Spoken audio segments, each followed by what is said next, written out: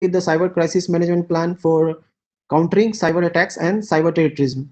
So they have to equip themselves suitably so that uh, whole thing is kept in a proper place. And we are certain we are conducting mock exercises with the ministry and organization. So in the start only I am saying that if persons are interested, then I will give you a mail ID in the last, so that they can give their request for exercises and what are their requirements, and we will definitely cater to that.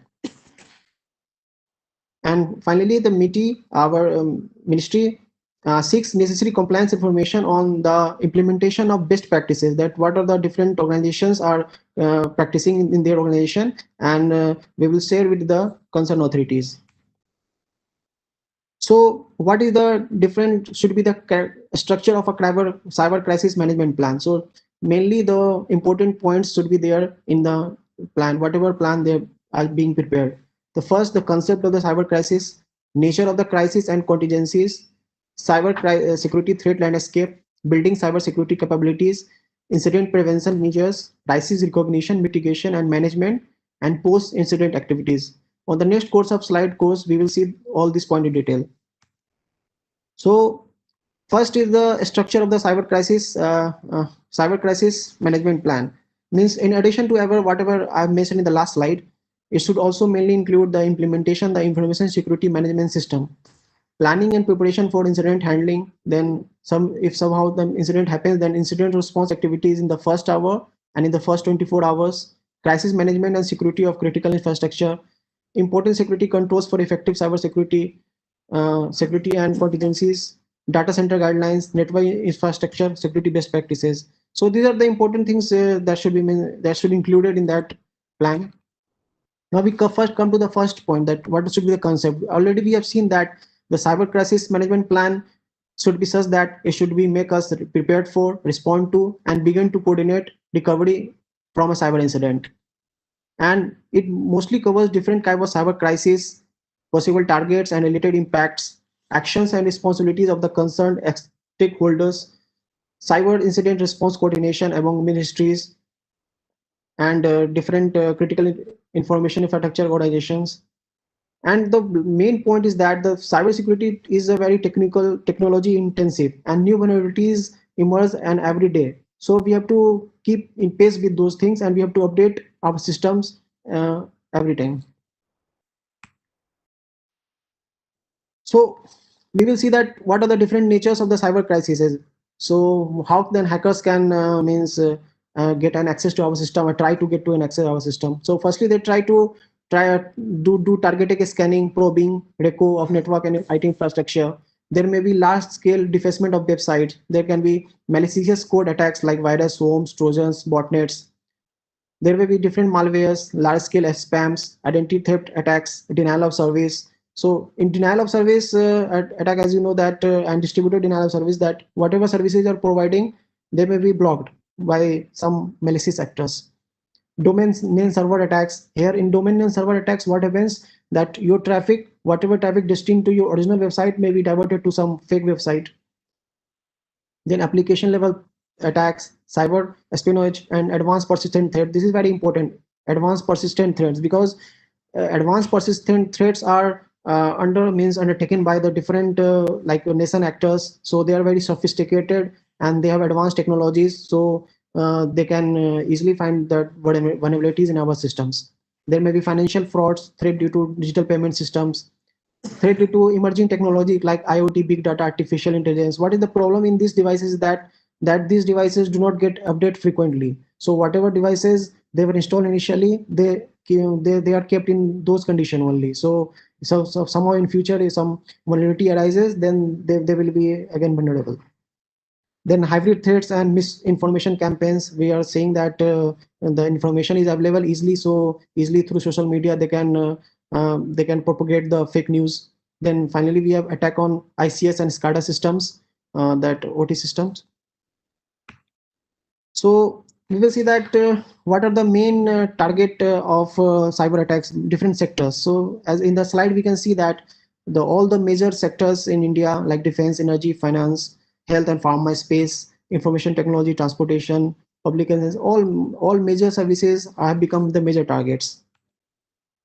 And cyber, and in the slide you can see that all the cyber security threats, like they are ever increasing, and in the present COVID-19 times, all these threats have been increased multiple fold.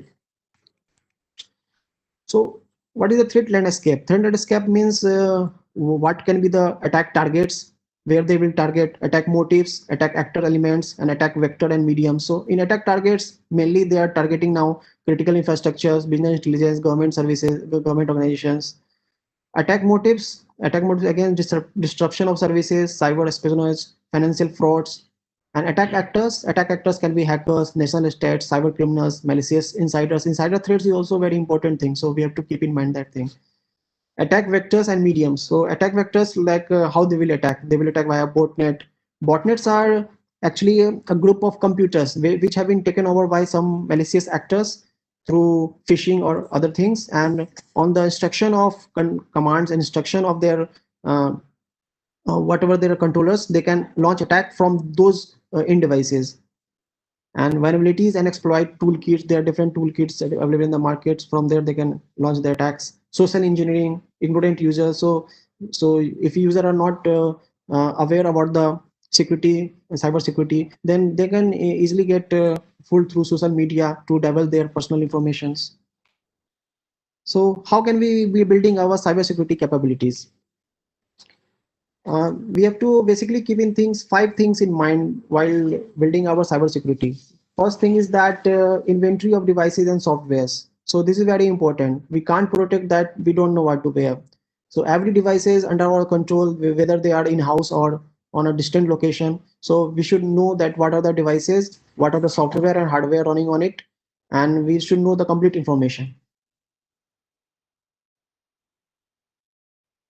Uh, Let me, I see a certain question is there. Let me see that.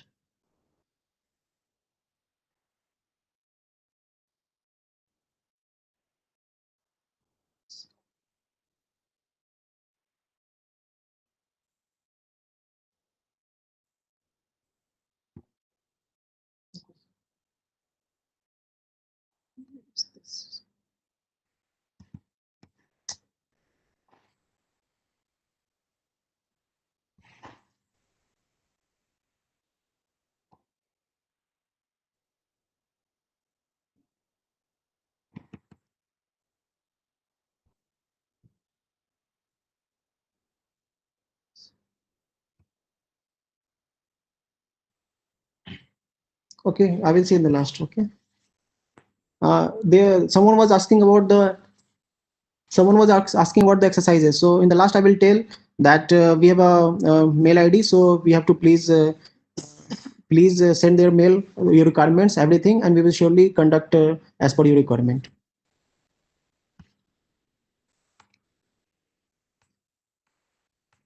So we were talking about the different cybersecurity must-haves. First was the inventory. So I already talked about that. Then we have to make sure that there is controlled use of administrative privileges. So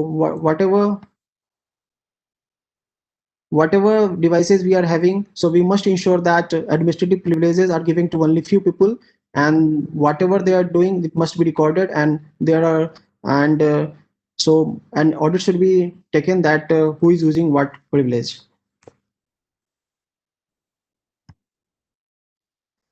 And the third point is that secure configuration for hardware and software. So secure configuration is very much important, that whatever devices you're using, that they are properly configured, because if they are not configured properly, then there may be some vulnerabilities and it may be easily exploited. And the patching and update of both hardware and software is done on a periodic basis. Third point is malware defense. So we must have antivirus, anti-malware system installed in our devices, and they are regularly updated. And vulnerability and patch management. So like we inserting, we issued various vulnerabilities and threat information. So based on that thing, we have to patch your system accordingly. So what is resilience? Cyber resilience, that how will how will you behave in a case of cyber incident or the cyber, how you can maintain that. So we can see that there are four basic principles of that: anticipate, withstand, recover, and evolve. So anticipate that you should be able to know that what are the critical threats in your sector. So you can critical threats and various things like, and then you should be able to withstand if certain somehow something happens. You should be able to withstand that and recover easily, may recover fast, and finally evolve from that. You have to learn from that whatever the learning were there from past incidents, and so that this in case of future such incidents no such thing is repeated again. Now we will see that what are the different impacts of a cyber attack. Cyber attacks, mainly there are three phases. Firstly, the hacker will try to penetrate in the system. After penetration, there will be a detection by our means you will detect it, and finally after detection you will start a recovery process. So we should there may be four different type of controls in case of cyber intelligence. First is that protective control. Protective control is that whatever system you have designed, there are protection initially, so it will increase the work factor for the attacker. So initially, it will be hard for the attacker to enter your system.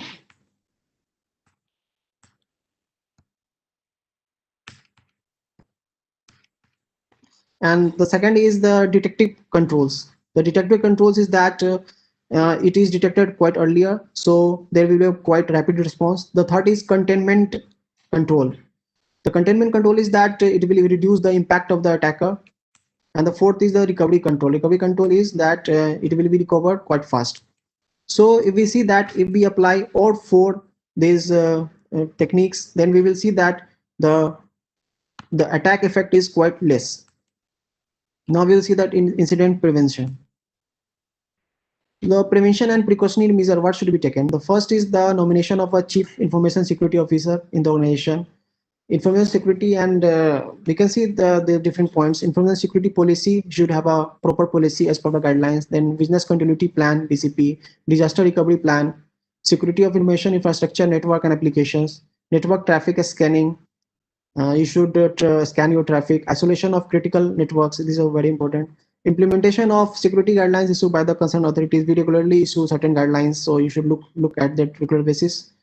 Vendor risk management, supply chain risk management, because these are the new vulnerabilities that are coming, because you can make your system very secure, but your vendor who is there, his system is not that secure, or your supply chain who is supplying different goods to your company organization, then that may have vulnerability to in that system. So we have to also ensure that those organizations also are properly patched and have proper security measures in them. Then we can do the background checks so that insider threats are very minimum. Audit and assurance. So you have to get your system audited on a regular basis. Security training and awareness. So this is also very important, because we nowadays we should ensure that the cybersecurity knowledge reaches to the every individual level, so that not a single point of entry should be vulnerable. Coordination of incident and information sharing. So one question was there that they were asking that CCMP is invoked in case of a cyber incident. No, not exactly, because it is a comprehensive document which tells about that we have to prepare also. We have to prepare in advance that what could be the security threat in our sector or organization, and we have to means predict or from the past experiences that these things are very problematic for our organization or sector, and we have to keep proper in place our security things, so that those things are not able to means keep problem to our system. And so if somehow some incident occurs, then it also includes that what will be your response. So now we will be look after the cybersecurity assurance level of assurance. So level of assurance is mainly that at what level, what is assurance? Assurance is something in the case of security is that our systems are properly defended, and whatever the minimum criteria are there, we have achieved that. So level one is that organization are aware of their IT security best practices. They know that what are the best practices are. In the level two, we can see that they have implemented those IT practices, what they were learned, and based on those practices, they may have conducted their internal surveys, or whatever the compliance they have prepared, they have verified from a third party. Level three is that they have conducted different audit techniques like VAPT, vulnerable assessment, penetration testing of their infrastructure. So from a third party, so they have conducted those IT security posture verification. And the level 3 plus comes where the organization have implemented their own CCMPs. So now the organization have prepared their CCMP, then they can be treated as level 3 plus. And level 4 is that the organizations have the ability now have the ability to monitor and mitigate the threats and vulnerabilities, like they have different devices like IPS, intrusion prevention system, intrusion detection systems. So these kind of devices they have in place, so they can now monitor their traffic and try to mitigate the threats and vulnerabilities. Level 4 plus is that now they are collaborating with the different sectors like certain sectoral certs, ISEX, for their threat intelligence. And finally, level 4 plus plus is that now they are able to predict on their whatever the learnings they have. Now they will able to predict that what are the different security risks and attack paths. Crisis recognition, mitigation, and management. See, the different level of crisis can be divided into 4 levels concerning our country. So level 4 can be a large scale attack on a single organization. And level 2, there are multiple organization. Level 3, organization on a state by state, multiple states. And level 4, finally, that is very serious. Cyber attack on infrastructure, on the critical sector, on a government of across all the nations. So what should be the emergency response in case of a cyber crisis? So there are different actions like containment of the crisis. First, we should try to contain what are the crises is. Then the communication to all concerns, coordination of efforts with coordinating with different actors involved in this. Business continuity plan, so that there is minimal disruption and the essential services are started again. Then there is detailed analysis of the crisis event, and finally learning from the crisis. So whatever the crisis was in future, we should not able to repeat the same thing. So broadly it can be divided into action level can be divided into 2 levels: actions within the organization and actions beyond an organization. So action within the organization is where the point the crisis has occurred, and beyond the organization means that point of coordination between multiple agencies and stakeholders. And actions within an organization can be also placed in 3 types, like in the form of crisis management, whatever the different SOPs there, what are the SOPs there they are undertaken. Second is ensuring complete alignment with the national crisis management plan, whatever the plan they have prepared in accordance with a certain, and they are following that thing. And implementing of the crisis, whatever the plan they have created also, was they should test it, like it's not just a document and kept somewhere. So whatever they plan, they should prepare some mock drill, mock exercises, and they should practice it before. How can we work together for effective cyber crisis management? See, cyber crisis management, we have started different initiatives like empanelment of IT security auditors. On our website, we have a list of impanel organizations. So you can see that list, and you can get your organization audited there. And then proactive and timely security alerts and advices. We are regularly issuing different security alerts and advices, so you can surely go through there, and whatever the things are, they could patch their systems. Then there are vulnerability notes that is also available on our website. We have one Cyber Swachhta Kendra. This is actually a botnet removal which provides certain softwares which you can download and run in your PC.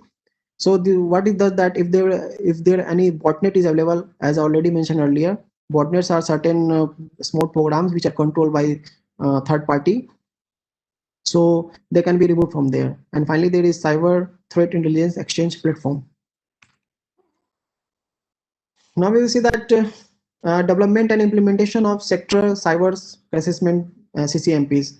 Like different sectors have different threats level, the threat requirements, like their threat may be little different, and what are the responses they will be little different. So in line with the CCMP plan of certain, they may prepare their own sectoral cyber crisis management plan. And finally, cyber security exercises to enable we are organizing. So in the last, I will tell you the mail ID. So kindly send your request. We will surely conduct one.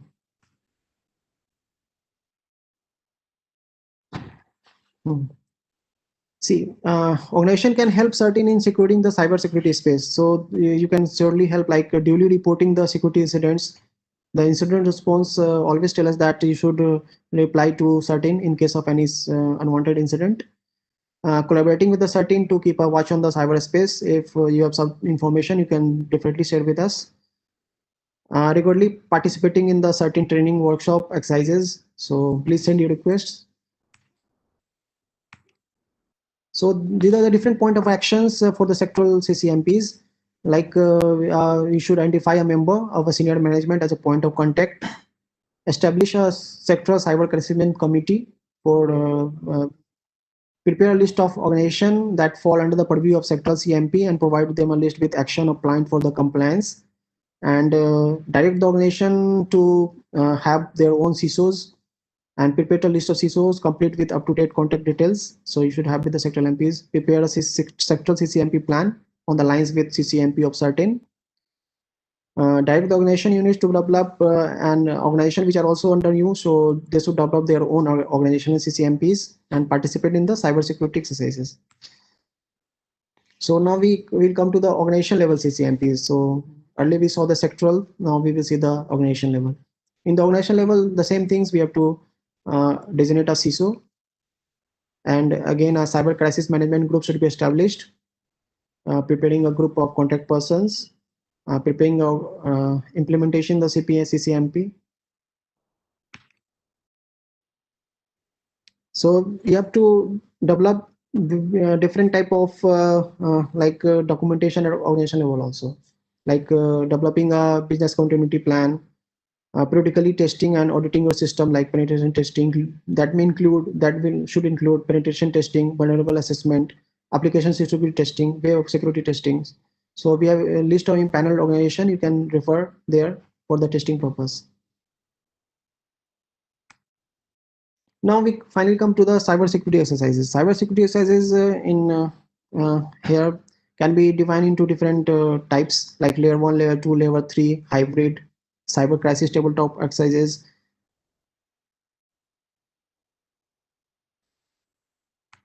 So the first layer 1 exercise is a basic level exercise. It is just a discussion like over a setting. We are discussing that what should whatever plan you will be prepared and what are the sectors certain guidelines. So we will have a proper discussion there. That will be a level 1 exercise.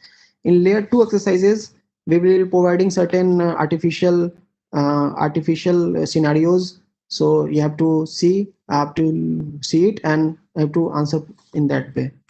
And third is that we will give you some live demonstrations where certain injects or live like email, phishing mail. We will be giving a system and virtual system where a phishing email will be given, and you have to answer that. How will we mitigate that problem? And the cyber crisis tabletop exercises are also it is a pen paper based exercise where you will be given different scenarios and how your preparation is there, like you will prepare certain documentation like these are the standard operation procedures. So we will be asking that this is a scenario and what operation SOPs you will be following. So these are the different exercises. These are the references. Okay, now I was talking about the mail ID. This is the, please note it down. Exercises at cert-en.org.in. So please send your requirements. What are your requirements specific to your sector or organization? And we will definitely get back to you, and we will try to organize those exercises as soon as possible. Thank you.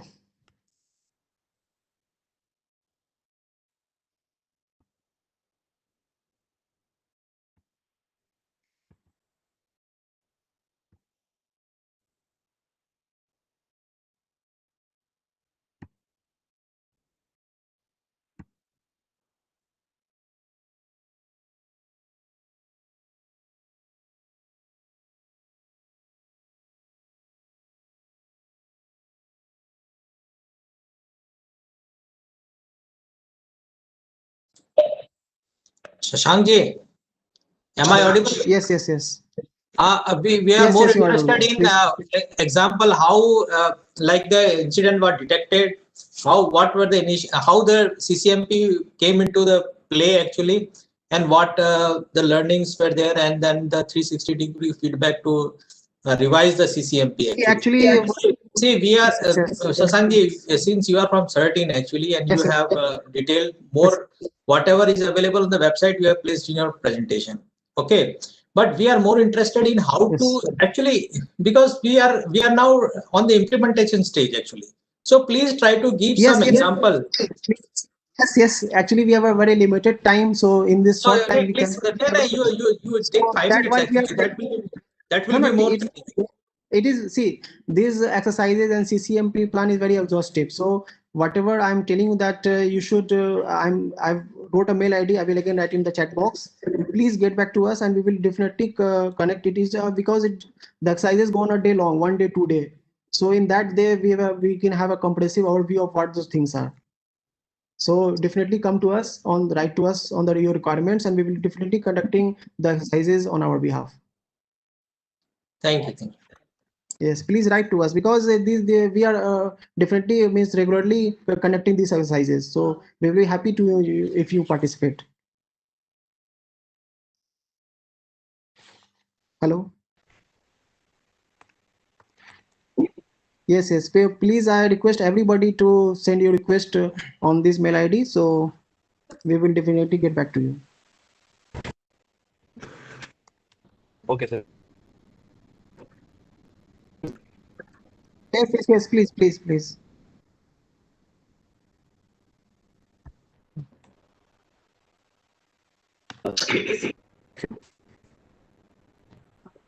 Hello. I request.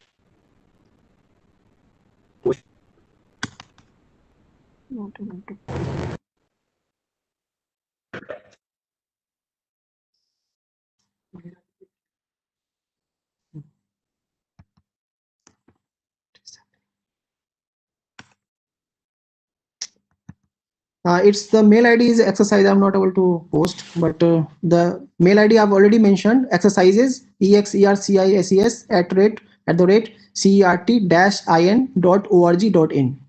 So please mail to us, and we will be more than happy to get back to you.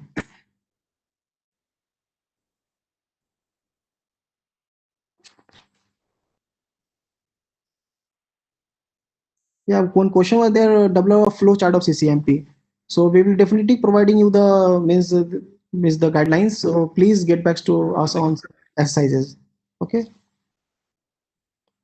Because it is a very exhaustive document, so we have to discuss it properly.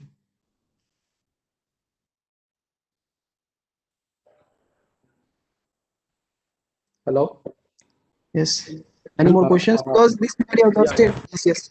Hello. And it is very specific to organization. Like whatever we are telling that may be not suitable, exactly suitable to you. So as per your requirements, so that is the discussion part. We will know that what are your requirements, and then we will give inputs to you so that you can prepare very exhaustive for your sector and organization. So that a two-way discussion is needed in that. Hello. I have just one question out of Yes, yes, yes. curiosity. Yes, yes.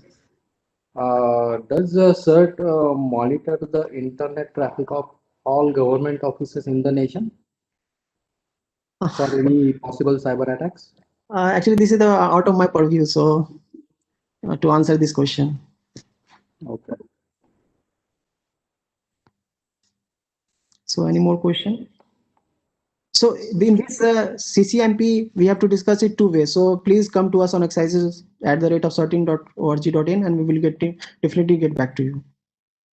So we can means we can specific to your sector, we can define, we can discuss those things. So it's any more questions?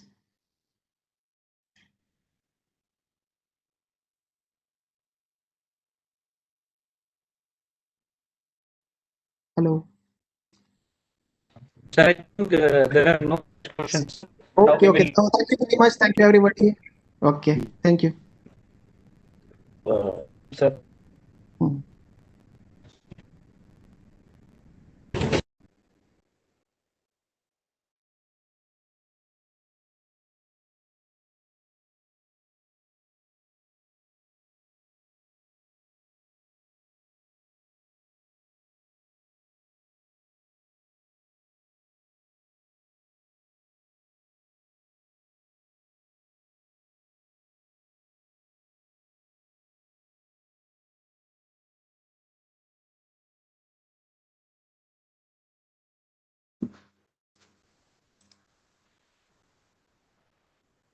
Okay, I think I'm audible now.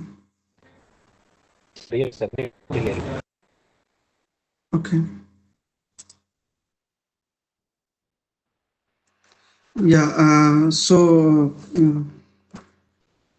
Hello. Good morning, everyone. I'm Ram Govind Singh, scientist from Indian Computer Emergency Response Team. Yesterday, I discussed about very brief introduction of incident handling, incident response, and regarding how we can set up a computer security emergency response team. And in today talk for this foundation course, I'm going to talk about an introduction to dark web. Uh, uh, in previous some days, whenever we visit some news channels, some media reports, we see that a lot of data breaches news comes, and we hear about the word regarding dark web. So a question comes in our mind that like what is the dark web, and how someone is hiding themselves for the informations, like when we see the news of data breaches regarding the health sectors, e-commerce, transport sector, job portals, then a question comes that who are these people, what is their intention behind this, what is the dark web and dark net, how it work, and can we find out us any way, by that we can find out the people who are hiding themselves behind the dark web. So in this foundation course, I will cover a basic introduction about what is darknet, how it work, what are the set of anonymous services, and what was the intention behind creation of such network, and what are the bad things that are becoming popular using the dark web. What are the possible organizational risks and some preventive measures. From this talk, you will get the idea of about the dark web, onion routers, onion services, Tor browser. What are the is there any possibility of de-anonymization of the dark web, and what are the best practices an organization needed to prevent suffering from bad impact from dark web. So in a very abstract way, dark web is defined as it is an overlay network within the internet that can only be accessed from specific software configuration or authorization, and often uses a unique customized communication protocol. This definition I have taken from the Wikipedia. So it consists of several things. The first thing is it consists of an overlay network. Overlay network means the network that has been designed over TCP/IP protocol, and the communication used to perform over the TCP/IP protocol. It does not need to create any specific set of hardware for this communication purpose. It can be accessed with specific software. I will discuss about how with specific software like Tor browser it can be accessed, what are the certain configuration required by this software, and some authorization technique that is required. The websites which are built on the top of darknet, that is called as dark web. So the history start from back in 1970s. Earlier, when ARPANET was in used, that time darknet was was alternative term whose purpose was those network or those content which was isolated from the mainstream of ARPANET for security purposes. That was considered as a darknet. This was the project of US Department of Defense. Their effort was to develop an anonymized and encrypted network that would protect the sensitive communication of US spies. And the real intention was would not be known, the real intention was that whatever we are doing communication, it should not be known or accessible to ordinary internet surfers.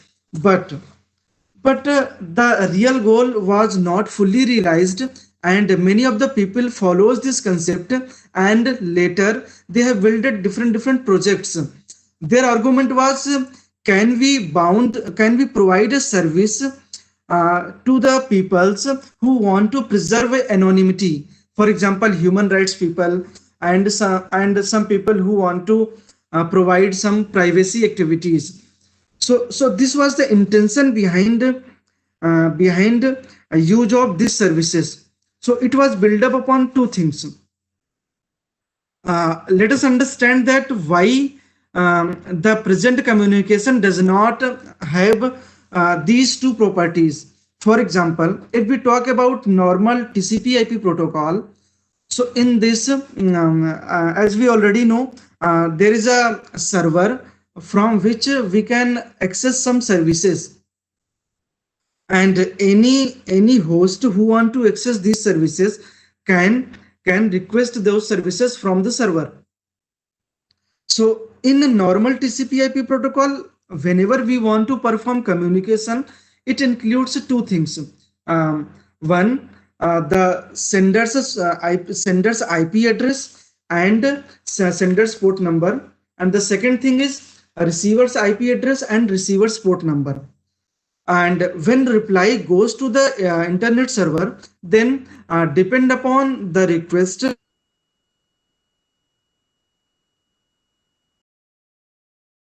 number and sender's IP address, and server's port number and server IP address. Now, if you look at this network, you will find out that if someone is sitting in the middle of the internet and observing the traffic passes through it, that one is called as man in the middle. And if he observes the traffic, he can easily analyze that who is the sender and who is the receiver, and he can conclude that these two people are communicating with each other. If its traffic are encrypted, then it might possible that data cannot be visible. But if it is HTTP based communication, then data will be visible, and he can retrieve all the information.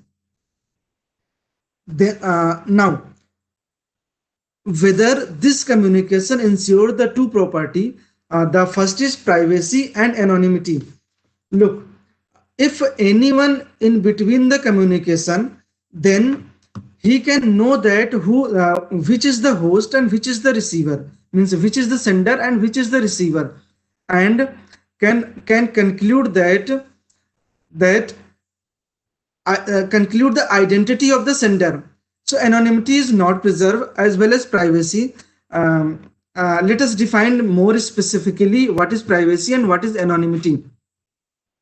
So anonymity means it is the right of individuals to have control over how their personal information is collected and used.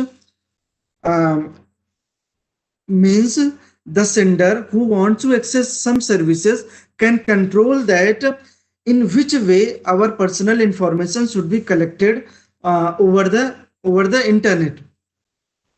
Nowadays, data privacy also being considered a little bit important because of recent bills like GDPRs and the proposed draft bill of Indian Data Protection Bill. So user privacy can be classified into two categories. One is users privacy, where users wants to control their personal information, and data privacy, where user wants to control upon their personal data communicating over the internet. The second thing is anonymity.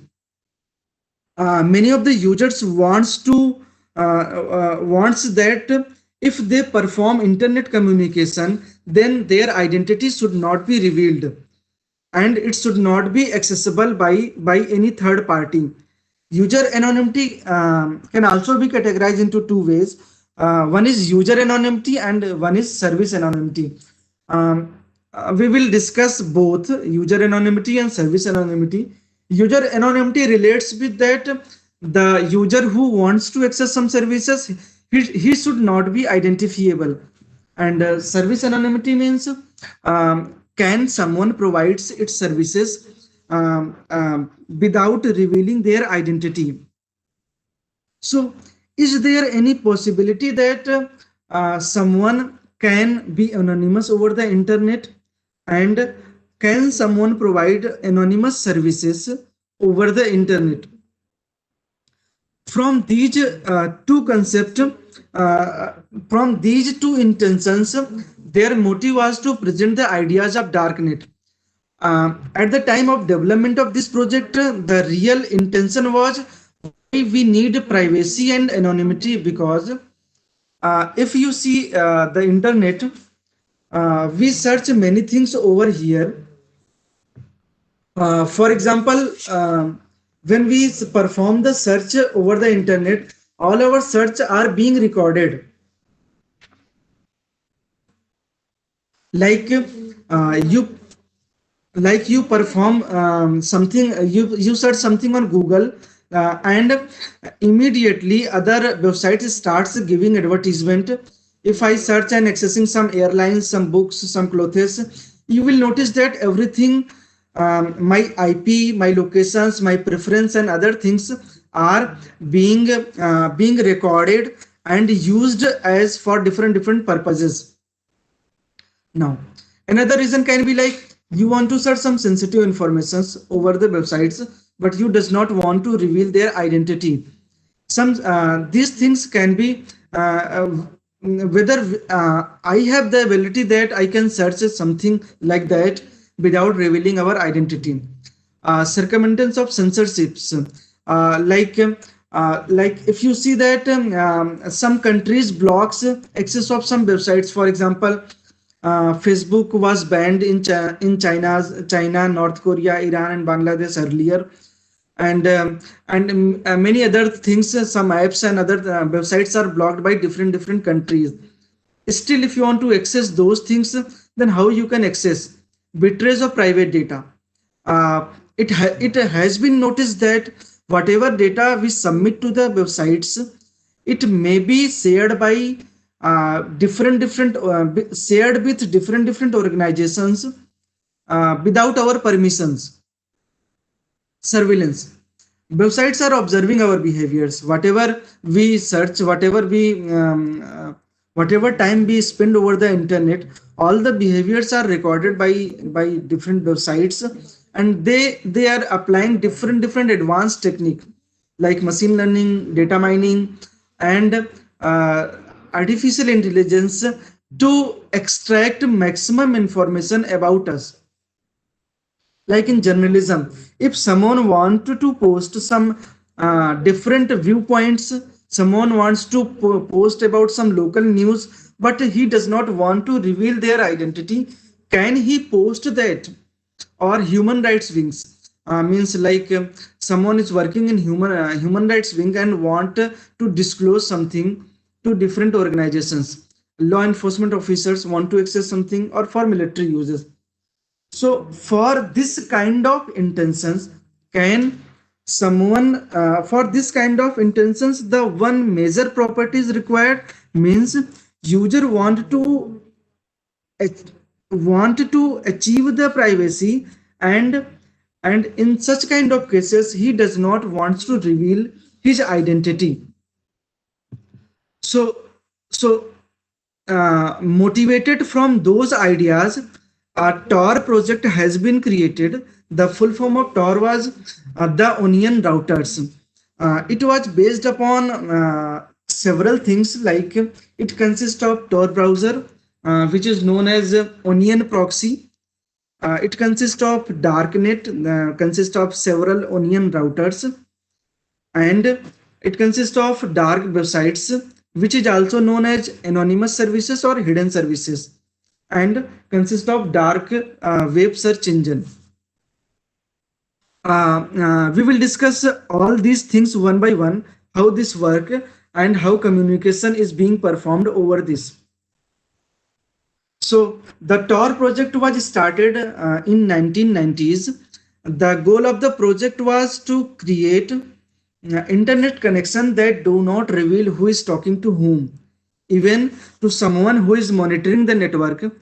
Their aim was to create and deploy the first research design and prototype of onion routing. Uh, the goal was uh, onion routing was to have a way to use the internet with as much privacy as possible.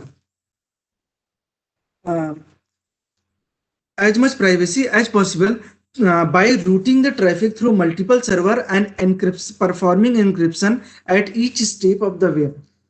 So as the goal was that uh, during the communication, the packet or the data, we should apply the multiple level of encryption so that all the persons who are sitting in the middle cannot know what are the communication being performed. Based on this idea, the project was created, and it consists of two things. One is called as Tor browser, and the other thing is Onion router. So the Tor browser is basically the modified Mozilla Firefox. Uh, it is like normal browser, and have the functionality of Tor launcher. It consists of no script. I have performed the HTTP connection, means entirely HTTP connection, and it routes the traffic through the Tor network. What it does, Tor browser automatically start Tor process background and route the entire traffic through the Tor network. Upon termination of each session, the browser deletes private sensitive data such as HTTP cookies and browsing history. Because of this deletion, the previous cookies and browsing history cannot be known by other the website service providers. It avoids eavesdropping, thus retain the privacy of the internet. Whatever passes, anything that you browse, that is entirely goes through the Tor network, and you does not need to be care. It consists of multiple things. The first thing is, like, whenever you download the Tor browser, it fetch the current directory of it fetch the current directory from the list of from the set of distributed directory server.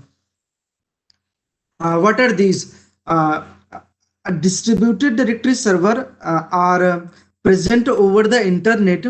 It consists of a list of onion routers which will be used to perform the communication over the Tor network. These lists consist of several kind of onion routers, like some called as entry node, some called as exit node, and some called as relay node. The Tor browser download the entire set of latest list, and he can select three nodes, means for the performing the communication from the entire list of the onion routers. One router he will select as an entry node, another router he will select as exit node, and one router he will select as relay node. Now, after selecting the three nodes, he can perform the he can start the communication. These browser can be these browser are available for both for Android mobile and for Windows, Mac and Linux operating system. The other thing upon which this entire network, entire darknet is built upon, that is called as onion router. So any computer system can be onion routers. it has to install some specific set of services that is called as relay services. Upon configuring the relay services, any computer system can work as a onion router. The purpose of onion router is to create an overlay network. Overlay network means upon existing TCP IP protocol, this entire network will exist and communication will be performed upon that. It consists of multiple kind of node. One is entry node. Entry node will allow you to enter into the Tor network. From whenever a sender or Tor browser will start performing the communication, it will first contact to entry node and request that please allow me to perform the communication over the Tor network. The second is relay node. The functioning of relay node is it work like an intermediate node and route the traffic from entry node to the exit node. And third kind of node is exit node. Exit node will allow you to exit traffic from Tor network to the normal network. So if a Tor browser want to perform the communication, it has to select exit node more appropriately because each exit node has to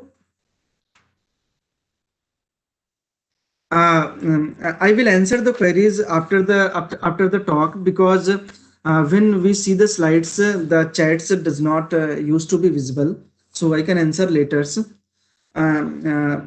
So when the exit nodes, when we install a Tor browser, then it has to select exit node very crucially, because each exit node has some exit policy.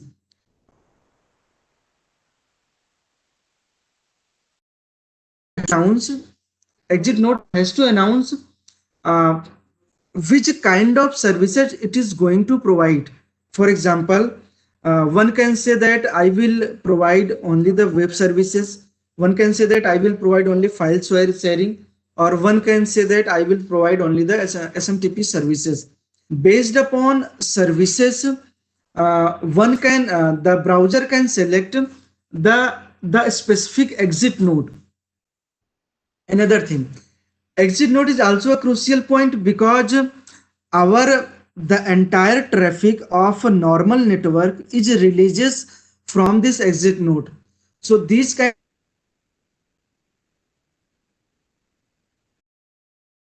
of spams and other things, and can have a bad reputation. So browser can select those exit node which have a good reputation. And how one can know that this node has good reputation? During when someone want to become exit node, any computer want to become exit node, then as I told, it has to install its relay services and it register himself with some of the directory server. During the registration phase, it sends their IDs, their IP address, their bandwidth, and their exit policies. Then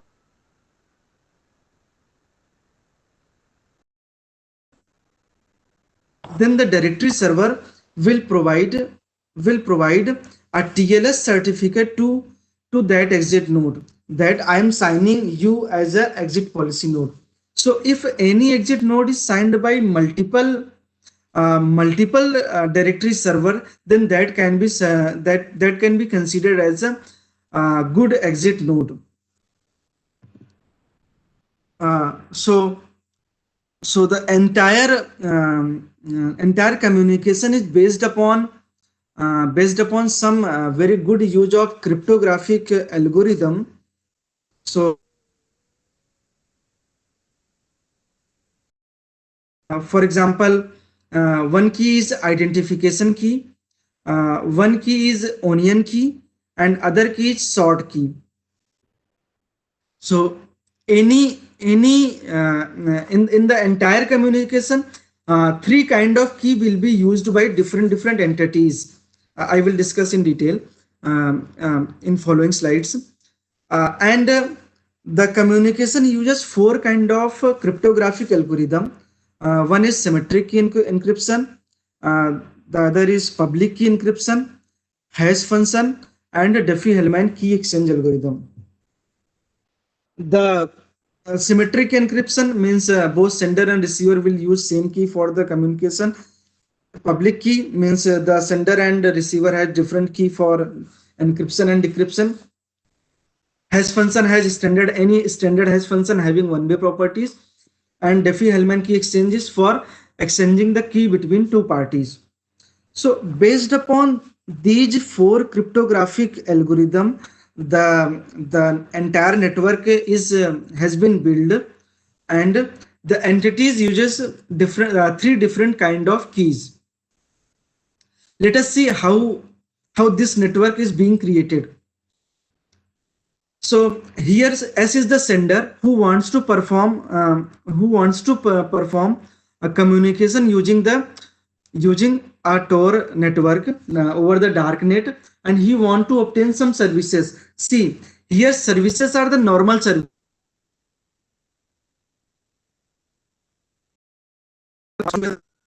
Facebook.com. So services are normal services, and the sender wants to be anonymous. He wants to keep its anonymity.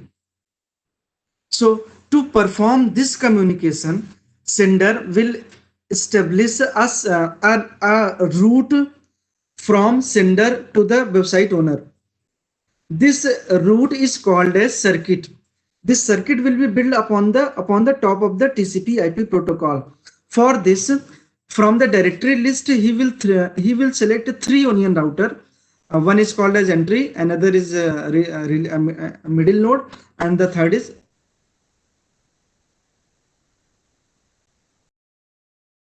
with all these three nodes.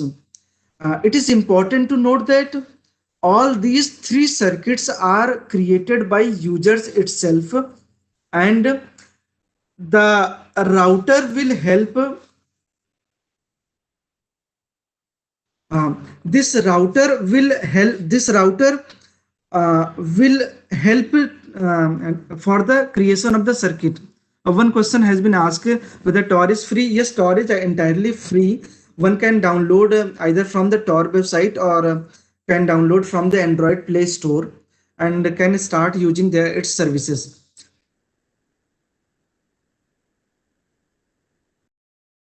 Of things, router has already defined their identity key and their onion key. Identity key was used by the router to register themselves at directory server, and onion key was used to create a circuit between nodes. So during the circuit creation, they share their short key like here K1, K2, and K3. K1 was the short key between sender and router 1. K2 was the key between sender and router 2, and K3 was the key between sender and router 3. So during the circuit creation, they share a key that whenever I will perform the communication, I will encrypt my entire data using this key. And router 1 knows that if anything is coming from circuit 1, then I will forward to circuit 2, and vice versa. If anything is coming from circuit 2, I will forward to the circuit 1. So these circuit is encrypted using the by the Tor services, and the data releasing from router 3 to the services, that is not encrypted using the Tor network, but it may be encrypted using some upper layer protocol like HTTPS. After the creation of the circuit, the Tor browser can start sending the encrypted message. How it prepares message? Sender will prepare each messages for each routers. For example, if a user want to access, for example, facebook.com, then the message, the request we can consider as no, this is not a circuit technology. This data communication is called as circuit. For example, when we transfer the data over the TCP/IP protocol, this data is called as packet. Similarly, the data transferred over using the Tor network, that link is called as circuit. Circuit will consist of the dedicated data. It is not like a switching and other things. So the browser will prepare a message that it want to send using the Tor network. In that, first at the first level, it will encrypt using the K3. This was the key between the router 3 and the sender. Again, it will encrypt the C3 using the key K2, and it will write that you can send it using the circuit 2. Then again, it will create the data for using the key K1 and using the circuit 1. So here we are performing three level of encryption. First, using the K3 key K3, and then using K2, then K1. This encryption, if you see that, it is a multiple layer of encryption. That's why it is called as onion router. Means each router has different layer of encryption, and during the forwarding of the data, they remove each layer one by one. How they reveal? For example, C1. If router 1, what was C1? C1 data was that I will send this data to router 1 using circuit 1, and this will consist of this will consist of some data which are encrypted using K1. So when router 1 will receive this message, it will see that this came through circuit 1, so it is from the sender, and this data is encrypted using the key K1, so I can decrypt it. From the decryption, it will see that there is a data which it has to forward to router 2 using circuit 2, and it will forward. So router 2 will receive a data which has came from the circuit 2, and it has the value C2. It can decrypt it, and it will see that there is a data which I have to forward to circuit 3 and using to router 3. And when C3 will receive, then C3 will can decrypt this message using K3, and can retrieve the original message M. What M is consisting of? That user want to access facebook.com, and this consists of some data. So the router 3 will forward this message to service provider. That is, here we are taking the example of Facebook. So it will open a port 2245 at router 3, and will forward this message to the Facebook. If you see the entire communication, then you will notice that the communication between sender and router 1 is encrypted. The communication between router 1 and router 2 is encrypted, and similarly the communication between router 2 and router 3 is encrypted. So any person who is sitting in the middle, in between router 1 and S, or in between router 1 or 2, so anyone sitting in between the middle, he will see that only encrypted message is being passed on, but cannot know that what is the actual data, who is the actual sender who is sending the message. For example, in between router 1 and router 2, one will notice that router 1 and router 2 is doing communication. Similarly, if someone is sitting between router 2 and router 3, he will find that router 2 and router 3 is performing the communication. And if someone is sitting between router 3 and services, then he will notice that 3 and services are performing the communication. Then using this method, sender can hide their identity from from the service provider. Okay, so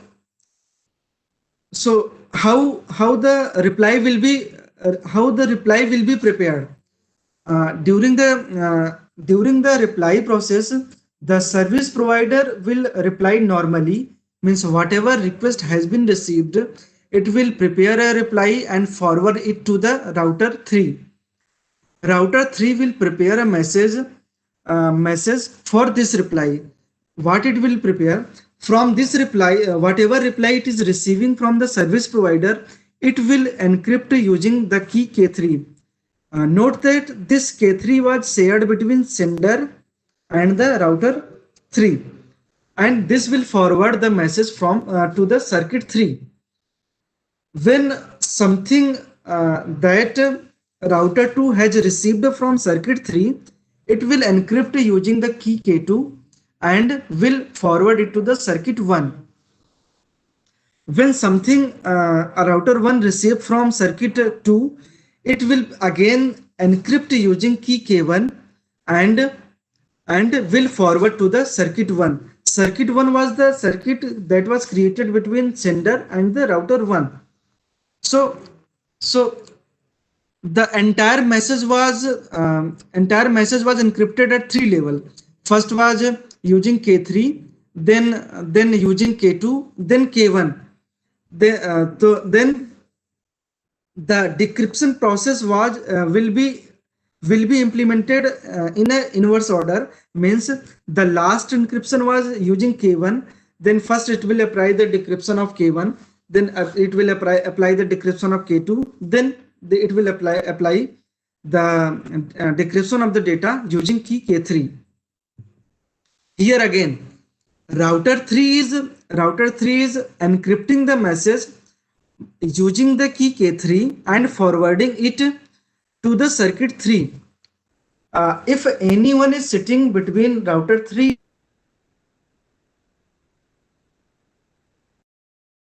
going on, but from that ciphertext it cannot conclude anything. Similarly, if someone is sitting between router 2 and router 1, then he cannot conclude that who is performing the communication, and similarly between router 1 and sender. And since sender knows all the 3 key K1, K2 and K3, he can decrypt the entire data one by one. This is how sender can achieve anonymity at the complete anonymity using the web services. With respect to privacy, since Tor browser does not keeps any cookies, it does not keeps any other kind of identifiable information, then the service provider will know that every time a new user is creating the session and performing the communication. So using this, one can achieve a better level of privacy using the Tor. But does it provide the complete privacy? We will discuss about it later in the coming slides. So this was the concept when user want to achieve the anonymity. What if a service provider wants to anonymity? For example, can our website how our website can be anonymous? For example, a user who wants to hide its website, those websites who are hidden is called as dark website, or hidden websites, or anonymized services.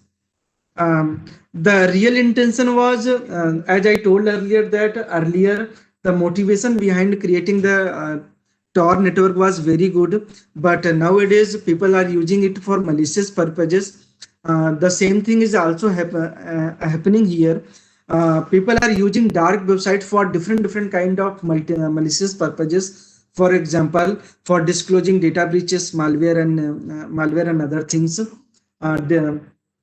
and we will discuss about it. What are the more malicious purposes for which these dark websites are being used. But first, let us understand how someone is hiding themselves behind the Tor network. So if anybody wants to create a Tor websites, then it uses a top level of domain that is called as .onion. So any Tor websites has a suffix of .onion, and if someone wants to publish its websites, then they uses different kind of media channel such as Pastebin or different kind of blog, Twitter, that for this purpose this onion website has been created. If you get to know that such kind of websites exist, then one can perform the communication to this website. And to hide themselves from different law enforcement agencies, and being victim from law enforcement agencies, cyber criminals hide themselves by changing their IPs consistently. So these kind of websites can be accessed using some specific set of software. For example, Tor browser can access these websites. From normal browsers, it cannot be accessed. Why it cannot be accessed? Because the set of encryption and communication that is done by the entire network, these are not supported by the normal browsers. No, Tor browser is not similar to VPN. One can think that if you remove the two node, router 2 and router 3, then one can give some idea of VPN. In virtual private network, we send our encrypted data to a VPN server, and VPN server forward this request to the services, and services when reply, then VPN server reply to us. In the case of VPN server knows everything. Means he knows that using which IP the request is coming, and he work like as an intermediary who is forwarding request in the behalf of us. So VPN is something different than Tor. In Tor, with the use of by using the 3 node, router 1, router 2, and router 3. One can achieve the anonymity, while in VPN service provider knows everything about us. Okay, so how one can provide hidden services using the Tor network? So first we can see the diagram, then I will talk about the stages, how it is being created. So like there is a website who wanted to hide, it is denoted as hidden server, who want to provide some services. And to create such kind of website, first it will create its address, which will end with .onion, and it will register himself to some directory server. At directory server, it will announce that this is my website, which can be accessed using some topology. It will define what are the topologies. So just note that there at point number 1, there is a special node that is called as IPO, and at point number 4, there is a special node that is called as Rendigious point, RPO, and these are the 2 special nodes which are being created when someone wants to access, someone wants to provide hidden services. How they will provide, how this thing is created. So to provide anonymous services, what let's suppose Bob wants to provide a service of a dark website. So first it will select 2 keys. One is the public key of Bob and another is private key of the Bob. From this two key, he will create an onion address. From using any standard hash function, he can create its onion address. After creating onion address, he will select three onion router as a IPO. It can be any onion router which can be used as a IPO. From with the list of 3 node and the address of .onion, it will register himself to the directory server. Means directory, it will tell to the directory server that this is my onion address xyz.onion, and these are the 3 IPs. Using this, anyone can get service from me. So when we want to access some hidden services, then we send the request to the directory server that I want to access xyz.onion. Please provide the IP list of these services. Then the directory server will perform a DNS lookup services. This has a special DNS services that is called as I think it has a some DNS server running with these, using which it will provide the list of IPs which are currently being used by these hidden services. Now, after obtaining the list of IPs, the Tor browser or the sender can select any of the IP from the list of IP1, IP2 and IP3. He can select any of the IP using which he will perform the communication. And in the next step, this sender will select a rendezvous point which is called as RP. Any router he can select as a random rendezvous point, and he will create a circuit with that RP point, and this sender will store 2 values. One is random number R and one is cookie, that if anybody will reply to you having this value R, then send it to me. This thing was established between the sender and the rendezvous point. As you can see, the communication number 4 means client establishes a circuit between RPO and this 4. And in the point number 3, the client is obtaining the IP addresses of the website from the hidden service directory. Yeah, this one. Now, after creating the RP point, the sender started establishing communication with IPO. During this communication, he will send this is my RP point, this is my random number, this is my cookie, and a key negotiation Diffie-Hellman key exchange value g to the power x. So you can see the communication 5 using the path of 5, it will quantitate to IPO that I want to access some hidden services. Please provide this service. And during this communication, you can use this RP point and this random number R and the cookie point.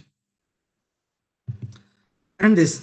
Now, when the hidden service provider receive this request, he can decide whether he wants to reply back or not.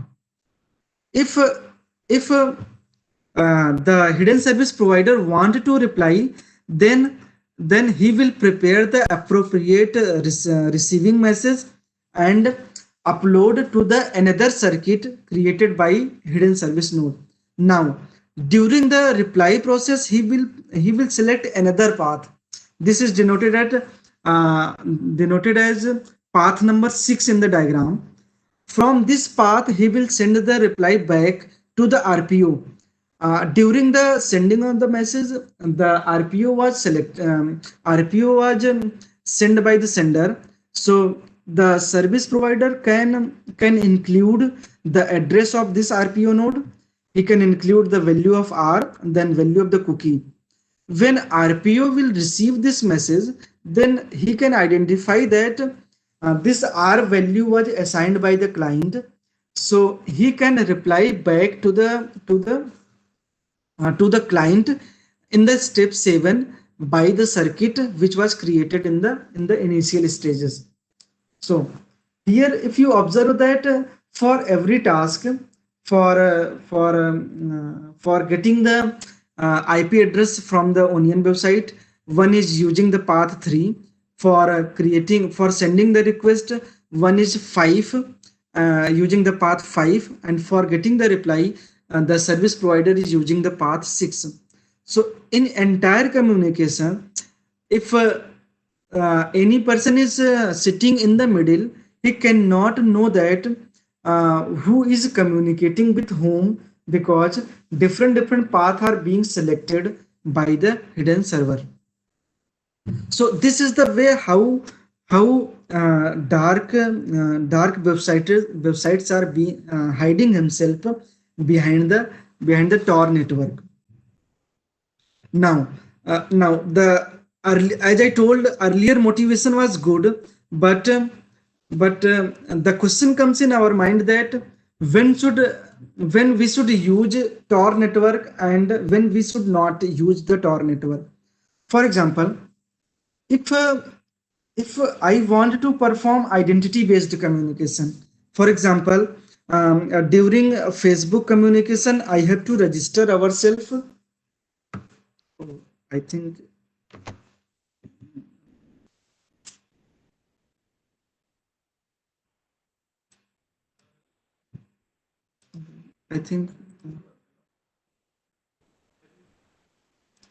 yes, I think internet got disconnected, but I think I'm connected now. Yeah, Naresh, yeah, I'm connected now. I think it was. We have only one answer. We have only. Okay. I'm fine. Yeah. So the thing is, when we should use a Tor communication, when we should not. So if we want to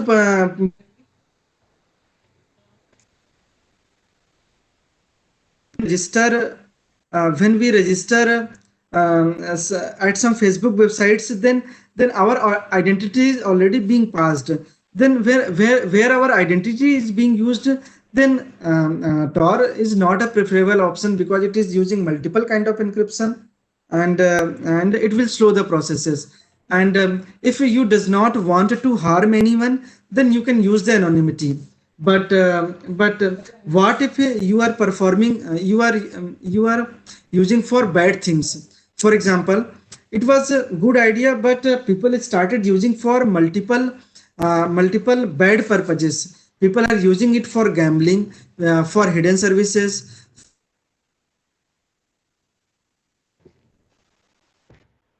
sharings, for torrent purposes, because in some countries torrent has been blocked, so people started using it for hacking purposes, for drugs, for frauds, or for various kind of illegal or unwanted messages regarding molestation, fire, rapes, information attacks, or for religious broadcasting. From the perspective of organizations also, there are multiple kind of things that organization can face, like attacks. People are using it for ransomware as a services. People are publishing credentials over the dark net,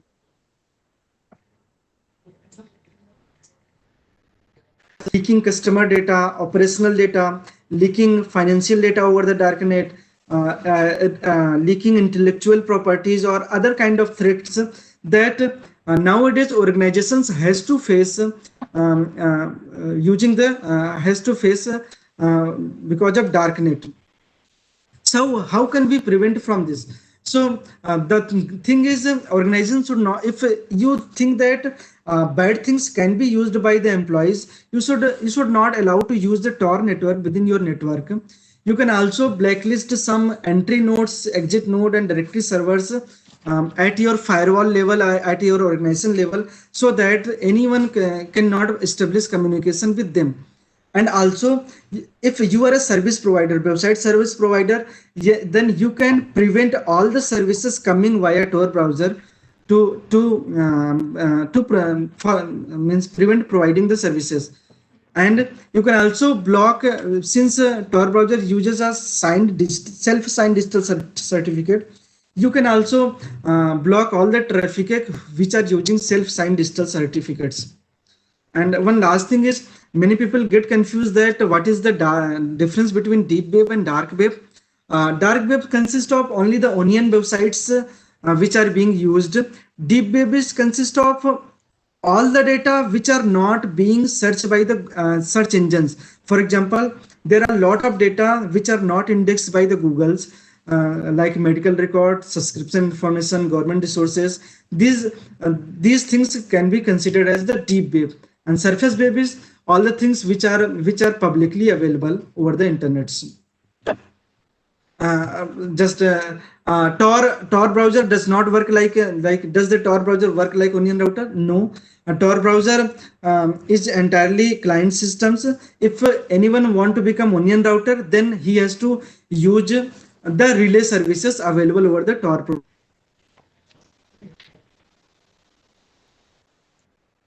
Tor communications, many of the research work has been going, but it is a very worrying situation, because many of the law enforcement agencies and are facing a lot of criminal activities over the darknet, and they are just they want to prevent it. This was from all my sides. I can answer the queries.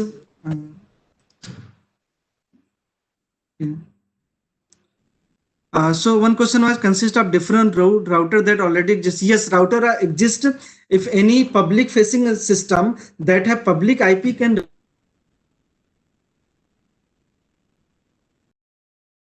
services, just it has to register himself to the directory servers, and depend upon the country to country, there is some legal policies where country allow nodes to register himself as a routers, but some country does not allow public IPs to register as a onion routers. So it's very country to country. Tor network and different router that already data packets using Tor browser go through same routes. Here exist of ISPs. Yes, any node, any computer having public access can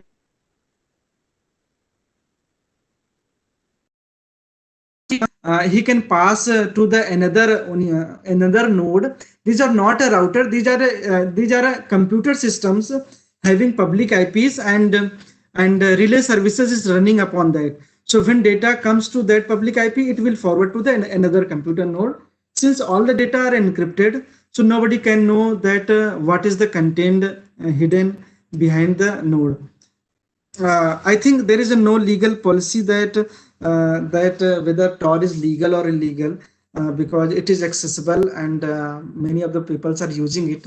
So we cannot say that whether it is legal or illegal. Yes. So I think that's all from my sides. If anybody has any other question, then he can ask.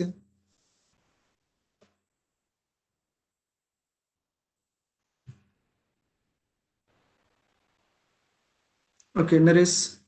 Yes, sir. Yeah, yes.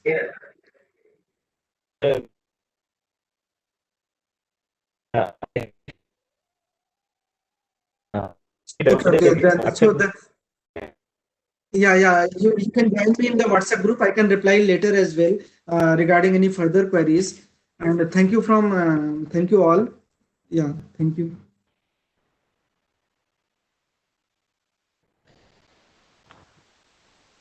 Yeah, Mr. Naresh. Good morning. Good morning. Welcome to the session. And dear participants, I just want to give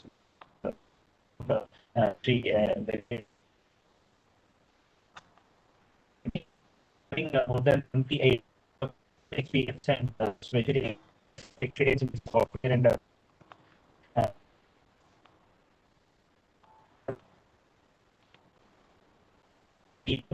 such as e-passport Seva, MCA 21, MO state, and the fourth and fifth of defense projects of system and sonar and has been helping to so many organizations and so I with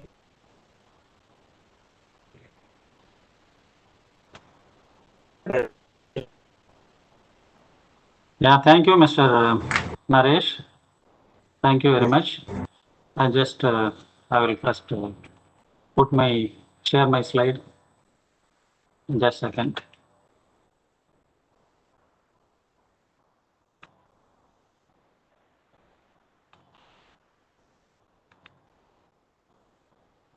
Good morning, everybody. All the participants. Are you all awake? I think since morning 9:45, I think you people are there attending this course. Now it's almost 11:50. Do you want to have any break of 2 minutes or 3 minutes? Participants? Want to have any break? Okay.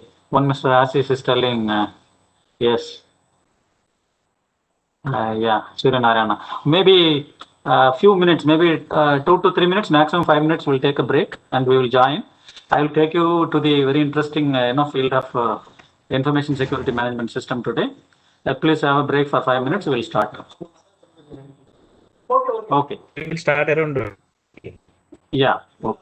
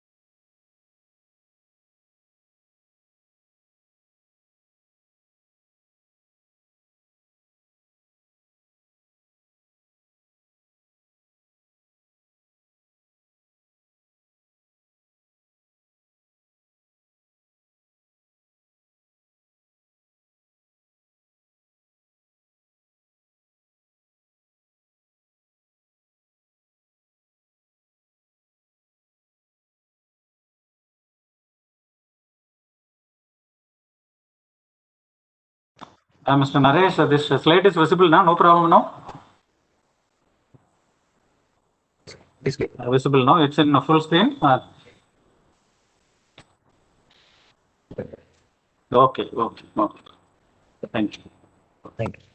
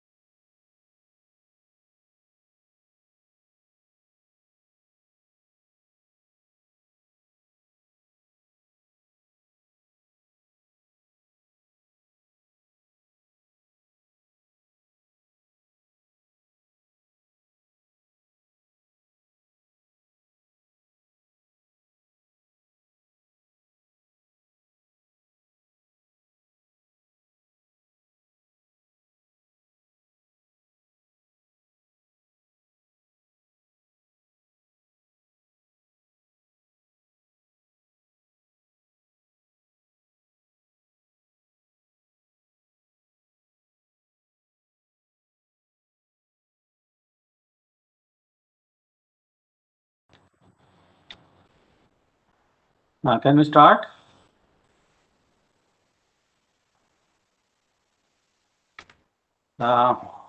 Welcome back, participants after break.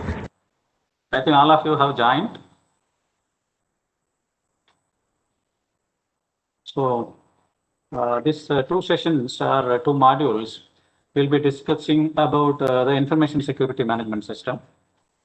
In between, if you have any doubts, you can put it in the chat box, or you can raise your hand, or you can unmute your mic and ask me anything regarding this particular module. Okay. So first of all, when we talk about information security management system, you all are well aware that very famous quality management system, ISO 9000, you all may be aware of it. It deals with any organization which is which can be a production manufacturing organization, which can be a service organization, which can be an educational institution, which can be a banking, which can be any organization. They have practices for their operations of their business. So just to standardize their businesses, they went for this QMS, Quality Management System, ISO 9001 it was. The similar manner, if you talk about information security management system, it is also a management system. Because why it is a management system? What is the necessity for this management system? Because you have so many ways and so many technologies, so many platforms, so many environments, so many applications. As well, there are so many threats, so many vulnerabilities. There are so many latent defects, which are causing or creating problem in running an organization or running a business.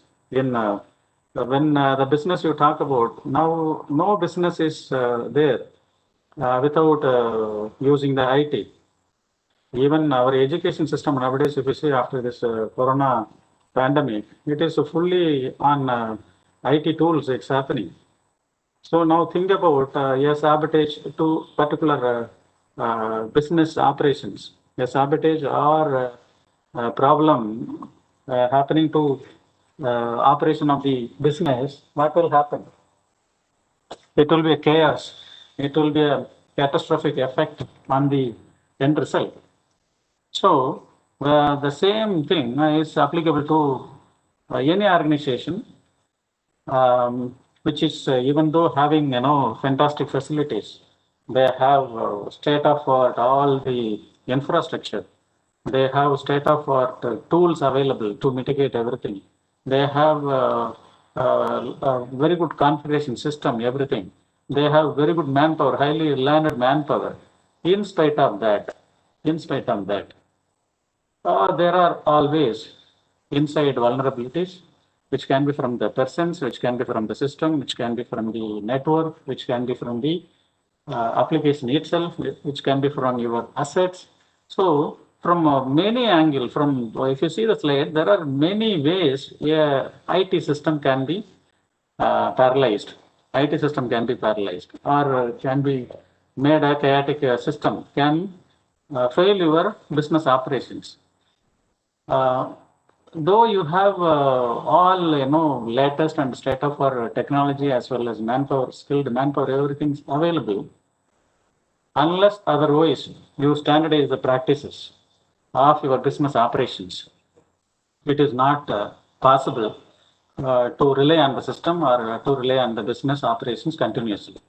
For that only, this ISMS management system is taking, that is information security management system, is advising a number of requirements to be met by the organization if at all they want to have a business continuity, if at all they want to have a efficient business operations.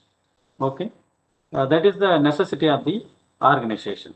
So we say if organization develop a system which can be a foolproof system or which can minimize the losses or the business operations minimal losses, then it is always advisable. The system, whatever we are going to discuss, the system is not a foolproof system, but however, the system will minimize the losses going to happen or chaotic situation which is going to happen in the field if it is not addressed.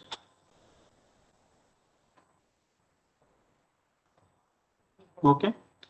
Now, if you see all the business operations, there's so many almost all, you can say all the business operations are depending on the IT only.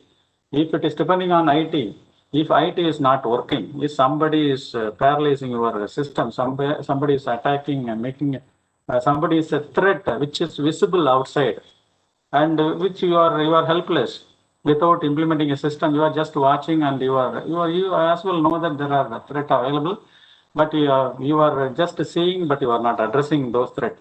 So ISMS is a proactive system which analyzes your own strength and weaknesses, as well as what are all the threats outside available which can hamper your system.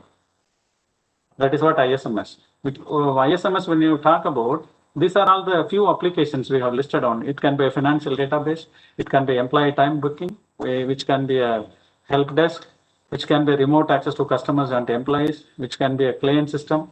So these are all the internal applications, a list of few internal applications which needs a best practices of security management system.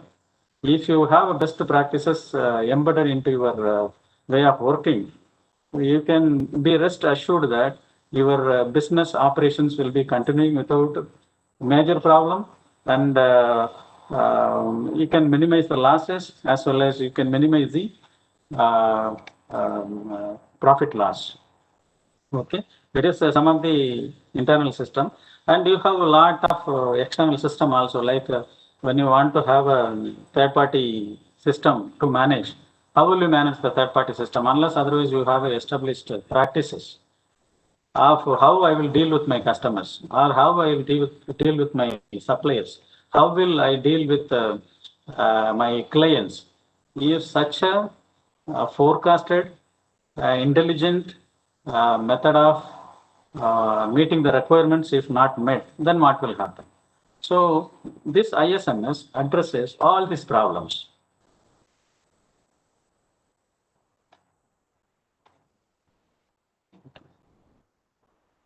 Earlier, there was a feeling that our system will be sabotaged, our system will be damaged only by the outsiders.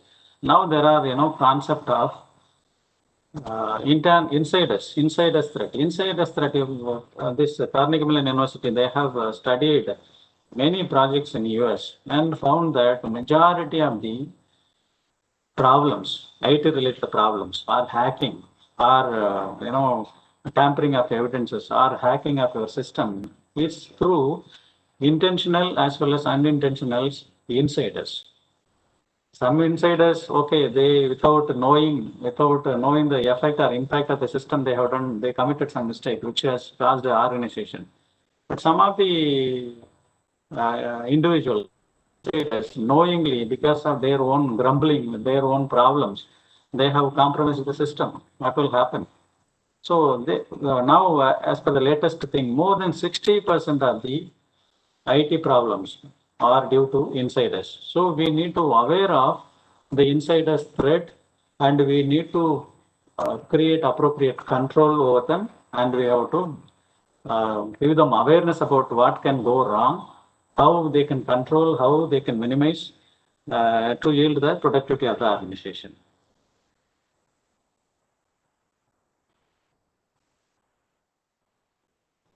So what do you mean by information security? First of all, you have gone through so many techniques, I think, for the past 2.5 days. You must have gone through so many security techniques, so many assets, so many applications. But what is the meaning of information? What is the meaning of information security? Information security is nothing but protection of assets, protection of information. Information itself an asset. That is what the ISMS says. any information which is created, which is stored, which is transmitted, which is processed, these are all called an asset as per the information purview. Okay. Why do we need an information management system? Why do we need information management system? Because first of all, your information need to be protected.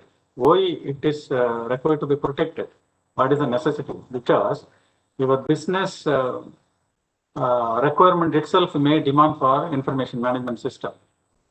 Your legal requirement may be asking for going your organization to have ISMS system. Why? Because you need to demonstrate to your client that you are working in a secure environment and their data are not leaked, their data are safe, and not only that, the organization is not doing alone one particular project. They may do so many projects. It is the duty of the organization which is doing the projects to ensure that one project is information is not leaked to other project, so that their intellectual property rights are not compromised, and their designs are not compromised, and their data are not compromised. So starting with the information system, it is basically protecting the assets or information. Information itself is called as an asset. So information needs to be protected. And for protecting information, if you say the protection, we talk about confidentiality, integrity, and availability. These are the three triads. We call it as a triad, security triad. If you if you protect these three triads, then you are rest assured that your system is having minimum problems, or you will not have much losses in case of chaotic situation, or you will not be losing your business, or you will not be totally paralyzing the system operation. However, you will be able to come up very fast. You will be able to continue the business very fast if you introduce the ISMS system. Okay. Any doubt is there? Just you can ask me, because I am going on talking. What does it imply? What does it mean? That is nothing but information. Whatever form the information takes or means by which it is shared or stored, or it should be always appropriately protected. The purpose is protection of information. That is what is the point of ISMS. The protection, that is why we are talking about management system. Management system is a standard practices. You have to inculcate standard practices across the organization, across the projects, across the applications, so that anyone comes and join as a new persons, or is leaving the organization, or any issues are happening, your system will take care. That is why we are insisting on the system. System takes care of everything.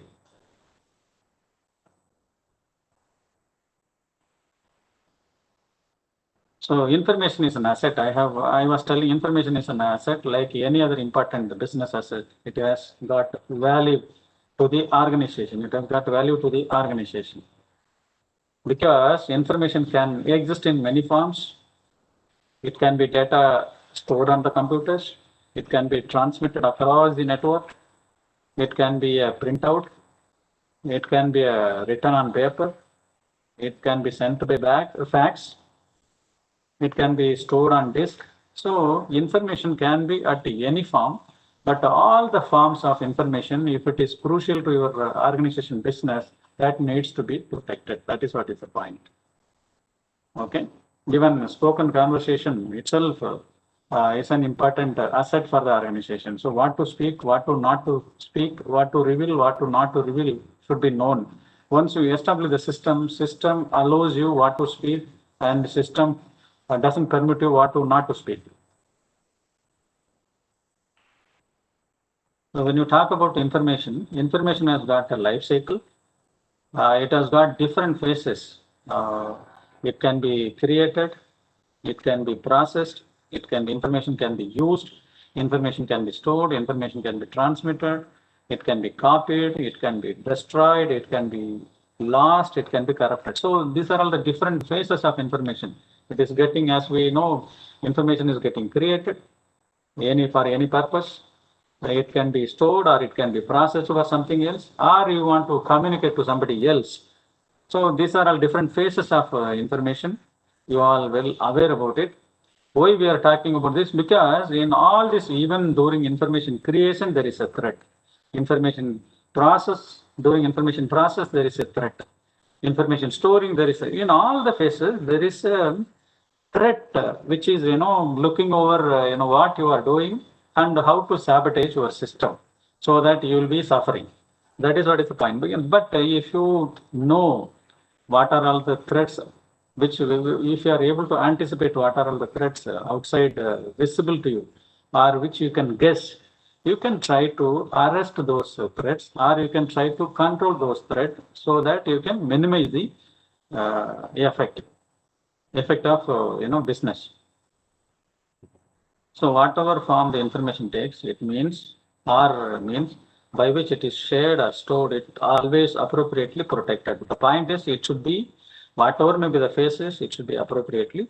Phases, as I said, it is creation phase, processing phase, storing phase, destruction phase, transmission phase. These are all, even during the why we are talking about destruction, or even talking about data loss, because even after destroying your information, it is not foolproof that you are 100% destroying. There are people to identify, to identify and to gather or to fetch information from the destroyed item itself. That is what is the point. Why we are making this stress? Because even after destruction, you cannot be assured that all the information which was there in the disk, or which was there in your system, or which was there in your memory, cannot be totally destroyed. So there may be some information which can be taken by the malicious user, and it can be used for malicious intention.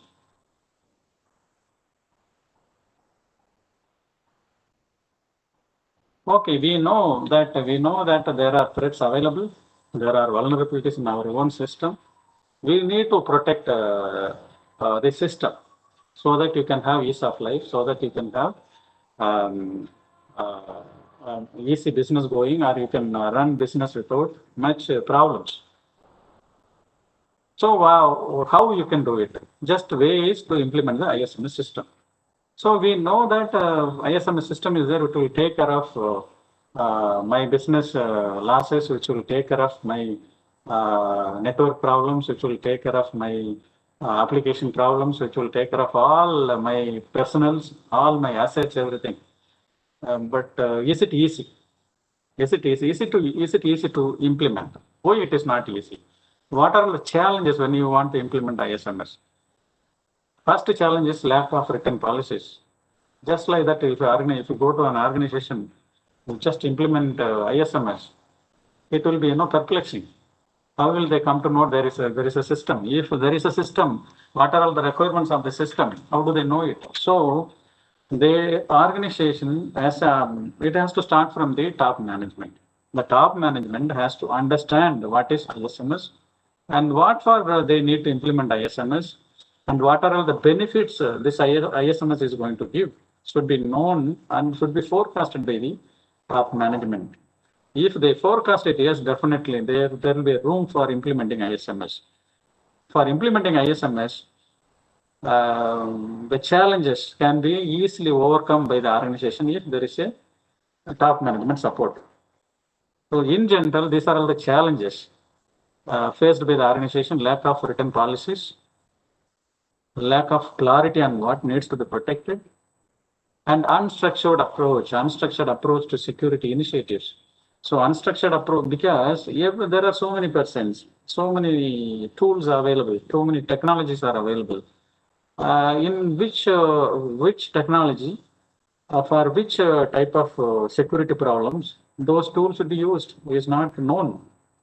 So that is why we are telling ISMS is a best practices to be practiced for securing or ensuring your CAA.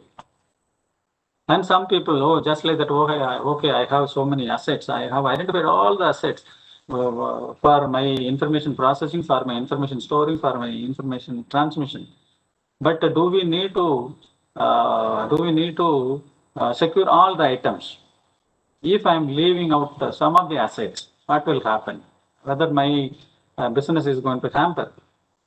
So you need to identify the critical assets, which if that particular asset is getting targeted or that particular system is getting targeted, what will be my business impact?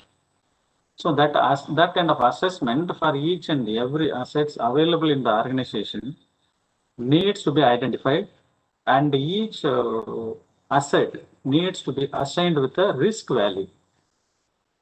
Risk value. It depends on the business criticality, depends on its importance, depends on its vitality. The risk value should be given. So that is why they say it is an unstructured up. It is not that you need to go for all the asset protection. It needs to be protected, but to what level it is to be protected, that will come from your risk assessment. So the key point here is, if any organization planning for ISMS, they need to start with identifying the assets and identifying the risk associated with each assets and what is the risk value. Whether this risk value, even after that is why I was telling whether risk you have got risk value, but up to what risk value, that is called risk acceptance criteria. Up to what risk value I can accept the risk. Beyond that, I need to treat my risk or the risk it is possessing. If I allow this risk to continue, there are vulnerabilities, there are threats available, and the risk exposure is there, and it can hamper the system. So beyond certain level, if I allow the risk to exist, it will hamper the system. So I need to treat that risk. That is called risk treatment. So you have risk assessment, then risk treatment. Okay. So these are all the challenges: lack of clarity, lack of strong password policies. Very, very important. Lack of strong. That is why nowadays every system, when you go for any authentication purposes, they advise what kind of password you should use it. What kind of combination should you have it, so that it is very difficult to break those passwords in spite of having so many tools. If a particular combination with number of characters and ASCII characters, if you are making a password, and that making the point is password policies. It is across the organization what should be the password policy. That is why we were mentioning about standardization.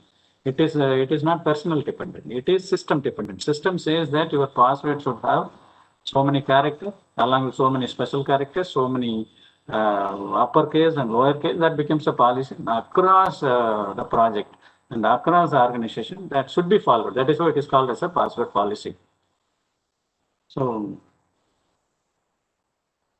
then these are all again some challenges: lack of planned responses, no appropriate buy-in, at the top level management.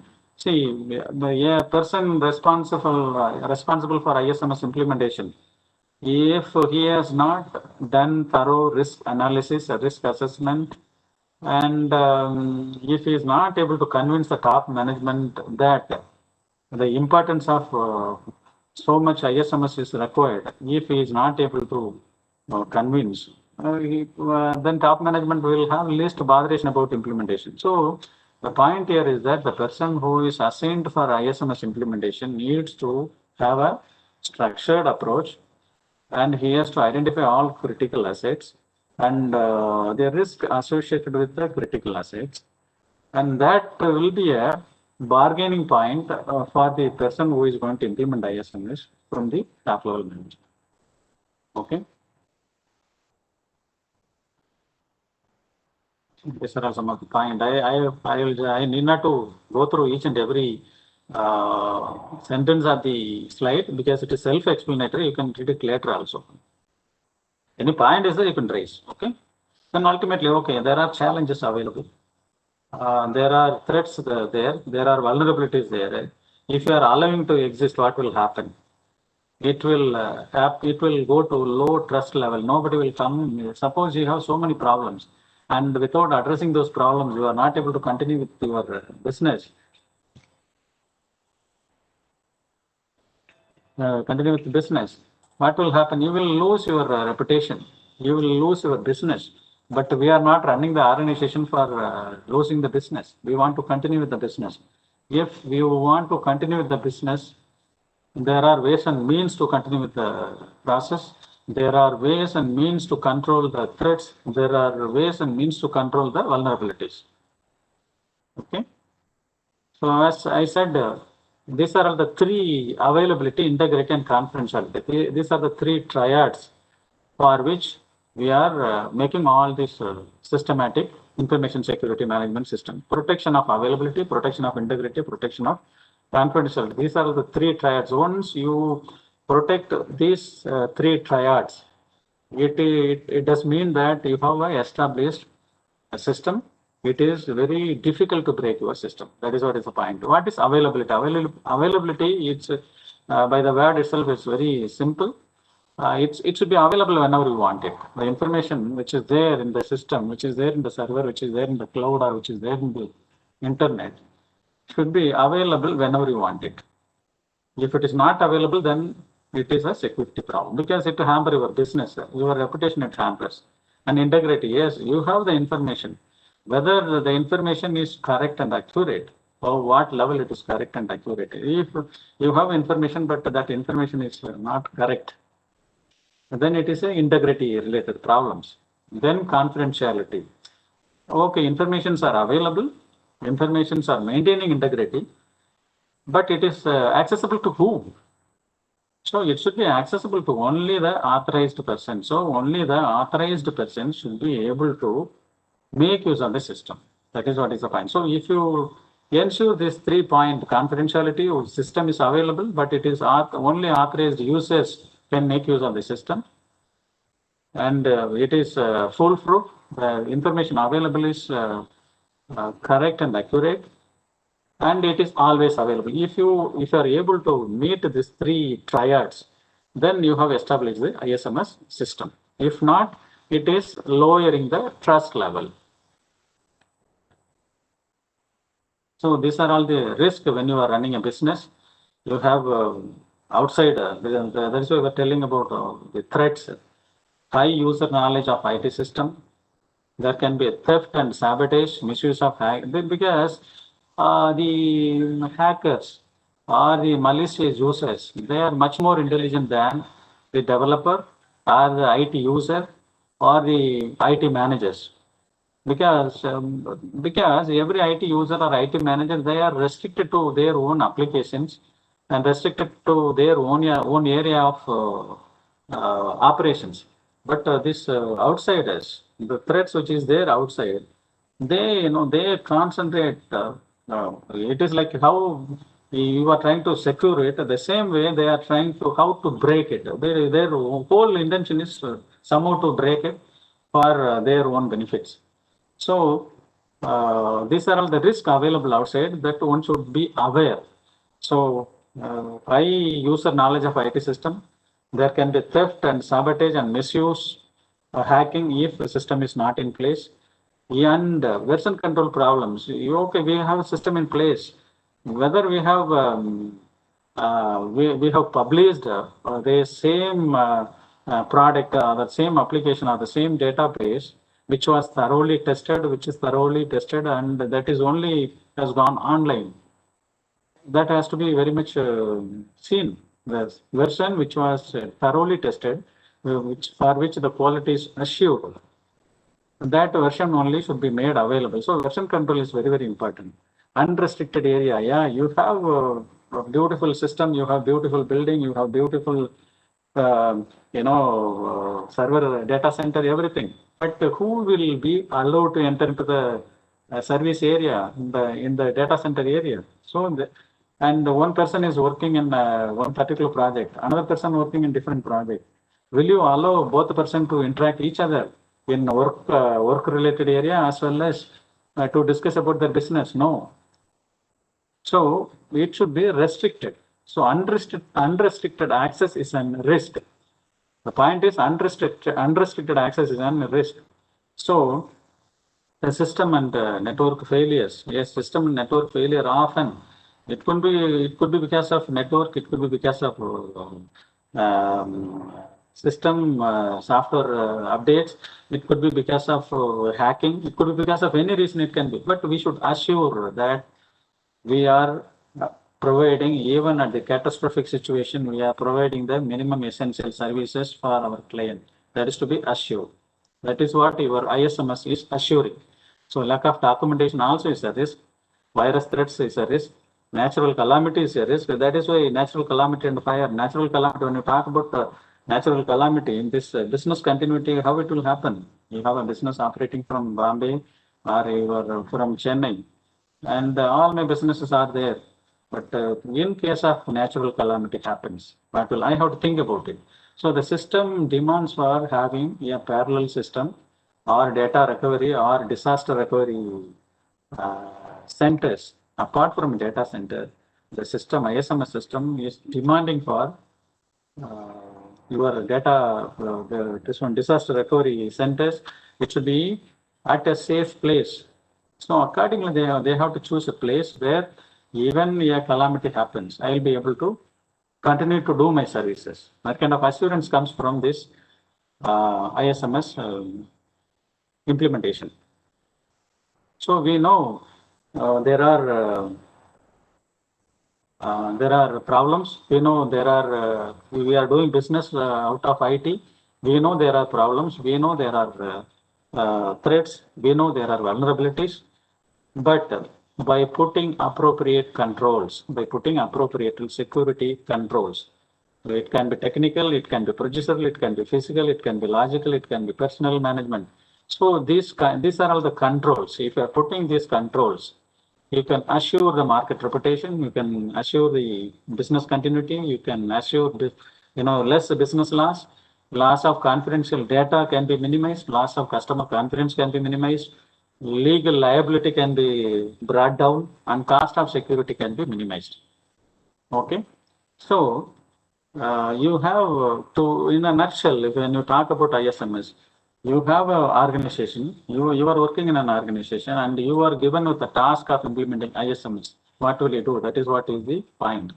So what you need to do is, instead of going in unstructured manner, first thing is what business you are doing it, and in the business, what are all the IT system and IT support system you are having it?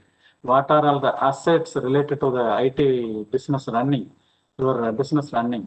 So whether those assets are having any internal latent problems, vulnerabilities, and those, okay, it has got vulnerabilities. And what are all the threats available to exploit those vulnerabilities? What are the threats to exploit those vulnerabilities? That is to be seen. That is called the threats. So you have one side assets, you have another side threat.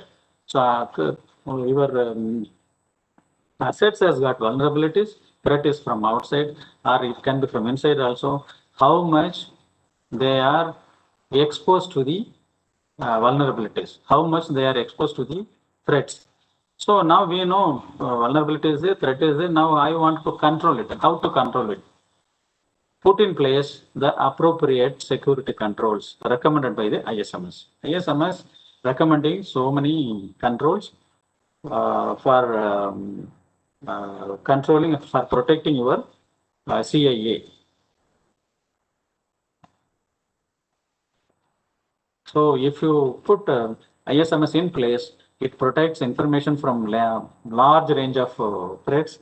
It ensures business continuity. It minimizes business loss. It maximizes investment and business opportunities, because protection of assets is a business issue. Protection of asset is a business issue.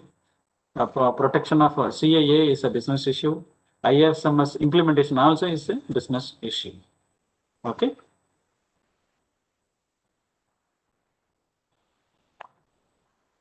So information security is about protecting information through selection of appropriate security controls. So if you have a security control, you have we were talking about ISMS. So it is protection of confidentiality, integrity, and availability. And each this triad has got objective.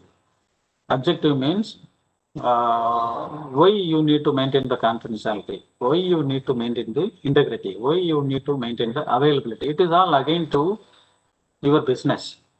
If these three are related to your business, if you want to have a business reputation, if you want to have a business without any problem, if you want to have even there is a problem, if you want to have a continuity in business, or you want to have a market reputation, you need to preserve this confidentiality, integrity. So you need to have an objective. Why objective? Because you have identified these three triads and you have identified the controls to ensure these triads. Okay, control is identified, but how effective the control is, that comes through your objective. So objective is a term by which you can measure the effectiveness of controls you have chosen to preserve the confidentiality, integrity, and availability. Okay, ensuring, okay, we have discussed.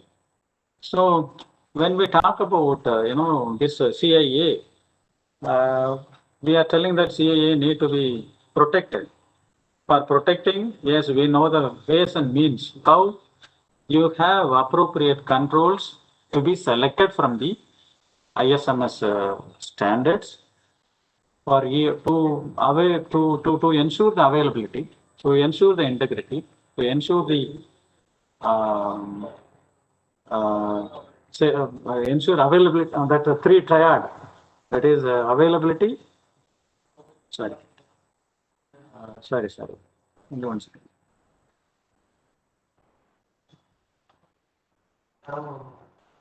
So confidentiality, integrity, and availability. To ensure all these three, you know that there are controls available to ensure these three. So you need to understand what are all the controls available there will be most suitable for your business operations. So that will be most effective if I am putting in place. If you select the control and that control is not adequate, or it is not effective, or it is not going to be effective for your business operation at all, you need not to select those control. So you need to select a control, depends on your business operation. That is what I wanted to say. So when you talk about security, very high security means you will have convenience problem, but you cannot compromise your security, because if you compromise security, everything goes off. So the convenience, it's like there shall be an optimum level of security so that your business operations are not hampered. As you very well know that high security will lead to inconvenience of usage. It is inconvenience in the sense how easy to use. Easy to use goes if you go for high security principles. This is again, the security and convenience can be also on the basis of cost. If I put all the controls, to put all the controls, I may need so many assets. I may need manpower to monitor. I may need tools to monitor, and I may need tool to measure to the effectiveness. So when I put all this monetary things, whether it is appropriate, so much I have put, but the business yield is not there. So according to the business, you just choose optimum level of security by which even somebody hacks, even system goes wrong, even system having problem, even virus attack is there, I will be able to continue my business without problem. So that is called optimum cost.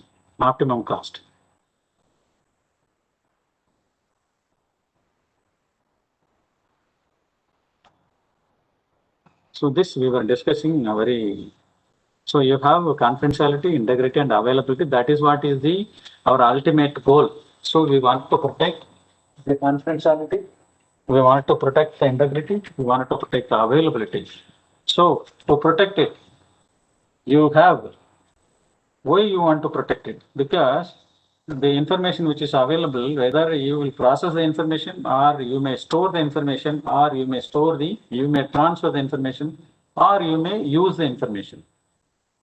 So if you want to store, if you want to process, if you want to transmit, or if you want to use it, its confidentiality, its integrity, its availability needs to be ensured.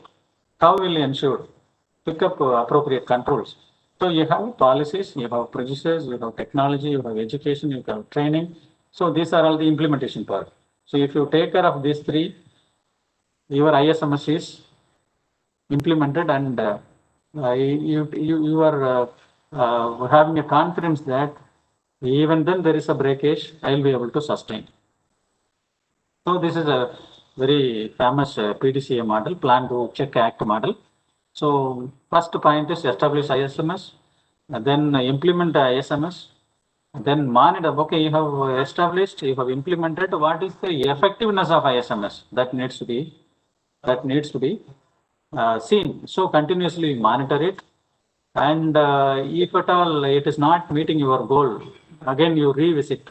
Again, where what went wrong, that needs to be understood, and accordingly you have to pick up new controls and put those control in place, and maintain and improve the system. That is what is a PDCA model. This is for any quality management system, and it is applicable for ISMS also.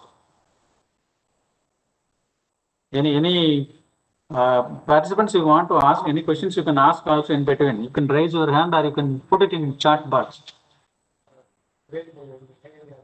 Okay, is it okay? I'm just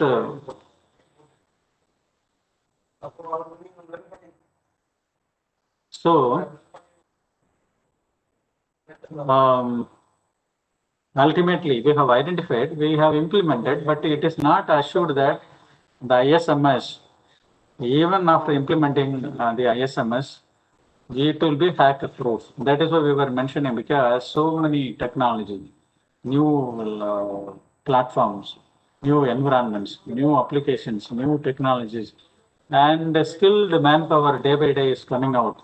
But in spite of that, why are we recommending for ISMS? Because we know that it is not hacker proof. Then why you should go for ISMS? What is it a fun? Is it a mockery? No, it is not a fun, it is not a mockery, because any amount of intelligent people are there to hack your system. You are assured that in spite of sabotaging your system, you have a business continuity plan in place. So you'll be operating your business continuity as well, business continuity plan, and you will be able to provide the service to the client. That is what the system assures. But still, failure is not when you fall down, but when you fail to get up. Failure is not when you fall down, but when you fail to get up. It is not that your system is attacked, it is collapsed, but by then my business is over. No, it's not that. How fast you are able to come up to provide the business again to the client, to maintain your reputation.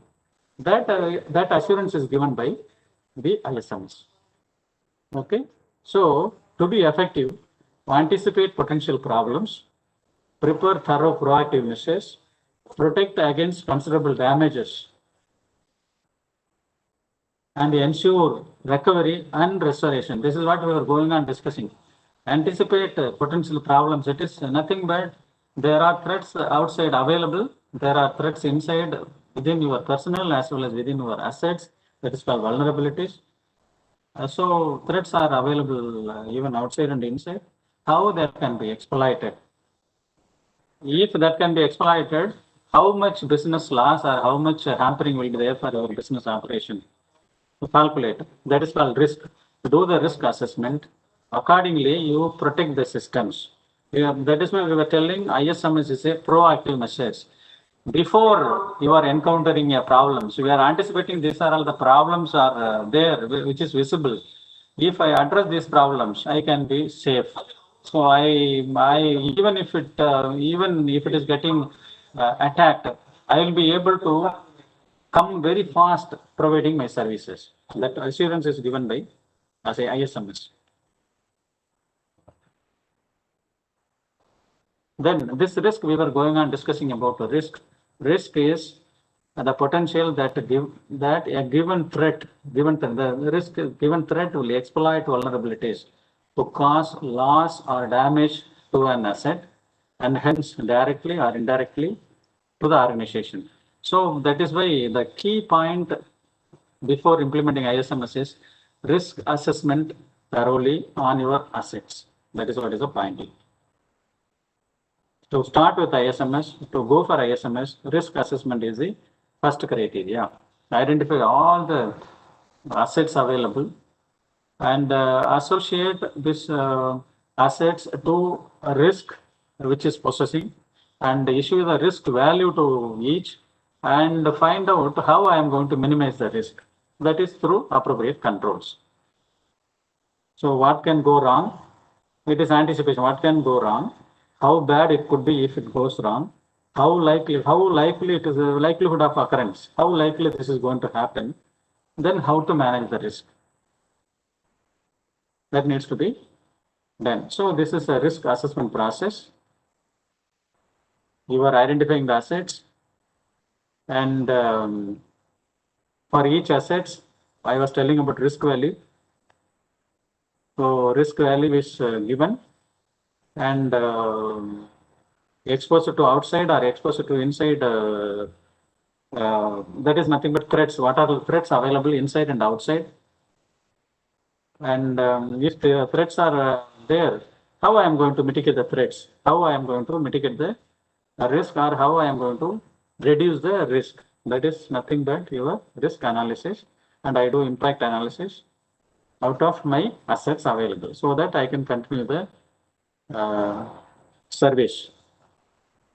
So what is needed to to avoid or to minimize the risk, or to avoid or minimize the threat, or to transfer the threat, or to transfer the risk?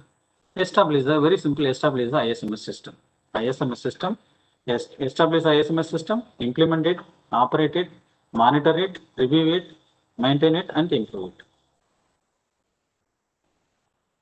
Why we are talking about ISMS system? Because it is a best practices. The ISMS, when we go to the standard, we will come to know what are all the requirements.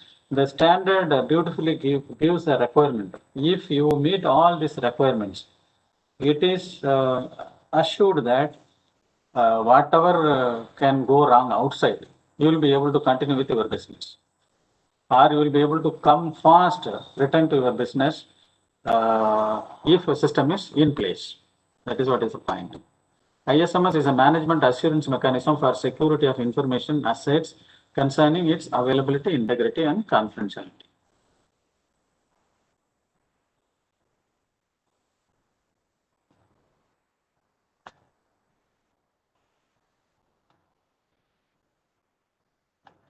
Okay. So, okay, you have established. It is very, very important, because it is not only that established, and it is it is limited to very few individuals. It across the organization, they should be made aware about the security policy. They should be made about the ISMS implementation, what each and every individual has to do and has to not to do. So awareness should be there, and appropriate planning should be there, and everybody should be trained in security principles, and everybody should be allowed or should be asked to proactively do the actions whenever some incidents happens, and there shall be a measurement and reporting. Okay, we are continuously measuring it. Are we reporting it? Yes, it should be reported to the appropriate authority, and reviewing it. It is measured, effectiveness is measured, and if problem found, incidents found, that is getting reported to the appropriate level, and how to address those incidences is based on the risk analysis. Whether those incidences has to be addressed or not addressed is decided. If it is to be addressed, by addressing those incidences, whether there can be some other problem surfacing. So that analysis needs to be done, and it's to be put into practice. So this is the steps involved in processing the process for developing ISMS. So we were going on talking about risk assessment is the first item. Risk assessment is the first process you need to do it when you go for ISMS implementation. Based on security requirements, business, based on your requirements only, you are going to identify the risk associated with your business, and that risk with the business is nothing but associated with risk delivering assets. So you are identifying the assets and its risk, and what is the security requirements you must meet, what is the business requirement you must meet, what are the legal requirements you must meet. Then go to ISO IEC 27001. So this ISO IEC 27001 standard gives you so many controls to take care of all the problems which is anticipate. Then it forms a information security management system. So information security management system means it has a set of policy meeting ISO IEC 27001, set of procedure meeting ISO 27001 requirement, set of controls meeting ISO 27001.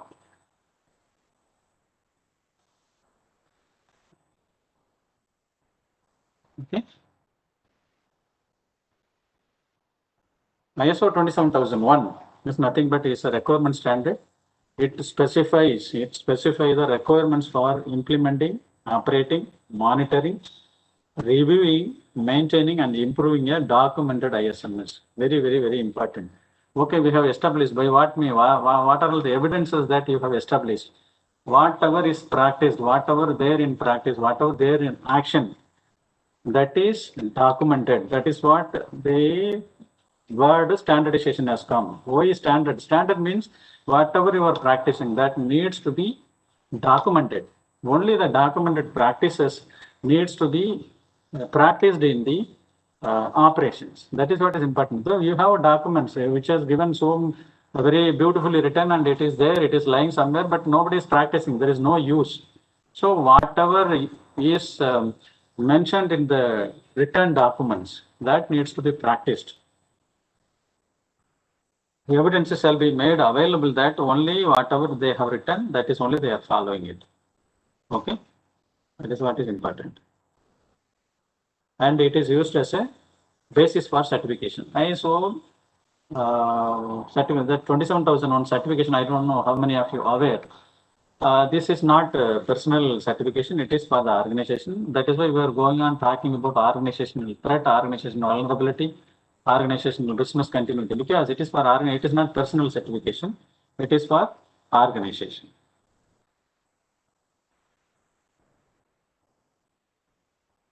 Yes.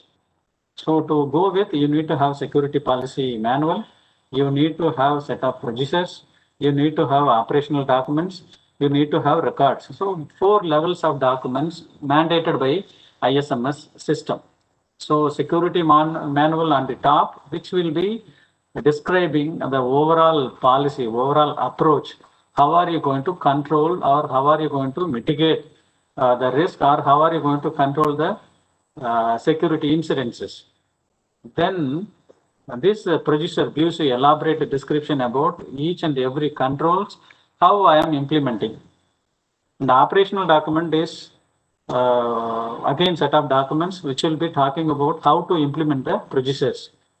Records, it is nothing but log, it may be log, it may be register, it can be something, for to show as a evidence. So 4 levels of documents are prescribed by the information ISMS management system, like any other quality management system. Okay, so we were talking about ISMS. So if you talk about ISMS, that means it is 27001 is the standard which is talking about the requirements of an organization to go for ISMS. So if you want to go for certification as per 27001, you have a set of requirements in the 27001. Your organization need to go through all the requirements thoroughly, and appropriate controls you need to select from the standard or the 27001 meeting your business requirements. So this particular 27001, overall it has got 33 control objectives It has got 114 controls. These 114 controls from different domain or different work area. Different work area in the sense it can be physical security and environmental security. It can be operation security, that is one domain. It can be communication security, another domain. It can be HR security. It can be management security. So these are all different domains. Total 11 domains are there in the 27001.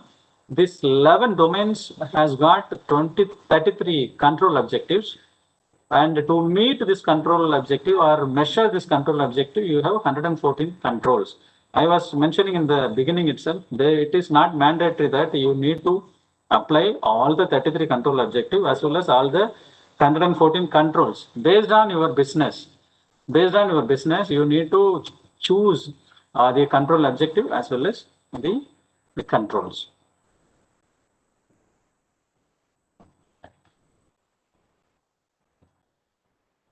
So this is your 27001. There's 11 domains. So you need to have security policy. Then the organization of security, that is level of security. What are all the products will go to? What are all the levels of security? Then asset how the asset will be managed, how the human security. These are all mentioned in the 27001. We will see in 27001 in the next session. Okay, any questions you want to ask, you can just ask. So in a nutshell, ISMS system is a management system which gives you best practices to be practiced in an organization which depends their business operation fully on IT systems. When the organization fully depend on IT systems for their business operations, it is known that there are so many threats and vulnerabilities available. We need to counter those vulnerabilities and threats. How will you counter it? Through established ISMS standard. That is what in nutshell. Any question? Yeah, please. Yeah, from Yeah, Neha please. Yadav. Yeah,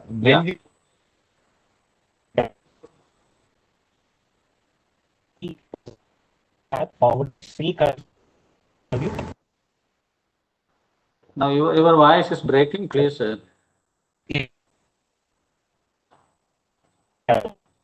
Yeah, Neha. Yeah. Yeah, now it's okay. When we forward the information, does not protect.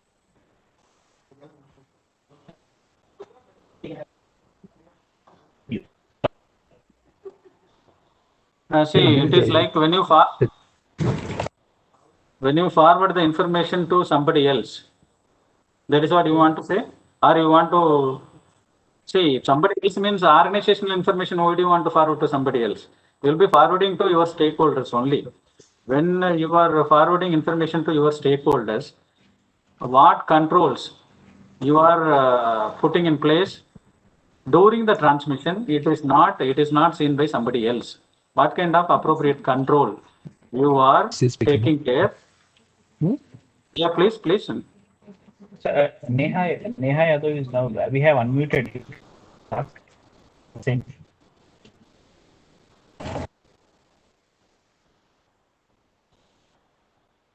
Yeah, please, Neha. Go ahead.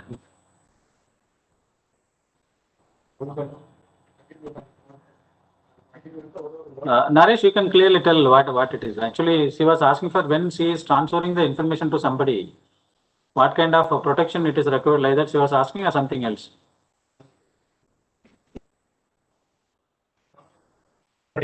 Information. It comes under this. I understand. Again, the information, what type of information you are forwarding? First is what type of information you are what type of information you are forwarding. Second is it organization related? If it is organizational related, are you authorized to forward that particular information to that particular person? That all will be addressed by your ISMS policy itself. From sir. Yeah.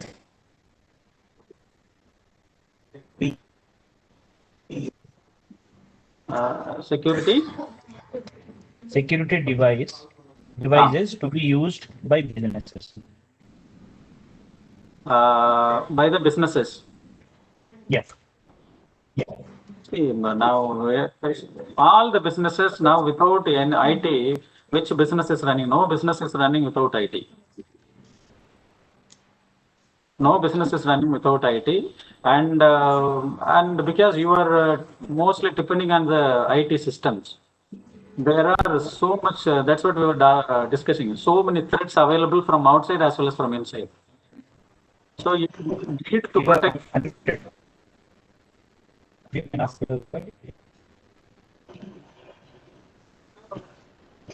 Yeah, please.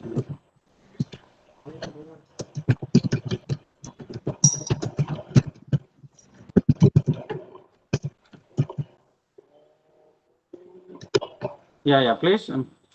Mr. Ravi, yeah.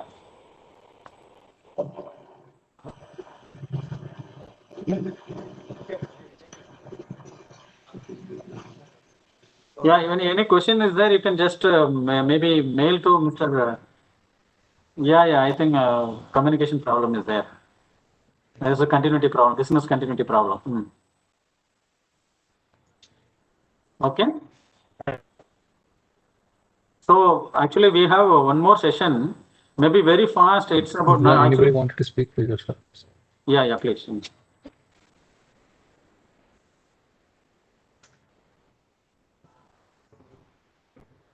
Anyone wants to speak? Mr. Naresh? Yes, sir. So I think any question is there, you can just collect and post it to me so that I will reply to you. Oh,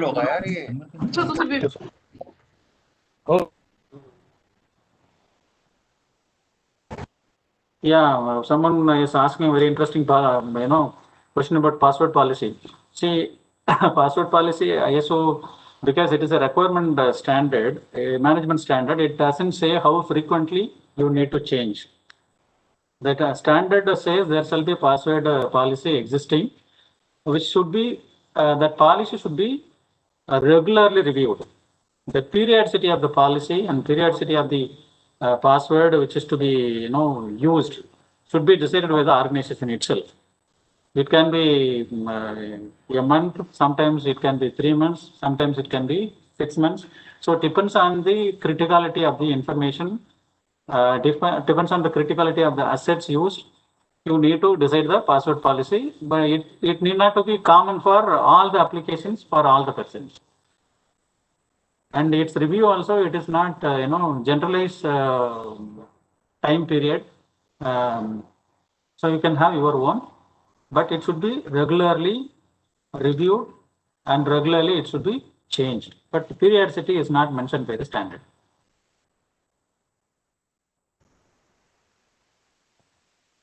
Okay.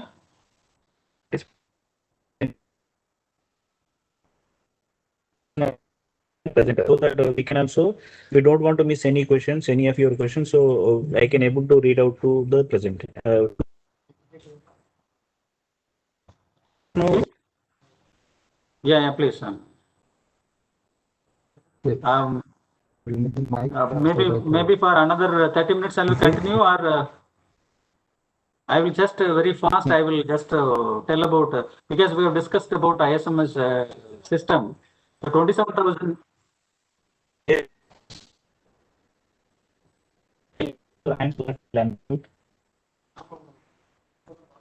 If you have it, is in the chat.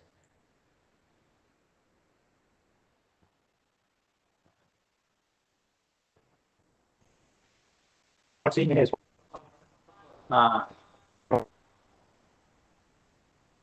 Maybe Mr. Naresh, we can have break for maybe 2-3 minutes. Okay. Then we will start maybe very fast. We will film because it's a lunchtime. We will make it very fast because whatever is to be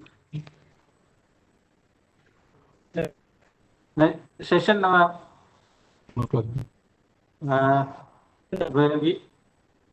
If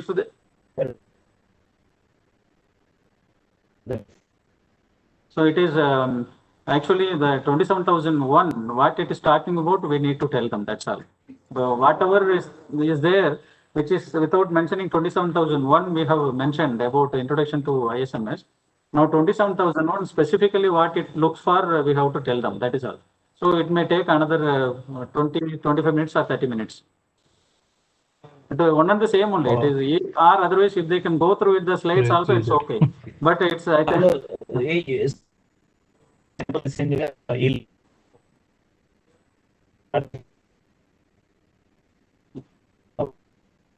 so what do we do now? Yeah, we will come to the slides and we'll be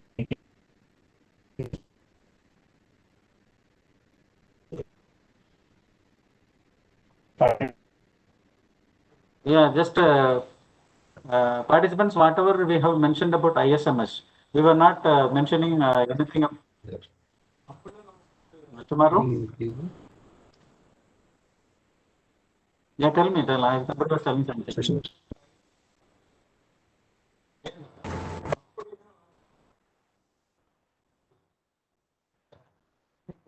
Yeah, Mr. Naresh.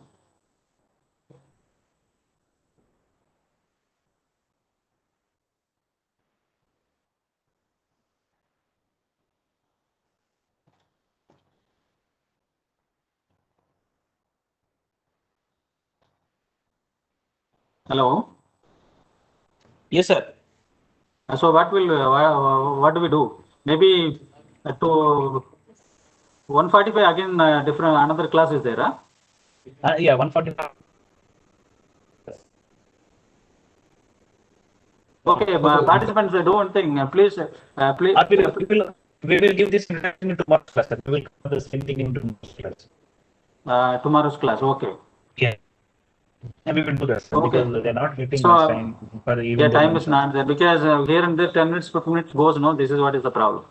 So maybe our Mr. Tapas is there, no?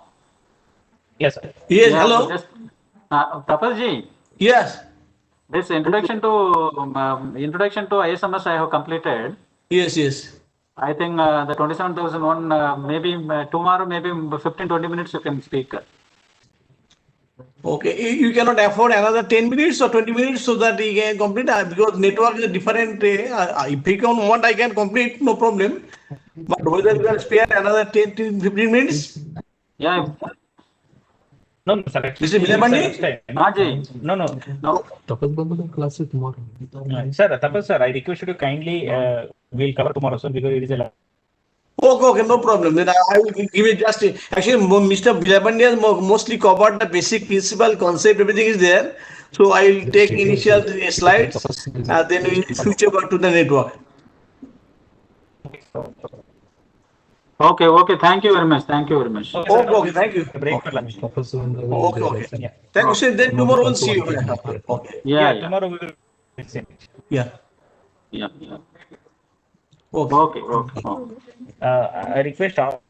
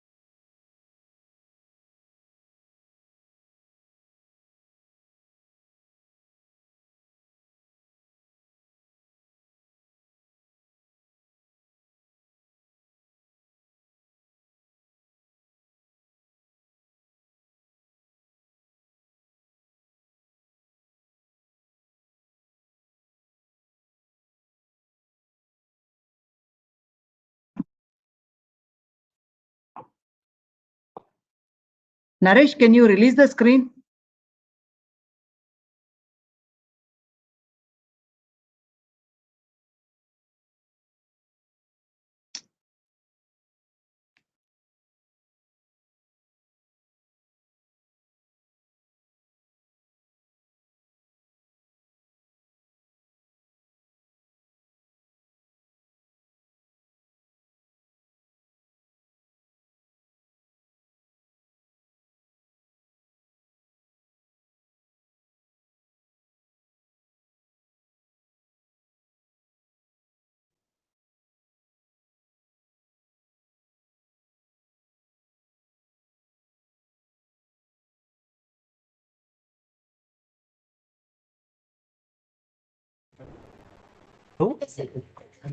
Madam, shall we start?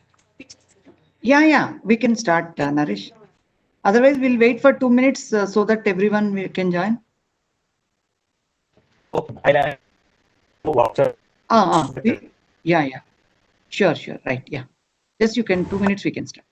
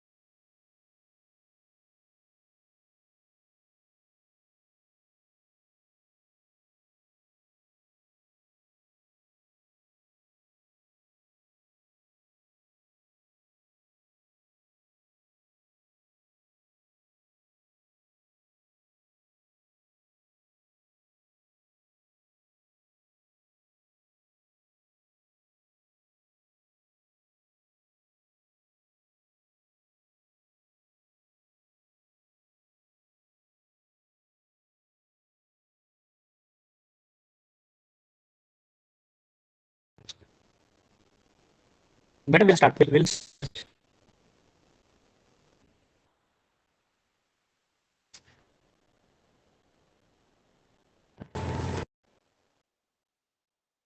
So, very good afternoon to all of you. The session which we would be taking now is on cryptographic algorithms and network security protocols. So, where we are going to cover SSH, SSL, PGP, and IPsec. Okay. So, this session will go for almost 2.5 hours duration. Like we will first take you throughout the various security issues. Then we talk about algorithms and how these protocols are built. Okay, let us make the session interesting, being an afternoon session. So we'll go slow, and in case you have any queries, you can raise immediately, and we'll also have interactions in between. So I'm just stopping the video and then sharing the screen.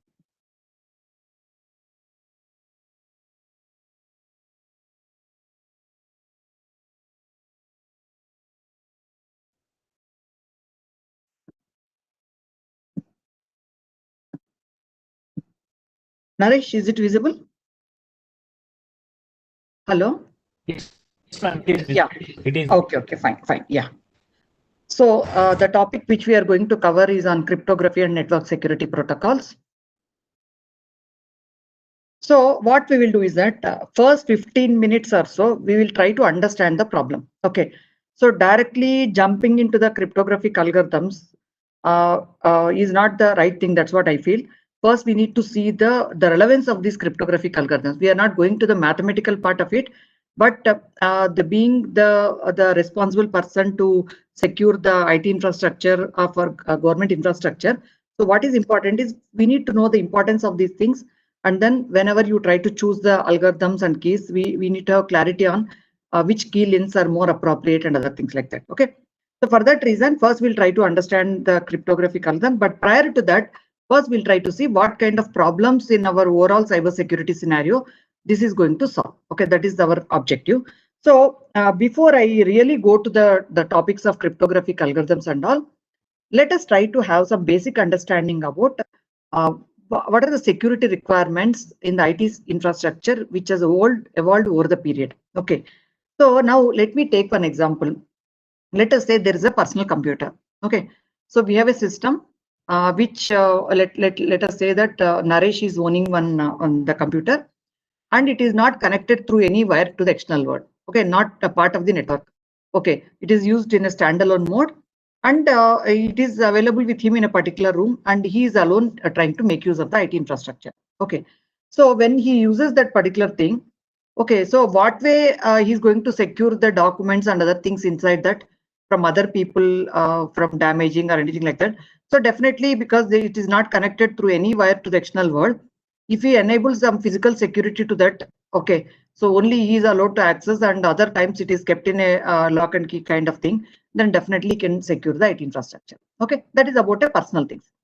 Now coming to the centralized environments. Okay, so centralized environment in the sense, okay, so when we talk about Unix operating system and other things like that, so over the period, enough care is taken to enable multiple users to access the system. Okay, so because you are aware, like 30-40 years back, these are like it's not that easy for every person to hire or buy some kind of thing, these personal computers or anything like that. Okay, so what happened? These systems are designed in such a manner so you can efficiently utilize the resources by allowing multiple users to access the system. Okay, even in the colleges, it used to be like this. So when we go to the lab, in one console, a corner of the room, there used to be a glass kind of thing, console room. So where this the central server used to be kept, central computer used to be kept, installed with Unix kind of operating system.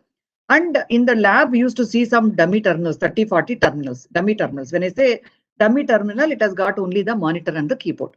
Okay, and all these dummy terminals are connected to the central server. So in the lab, let us say some data structures module is going on. So during the lab timings, the students of that particular batch, 40 people will come and sit in front of the dummy terminals. But what is happening? All the people are trying to access the same central environment. Okay, they are accessing because see, it is a multi-user operating system which allows multiple people to access the system at the same time. But how do you allow multiple people to interact with the same system? For that reason, these dummy terminals are enabled, keyboard and monitor.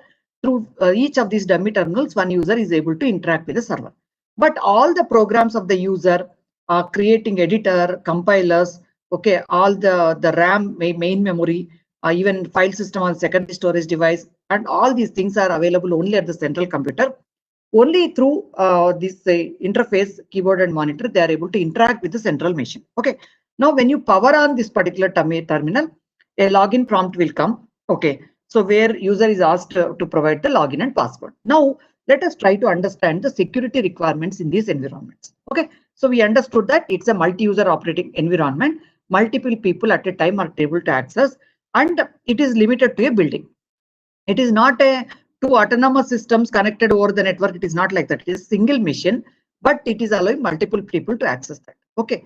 Now it is limited to a room or a building. Okay. Now what kind of security is required? So definitely we can enable the physical security in that building or room. But what is more important is only the legitimate people who are allowed to access that central server, they need to use that particular machine. Okay. and any other person other than the authorized person should not be allowed to access that particular machine. And when n number of legitimate people are accessing the machine, one user should not try to disrupt the other user activities. Okay, so that is where is taken care at the operating system level. Okay, so now what happens, whenever you power on your dummy terminal, a login prompt will come where you will be providing login and password. Okay, once you are identified as a legitimate person, a shell will be forked to you and you start interacting with your central server. Okay, now you are getting a place in the file system. Okay, you are put in as a part of the file system, especially in the home directory. You can see that /user, under that you have the different home directories where you'll be able to access that part of the file system. Okay, and there are various things like the giving the privilege also. What are the privileges on the OS resources on the owner, people, the group to which he belongs, and every other user of the central environment. Like that, different types of users are categorized at the OS level, and also privileges are given to these types of users on the different OS resources in the file system. Okay, so that's how these kind of security is taken care so that legitimate people are allowed to access the machine, and also one user is not allowed to disturb the other user activities. Okay, so hope you are following. So this is the kind of just we are trying to understand this way. Okay, so login password to verify the credentials whether he's enabled access to the system. And another thing is all the OS at the OS even at the main memory RAM also, one user is protected, memory is protected from other user by the operating system. So one program of one belonging to one user cannot disrupt the activity. That's how these systems are designed. Okay, this is how security is taken care in this kind of environment. So central computer server is accessed through terminals or dummy. Setup is limited to a building, and okay, it is not connected through anyone to the external world. Okay, and security mechanisms are password-based authentication to identify the legitimate user, and access controls for resources at the file system level in terms of read, write, execute, and also for different types of users. This is a kind of thing is done. Now coming to the present networks. Now we are living in this particular scenario, right? So you all can just have a look at the right hand side. Now our networks are very, very complex. Okay. Now what is happening? The autonomous systems. Okay, it can be either a laptop, it can be a workstation, it can be a server. So which can where on each of the autonomous machine you will be able to carry out the activity. Okay, it has got its own operating system, own file system, secondary storage, RAM, everything. At the same time, from your machine, you are also able to access the other machines of the network. The network means it can be either a LAN, WAN, or the internet which is spread around the globe. Okay, and now in the present scenario, we have wired network, wired protocols and wireless protocols through which, so we have along with the laptops, workstations, and other things, all the embedded devices, including smartphones, printers, IP cameras, okay, home routers, like that. All these things are part of our network. Okay, so now this is the kind of networks in which we are currently working. Okay, so either at office or at home, okay, we are trying to access these kind of things. Okay, now see, technologically we have grown and continuously we are evolving. Okay, which is creating a lot of convenience to the user, but at the same time, the same technology is also helping the adversary or bad guys to penetrate into the systems. Okay, so that's where if you look at it, day in, day out, we are trying to listen to a lot of things like viruses, worms, ransomware, botnets, phishing attacks, distributed denial of service attacks, try-by download attacks, SQL injection, exploit kits, crypto jacking or malicious crypto mining in terms of blockchain and all, shadow IT threats. Okay, so without the knowledge of the IT people of the network, they may be accessing through the cloud some services from the office, or without the knowledge of the IT managers, the people would have opened a hotspot and then trying to connect through that. Okay, advanced persistent threats, 0 days, like that. If you list out, there are many kind of threats through which are trying to penetrate our in our networks. Okay, now this is the present threat scenario. So we are not going to the details about this particular thing. We are trying to understand the various issues in this. Okay, so what is exactly happening here? So all these kind of threats, they are trying to create some kind of malicious or undesired behavior, right? So what is our objective in this session is, first we try to make it simple to understand the overall problem. Okay, let us be clear with the problem. See, first, if you start talking about the technology directly, we may not be able to appreciate that. Okay. And even understanding also becomes very, very difficult. The best approach would be try to understand the problem.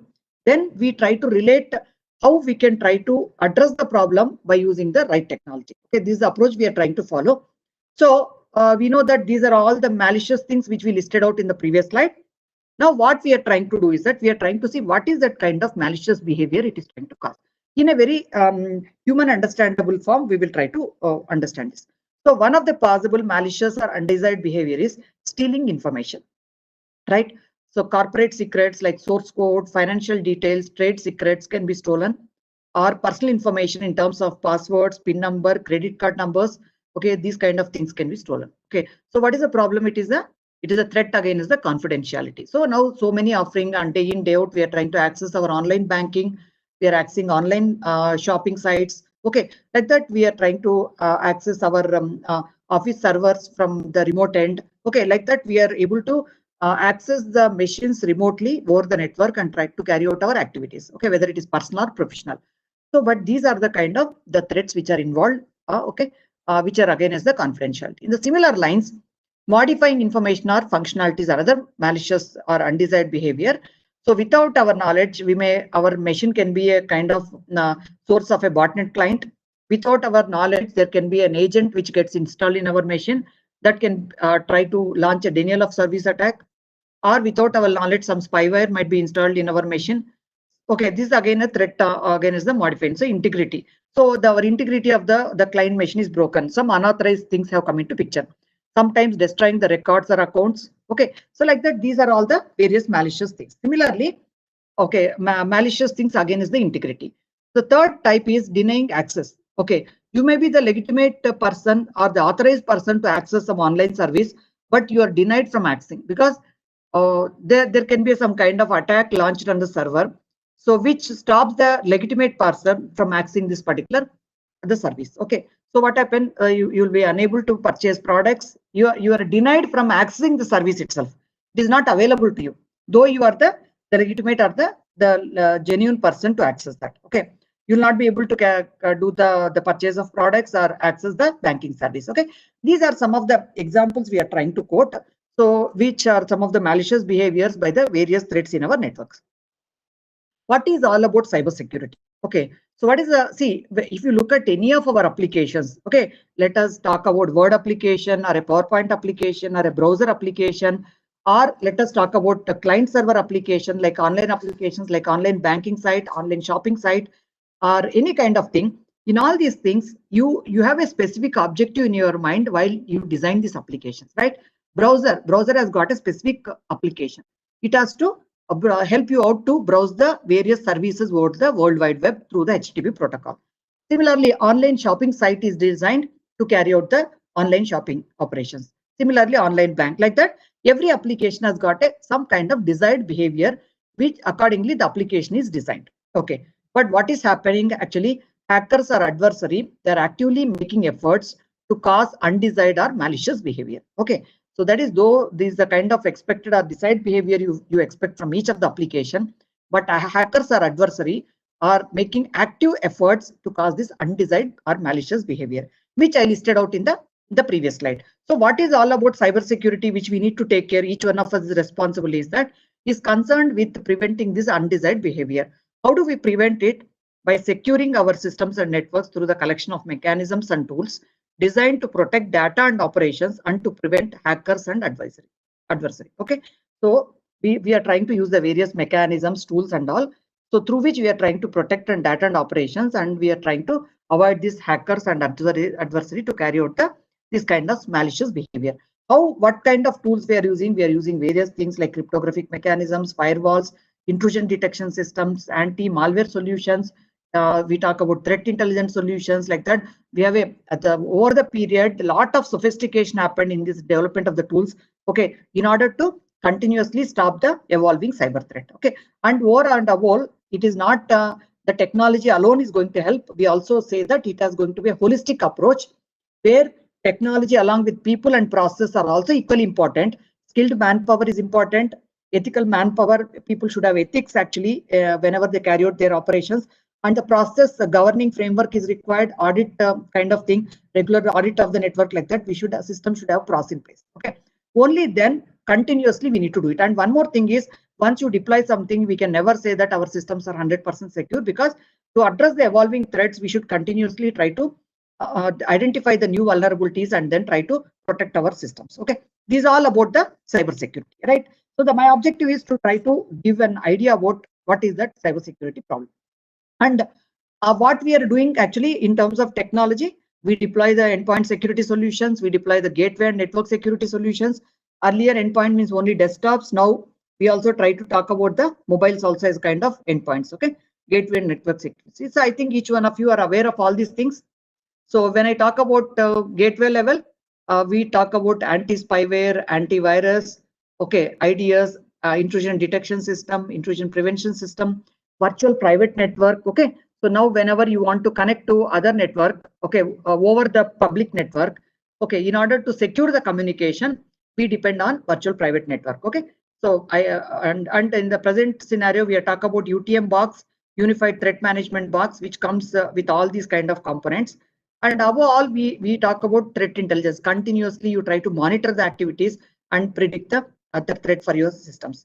So we have security, information and event management solutions, SIM tools, where they try to continuously analyze the log, capture and analyze the log correlating across the various the internet working devices and security tools, and then try to predict that. And similarly, security operation centers and other things like that. Okay, so like that, continuously we are monitoring and we are trying to analyze the logs and correlating the things to predict the new threats which can penetrate into our systems.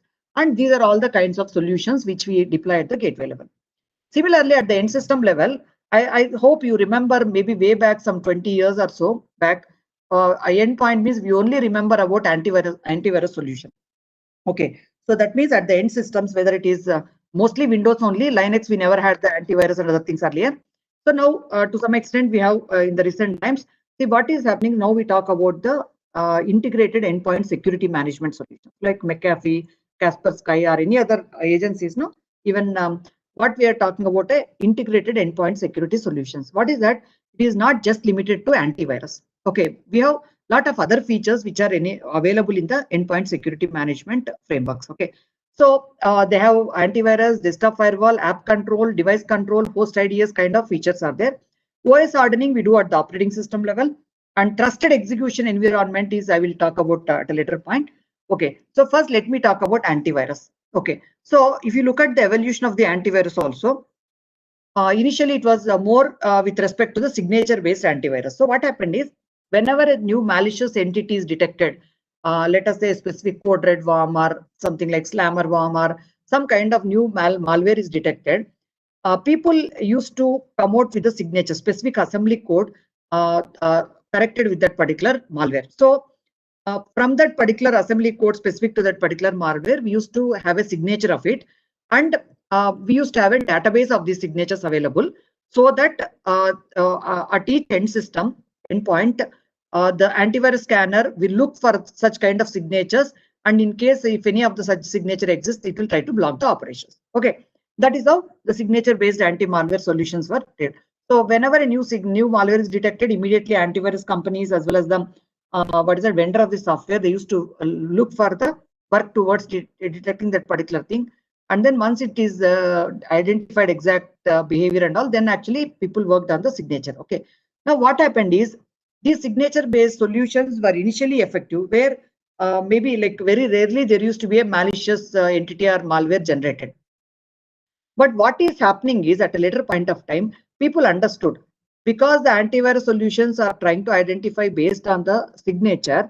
Okay, so what happens in this particular case is, if we try to slightly change the assembly code or a signature of that particular thing by just adding some extra opcodes or some kind of thing, dummy code, if you can introduce, the antivirus will not be able to detect. So such kind of methods people have adopted, adversary has adopted, so that they can bypass the antivirus scanner. So that's where next in the antivirus industry, the behavior-based antivirus solutions were developed. Rather than looking at the signature, just look at the behavior. Even there, by changing the signature, it will try to give the similar behavior, right? So the malicious behavior will be similar. So look at the behavior, what exactly it is trying to do. Is it opening a socket connection to the external world or sending something? What exactly is the kind of behavior? You identify that and try to block. That is another thing. But later what happened, even sometimes the signature, if you look at the specific behavior, the problem is people are trying to slightly modify the behavior and coming out with new malware. In that particular case, having the even behavior-based antivirus was not very helpful. That's it. Heuristic-based approaches were evolved actually. What is this is scientists have worked on understanding the malicious behavior of the malware collected over the period. Okay, and then analyze from all that and come out with a general heuristic rules using which you'll be able to block the future malware. Okay, so it's a kind of heuristic rule based model. So this was also effective to some extent. Okay, so that's so that the various the antivirus kind of solutions have evolved, okay, to address the continuously evolving malware. So desktop firewall at the desktop level, trying to enable the access control. App control is something which is very, very important. What happens is, in spite of having all these kind of things like signature based or behavior based or heuristic based, sometimes we'll not be able to block the 0-day kind of attacks. So what happens is sometimes without our knowledge, some unknown entity will get landed. Okay, so some unknown entity will get landed, some executable will get dropped. So, but that executable is not yet categorized into the malware because it is not yet categorized. Okay, so something by clicking on some kind of link and all, it has landed, but it is not yet categorized onto the malware, so that antivirus will be able to scan that particular thing. So what happens? It is unknown entity, but not yet categorized into malware. At same time, with whether it is whether it is a good thing or a bad thing. That's the kind of situation in which. So in that particular case, it's always better to block that particular thing till you have a clarity on whether it comes under the good category or bad category. Okay, that's where the application control is of help. What happens in this application control is that whenever you have some set of applications in the desktop which you want to use, allow only those applications to run and block every other thing. Okay, so what happens is that whenever a new unknown entity comes by clicking on a link or something like that, then it will try to block that particular thing.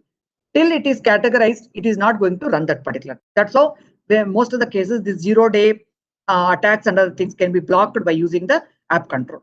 So what is this device control is like, as you are aware, even a small USD device can play a very, very important role in bringing the entire network down, right? So we have seen the SCADA threat, that is the Stuxnet kind of malware, so which has penetrated through the USB device, right?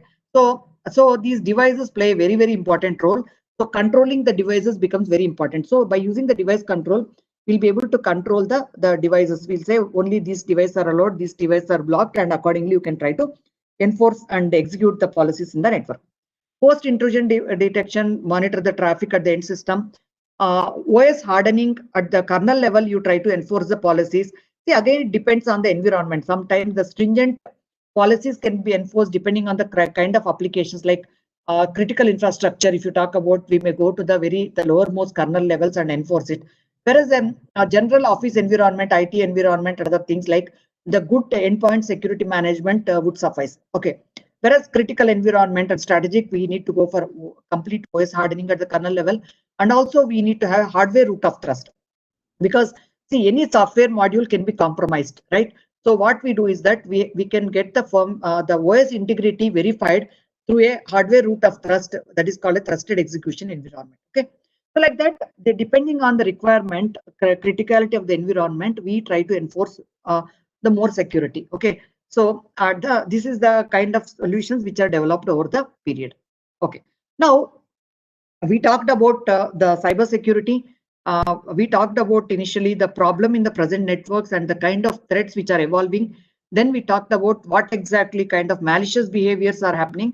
And then we talked about what is exactly the cyber security. Okay, so that is whatever is the legitimate behavior which you expect, the system should work accordingly. Okay, but the problem is with the adversary, we are not able to carry out that. For that reason, we try to use all the mechanisms, tools, process, people need training and other things like that. And this slide talks about the various security solutions which have evolved over the period, okay, in order to secure our systems and networks.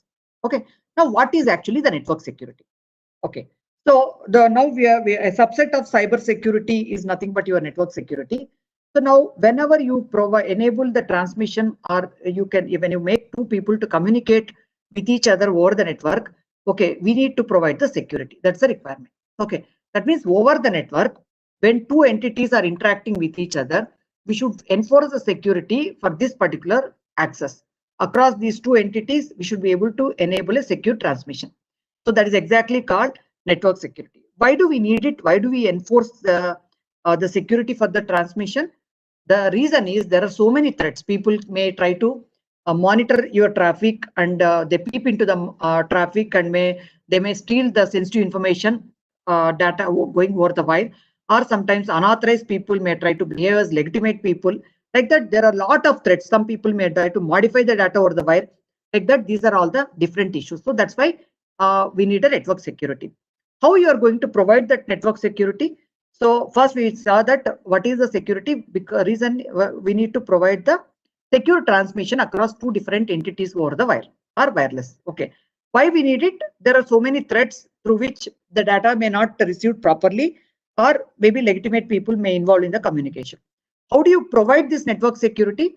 For that, we try to depend on various mathematical transformations which are available, using which we'll be able to provide network security to address the various security issues. Okay, so hope it's okay. You have any issues, you can just mention, like if you have any specific queries at this stage, or if you have any queries, you can put it in the chat, and we can, in between, we can keep interacting, or we can take up after some time the queries. So if you put it in the chart, actually, at least I'll get some idea whether you are following or not. Is it okay? The speed is okay. We have covered almost 30 minutes where we tried to just give an overview and the need for network security. Okay, we just landed in talking about the need for network security. Okay, okay, fine. Okay, I'm just receiving some kind of feedback. Hope the speed is okay. If I'm going fast or anything, you please let me know. Okay, okay. Otherwise, I'll try to reduce my speed. Otherwise, I just assume that if it is fine, I will just proceed. Okay, okay, fine. Yeah. Okay, nice. Actually, okay. Let us take it up. Fine. So now this slide, just you look at it. Now we said that there are various threads over the network. When two people interact with each other, it can be anything. Just you try to visualize. See, now from your machine, you are trying to connect to some kind of banking application. So you have an account in ICICI Bank, or you have an account in the Bank of India, and you have gone for internet banking. So what you'll do, from your browser, you are able to connect to the server, and you are trying to interact. So now what is that? There is a transmission happening from your browser on your local machine to the bank site, right? So what happened is all the transmission should be going securely. Similarly, whenever you are trying to access your email account, okay, so email server may be available somewhere else, or you are trying to do some purchase, online purchase. See, traders try to visualize to any case, okay, but ultimately two entities over the network are trying to interact with each other for a particular purpose. Okay, so now what is that? If you look at the first box, this is the kind of normal flow we expect. Okay, so that means whenever two entities want to interact with each other or to communicate with each other, if they are legitimate, the client is trying to access to the right server, the service should be available. So if I have an account in a particular site, okay, a particular bank or something, then whenever I try to access, I should be able to access that particular service. Okay, and now no other third person should come into picture. The communication, whatever is happening, they only should interact with each other, and the communication should happen properly. Okay, no one should be able to tap or modify or any kind of thing should happen. Only the legitimate people should communicate, and they should be allowed to access the service. But in reality, this may not be the case, right? So one possibility is an interruption. First, the very basic problem is I may be interrupted from accessing the service itself. I am not allowed to connect the banking site. I am not allowed to connect to the online shopping site. So what kind of problems can be there? Very, very simple, can vary from simple things like cable cut, maybe the cable, the internet facility itself is gone, cable might be cut, or maybe some kind at the other end, the power is not there with the server. It can be anything, the simple case, but these kind of things you can easily rectify. Okay, many times it happen at home also. Whenever you don't have internet access or something, you call them and say, so there is a cable cut or fiber optic problem is there, we'll rectify in one day, something like that, it will be solved. But more than that, intentionally adversary will try to launch denial of service kind of attacks, okay, on the server. That means they bombard the server with the lot of correction requests, so which stops the legitimate people from accessing. Because whenever you talk about a particular service, there is always there is a threshold on the maximum number of people who can request that particular service. Okay, so now once it reaches that saturation, the legitimate people will not be allowed to correct that. So it happens, especially when the CBSE results and other things are on, JEE main, JEE advanced and all, no. So what happens is the people will be struggling sometimes. From morning they keep connecting, and they see that, adversaries keep trying this, because if you look at JEE mains and all, almost 12 lakh people will write the exam. CBSE, it is much larger than that particular thing, 10th class and other things. So adversaries want to have some kind of pleasure in doing these kind of things, right? They're intellectuals, but at the same time they want to cause some kind of damage. Okay, what they do, they try to bombard the things. For that reason, we make sure that our servers are protected from denial of service. Sometimes we reboot the services quite often. Sometimes we deploy a lot of traffic analysis kind of tools, ideas and other things, so that you can analyze, and based on that you can detect whether it is a legitimate request or only from a specific set of IPs you are getting this, all these kind of analysis. So this one problem is legitimate people will be interrupted from the accessing the service itself. This is one of the security issues. Second issue is modification. So whatever the person who claimed to so and so involved in the communication and send some state value, the data is not received intact at the other end. That means whatever the sender sent to the other end, it is not received exactly the same. In between, a third person or the adversary is trying to modify that. Okay, the receiver may not be knowing whether it is the same thing what the sender has sent or someone is involved. Okay, without his knowledge, he just takes that data. This is another threat in our networks. So the third one is basically interception. In the interception case, what happened? You in the first day you would have heard about something Wireshark and Ethereal tool, right? So while talking about TCP/IP protocol stack and all, what happens? So adversary may not damage anything. He's not modifying the communication, but he's silently capturing the packets. So he's sitting at another system and filtering out all the packets going on particular IP. Now what happened? So he is intercepting the packets and listening to the communication. Though sender and receiver are not directly affected in this particular case, while he intercepted and listening to the communication, he may end up with some sensitive details about a corporate, or it can be PIN number, passwords, or something like that. Later, they can try to have an unauthorized entry into such systems. Okay, so though they are not actively disturbing the state of these two, but they may be collecting some sensitive information through the communication, which may be later used for damaging the some kind of thing with a bad intention. Okay. Now the fourth problem is the fabrication problem. So let us say so and so. Like for example, I will take Naresh gets some communication telling that this information is coming from Lakshmi. Okay. But what happens is Lakshmi does not know anything about the communication, because I was not involved. I am not sending anything. But he got some communication telling that this information coming from Lakshmi. So he will start responding to that. So what happened? There is an unauthorized entity who claims to be so and so person and is trying to involve in the communication. He's fabricating. Okay. So in this particular case, what happened? It is a threat against the authenticity. Okay. So what happened? So people, it's very, very important to verify the origin and authenticate the people. That becomes very, very important. So fabrication is another threat. And another most important is a repudiation problem. Okay. Hope we all have some kind of, we all know the importance of signatures in the physical world, right? Okay. Now I'll give an example. So now suppose let us say you are the head of the department, or something like you are heading a particular section. So from your team members, you'll get a lot of files, right? You'll get a lot of files. Okay. So and what is your job? Actually, you need to look at the content in each of these things, and you need to approve that particular thing. So they say that, okay, I need this particular service, I need to buy this particular thing, or okay, something like that. I need to apply leave for some time, like that. You will be getting a lot of requests. Each and every file or each and every approval note comes to you, you are trying to sign. Okay. What is that? What does it mean in the physical world when you sign a particular paper? You are the authorized person. Okay. That means, see, you are the authorized person to approve some activity. So the people who come with the request to you, you are going through that particular paper content and you are putting a signature. Okay, see, it's not that your rubber stamp can be taken and you can put it, the same rubber stamp the team members can put on each and every approval note. It is not like that, right?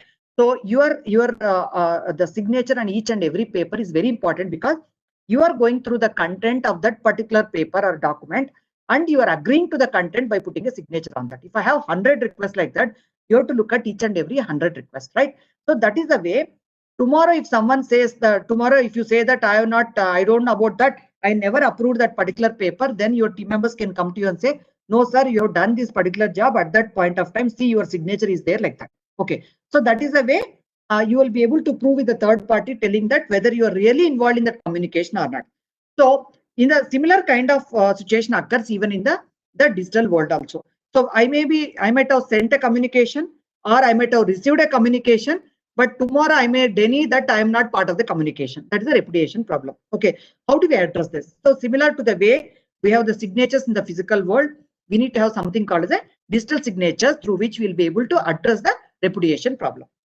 Okay, now just these are the very, very simple things, but actually it's very, very important to understand before we go to the cryptography algorithms and other things. Okay, so now first thing is interruption. That means first, the availability of service is very important. If you are a legitimate user, you should be given access to that. But the threat is, or issue is interruption.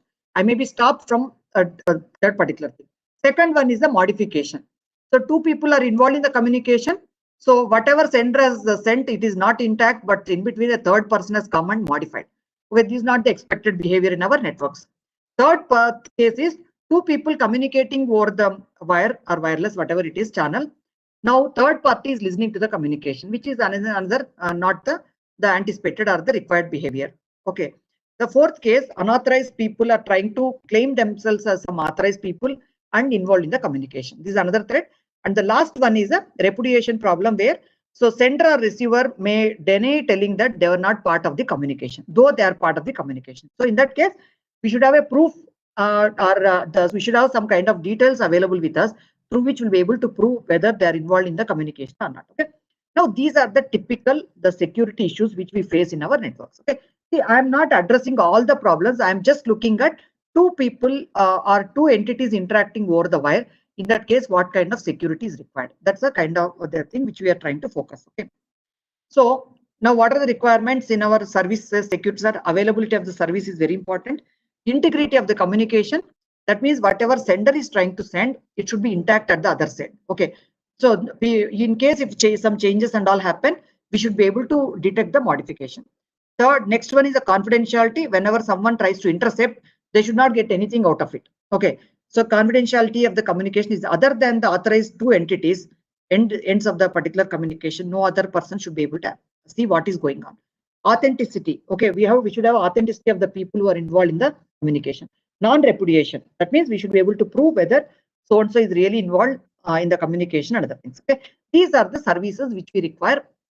Okay, whenever we talk about the first requirement. Okay, these are requirement and these are all required. Now, availability of the service, that is for to provide a service to address the problem interruption. That means you are interrupted. So this cannot be addressed with the cryptographic algorithms kind of thing, but this can be addressed by using a combination of the traffic analysis and host level analysis. Okay, traffic analysis, you monitor continuously about what IP address, from where the requests are getting bombarded on the server continuously, and which all the machines have some kind of specific agent.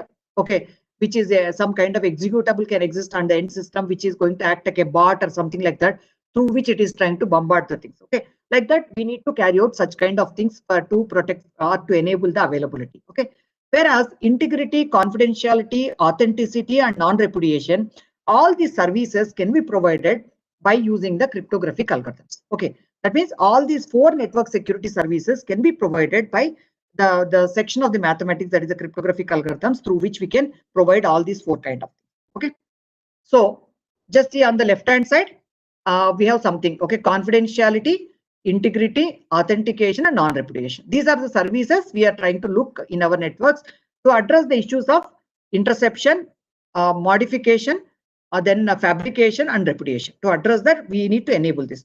How do you enable this kind of thing? These kind of mechanisms we will try to provide. Okay, these are the mechanisms we are trying to provide. How do you provide confidentiality? So before you try to dispatch the data from one end, okay, you try to scramble or you try to convert that information into some kind of unintelligent form. Okay, so you try to use some encryption techniques and then you convert into some form where even other people, when they try to intercept the communication, they will not be able to get anything out of it. They see it some kind of garbage. Okay, only the receiver will be able to get back the original message. That is the idea. Only the two ends who are involved in the communication should know what is going on. Whereas in between, after dispatching until the receiver receives it, it should be seen as some kind of garbage. That is possible by using some kind of encryption mechanisms. Second one, integrity. So that means how do you know whether it is intact or it is modified? So what do we do in this particular case is that sender, before he tries to dispatch the details, he will try to calculate some kind of fingerprint or signature for the message which he is trying to dispatch. Okay, so this is going to say that, okay, it will help us to verify at a later point of time at the receiving end to check whether it is intact or modified. So by applying this hashing technique, okay, the sender will try to pass this particular message through the hashing. It will get a signature kind of thing. Similarly, receiver also will try to apply the same mechanism at the receiving end. If he ends up with the same fingerprint for the message, he will assume that it is not modified. In case if the issues happened over the wire, then definitely he will end up with a different value. That's how he cannot trust the contents whatever he received. Okay. So next thing is, how do you ensure that whether the person who claims so and so whether he's the right person or not? For that we have something called as a digital certificate. Okay. And to address the repudiation problem, we have something called as a digital signatures. Okay, just like our physical signatures. So we have the digital signatures through which we'll be able to prove whether the person is really involved in that communication as sender or receiver. Okay, now these are the four mechanisms through which you'll be able to provide these four services. Now our focus will be more in this particular direction: encryption, hashing, digital certificates, and signatures. Okay. So what we will do now in this, that first we'll try to understand the various cryptographic mechanisms, and by using the cryptographic mechanism, how these four the things are provided in our networks. That we'll try to understand. Okay. After that, once we have a detailed understanding about the cryptographic algorithms and how these mechanisms are going to be provided through that algorithm, at a later point of time, we will try to understand what exactly is happening with the network security protocols also. We talk about SSL, IPsec, all kind of things, right? How those solutions are designed, we'll try to understand. Okay. So now let us go. Okay. Now just keep in mind whatever we discuss, we'll come back once again. Okay. Just for another 10-15 minutes, we'll try to spend in this, and then we'll come back and understand that how this cryptography is helping us to provide those services. Okay. So there is a branch in mathematics called cryptology. Okay, that studies the mathematical foundation of this cryptographic cryptology. So which includes two sub branches called cryptography as well as cryptanalysis. Okay. So art of secret writing is called cryptography. That means you want to share some secret information, or you want to communicate some state with another entity, and only those entities need to look at it, whereas other people should not see what is going on. Okay. For that, what happened? We use these cryptographic algorithms and try to convert them into a secret information. So, or you'll try to convert them into unintelligent form so that the people will not understand what exactly is the hidden content inside that, and only the legitimate people, receiver, will be able to detect that. Now, there is something called cryptanalysis, or called as the art of breaking ciphers. What is this art of breaking ciphers? Is that, see, now sometimes the law enforcement agencies and all, their purpose is, see, the terrorist community or this kind of community, they use the same solution, like they may be using the same tools in order to communicate. They also will try to secure the communication, right? But the LEA, for the benefit of the country or to enable security in the country and other things, they have to continuously monitor the activity, whatever is going on. But they don't have, they are, in this particular case, LEA will be an unauthorized people to access the communication between the two actors, like this kind of thing. Okay. So illegal actors. So what happened? So they should be able to carry out the cryptanalysis on that, the secret information, to break the cipher. They don't know what keys are used, what algorithms are used, but still they try to extract the communication in order to take the protective measures and all. Okay. The branch of breaking the ciphers is called cryptanalysis. That means once it is encrypted, okay, without knowing the key and algorithms, if you want to extract the original message out of it, it is called cryptanalysis. Whereas art of writing, secret writing the secure code and other things, secure communication, it comes under the cryptography. Okay, now let us talk only about the cryptography part now in this session, how it is going to provide the various this thing. Okay, so let us try to understand some of the terminologies. Okay, so these are very important to understand the next part of this particular session. Okay, plain text. That means the two people are involved in the communication. You may be sending a document, or you may be trying to send a web page or anything. Okay, some communication is happening from one end to the other end. Okay, so the original message, okay, which is in a human readable form or understandable form, we call it as a plain text. Okay, today there is a meeting at 4 p.m. Okay, let us say this is the message. Okay, I want to send it to my colleagues. Okay, so I will send it, but what happened, I don't want other than my colleagues to try to know what is that exactly going on. So what the original message, today there is a meeting at 4 p.m. is a plain text, the original message. I will encrypt it by you applying some cryptographic algorithm, and then I will send it over the wire. Okay, so over the wire, it is not in a plain text, it is in a scrambled manner. Okay, it looks like a garbage, that is called a ciphertext. The encoded message, okay, which results in by after applying a cryptographic algorithm and all, is a ciphertext. Okay, what is cipher? The algorithm whichever used for transforming the plain text to ciphertext, the algorithm which is used for converting plain text to ciphertext is called as the cipher, or we also use the word cryptographic algorithms. Okay, and along with that, whenever you are trying to send information to the other end, there is very critical entity called as a key. Okay, the sender and receiver, they will agree upon this particular secret or the critical information. We call it as a key. Okay, so while you carry out the encryption operation or decryption operation, the key plays a vital role. Okay, which we'll try to understand in the further. So whenever I want to convert a plain text into ciphertext, I should have an algorithm, cryptographic algorithm. Along with that, I need to arrive at a key.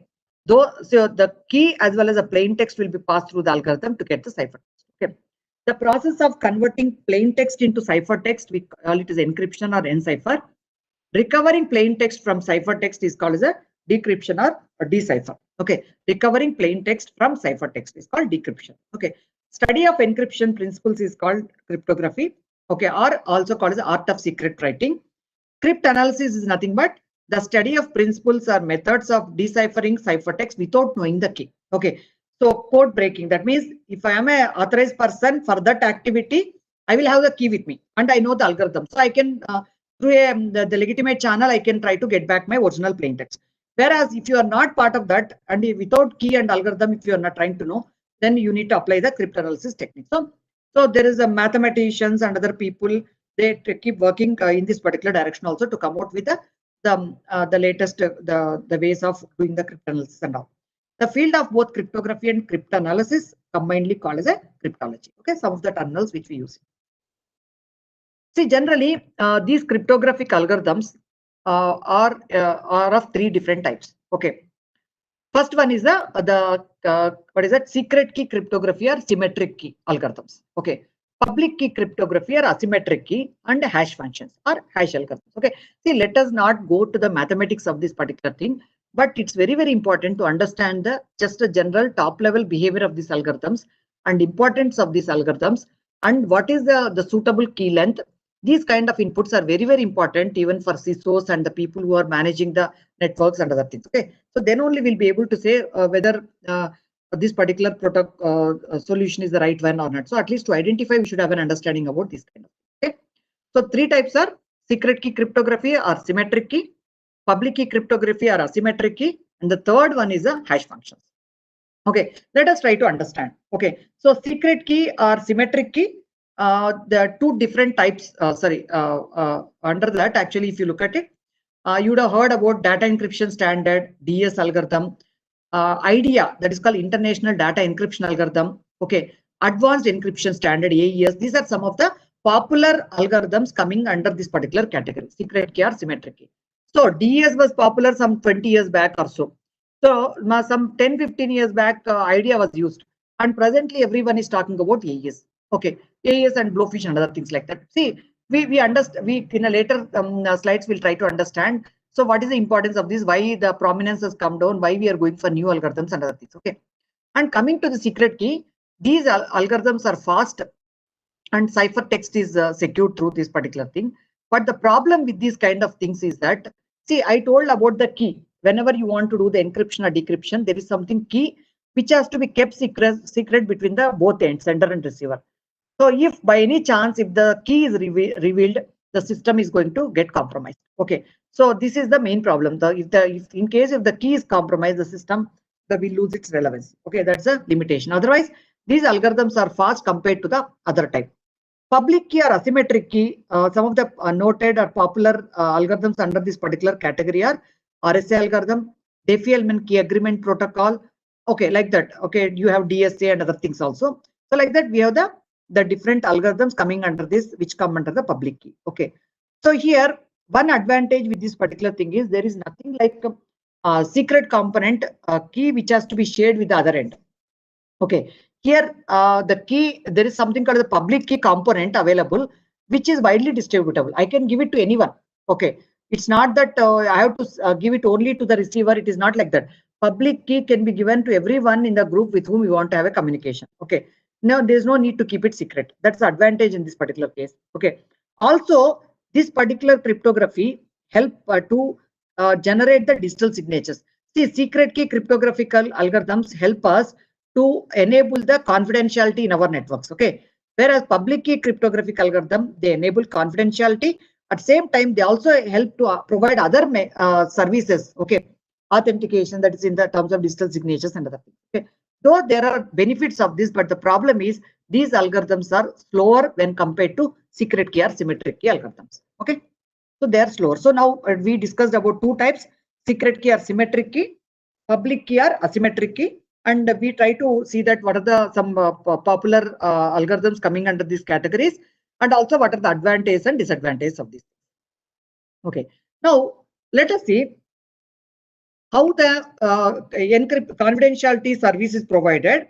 Okay, by encrypting the data between the sender and receiver using secret key algorithm. So first type of cryptographic algorithm is secret key or symmetric key algorithm. Okay. See, just you can see the words secret key or symmetric key algorithm. These two words are very important. Okay, but why the name secret key? In the sense, in this type of cryptographic algorithms, both the sender and receiver need to agree upon a shared secret key. They need to agree upon a shared secret key. No other third person should have an idea about secret key. They both need to agree upon a shared secret key. That's the way it has got the name secret key algorithm. And also the name symmetric key. The reason is the same key is used at both ends. Symmetric keys, that is where it is got the name symmetric. That means the same key is used at both ends. If I use secret key here, the same secret key I have to use for the decryption purpose also. Okay. Now how this is going to provide confidentiality is that, so sender and receiver, okay, they will agree upon a cryptographic algorithm that is a secret key algorithm. It can be IDEA, AES or DS. One algorithm they identified, and they both agree upon a shared secret key. They say, yes, I am going to dispatch one document to you. I am encrypting that particular document with this particular key. They will share that particular. Let us not worry about how they are sharing the secret key. We'll come back to that particular. Once those two are identified, the plain text, whatever the plain text instance, whichever document which you want to share secretly with the other end, it will be encrypted with the shared secret key, passing through the cryptographic algorithm. What is generated? A ciphertext. Ciphertext are the encrypted text. So this ciphertext will be transmitted to the other end. Okay, it will be sent to the other end. Okay, over the channel, it is scrambled or it is looks like garbage. So though anyone tries to intercept, they will not get anything out of it. Okay, with the Wireshark or something, if they intercept, they'll not get anything out of it. Now, once you transmit, after that, once it is received at the receiving end, you know you already agreed upon with the receiver with the shared secret key, and he also know the algorithm which you use for generating the encryption text, ciphertext. So what he will do is that he will again pass the ciphertext through the same algorithm, okay, and by giving the same key as an input. Now, when he passes this results in a plain text. That's how the sender and receiver, they agreed upon algorithm and key, and then they could securely communicate by using secret key algorithm. This is how the algorithm works. In this secret key algorithm, secret key has to be shared by both, and the same key used for encryption and decryption. So before encryption or decryption, both need to agree upon the algorithm and the key. This is how the confidentiality enabled. Now the question is, what happens if anyone tries to capture the ciphertext which is transmitted? Okay, so we are trying to transmit a ciphertext, right? So anyone, when they try to get it, they will not be able to get back the original plain text unless they try to apply very sophisticated cryptanalysis techniques, which are very, very challenging. Reason is, if I want to get the plain text from the ciphertext, I should have an idea about the algorithm as well as session key, secret key, okay, which is available only with the sender and receiver. So that's how the confidentiality is ensured. Only the two entities will be able to see.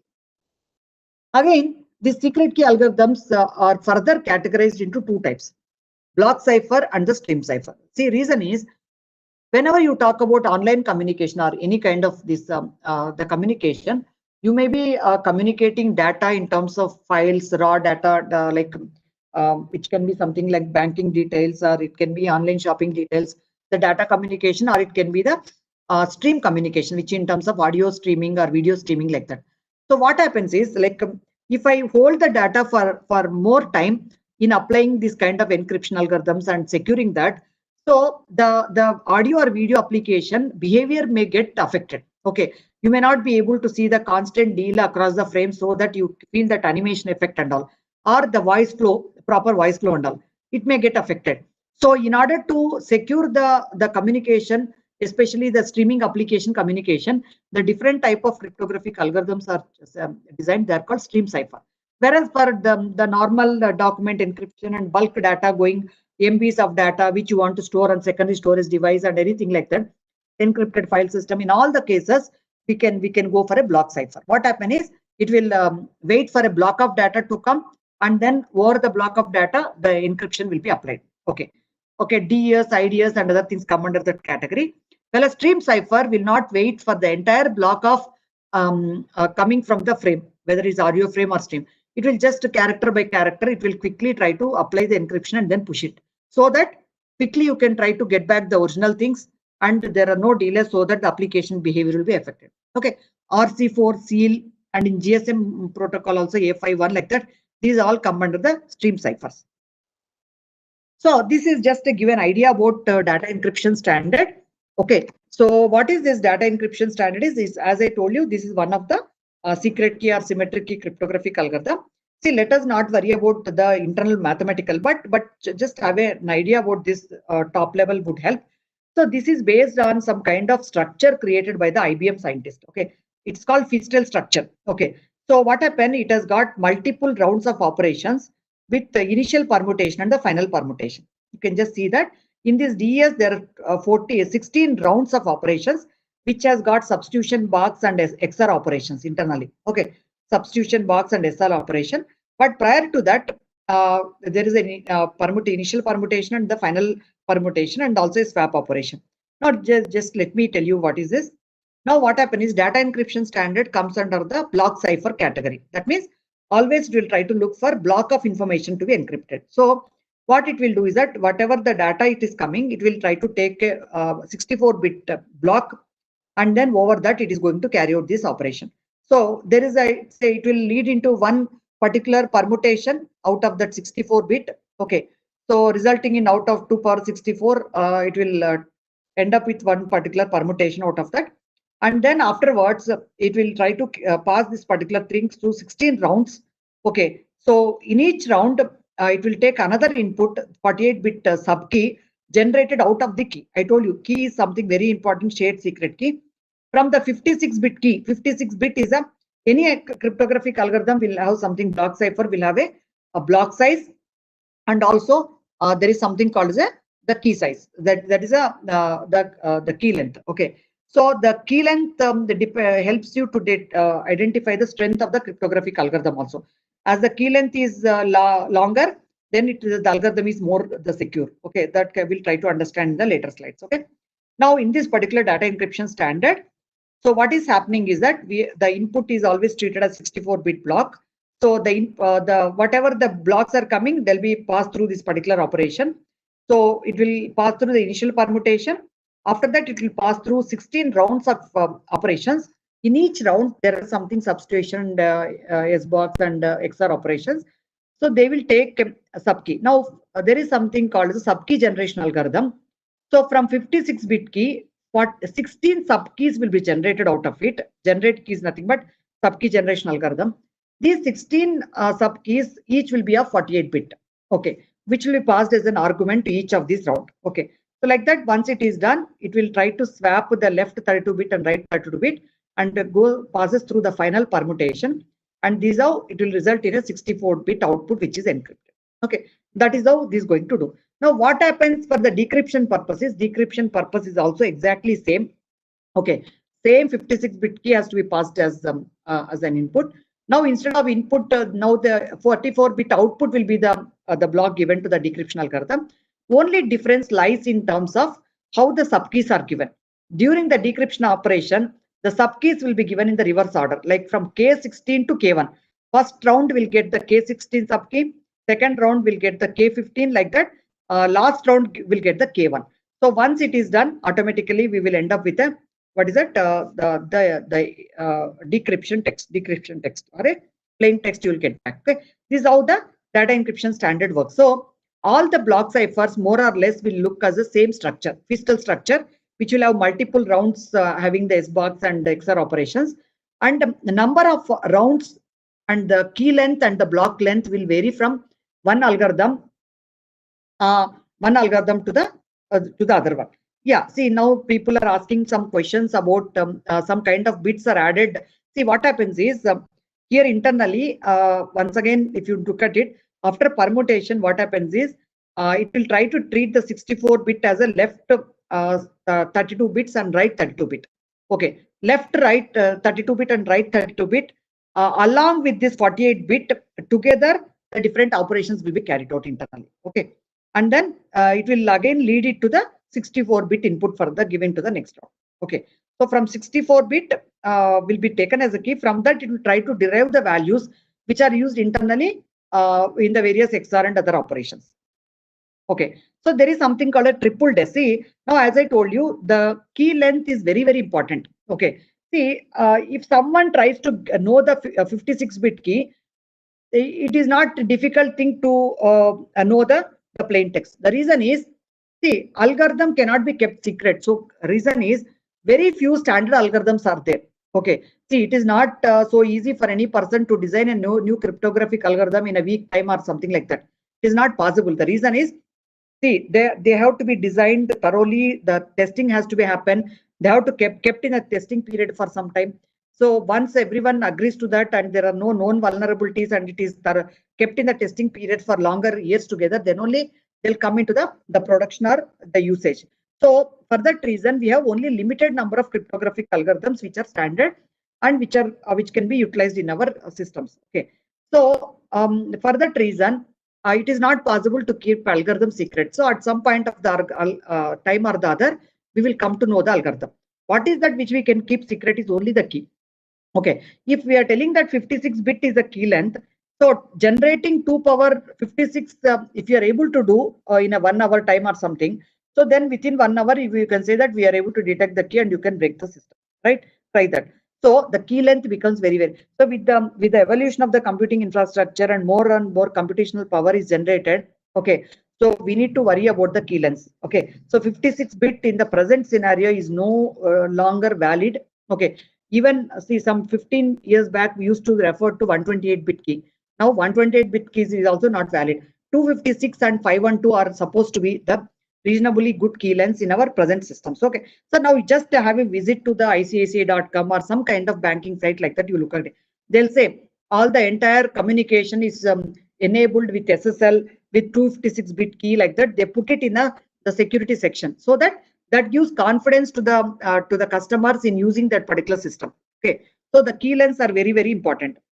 Okay, see, when DES was not able to give the required security, what people have done is people try to look for the better algorithm than that. So that's how they came out with something called a triple DES, or some also called as a cascaded DES. Okay, you are trying to cascade the blocks of DES so that you can try to think about the symmetric key algorithm with a better security. Okay, so what happened? 3 times the DES block is cascaded, and each block is taking a separate key which is of 56-bit length. Okay, so 56 into 3 is something like how much it will be, 168 or something like. So that much the key, the length we can say that. And what happened? It is passed through 3 blocks. Plain text will pass through first block of DES with 1 key, then again the DES block in the decryption mode, and again third block in the with the key 3. We'll end up with ciphertext. So at the receiving end, what is done? The blocks are exchanged. You can see that decrypt, encrypt, and the keys are also K3, K2, and K1.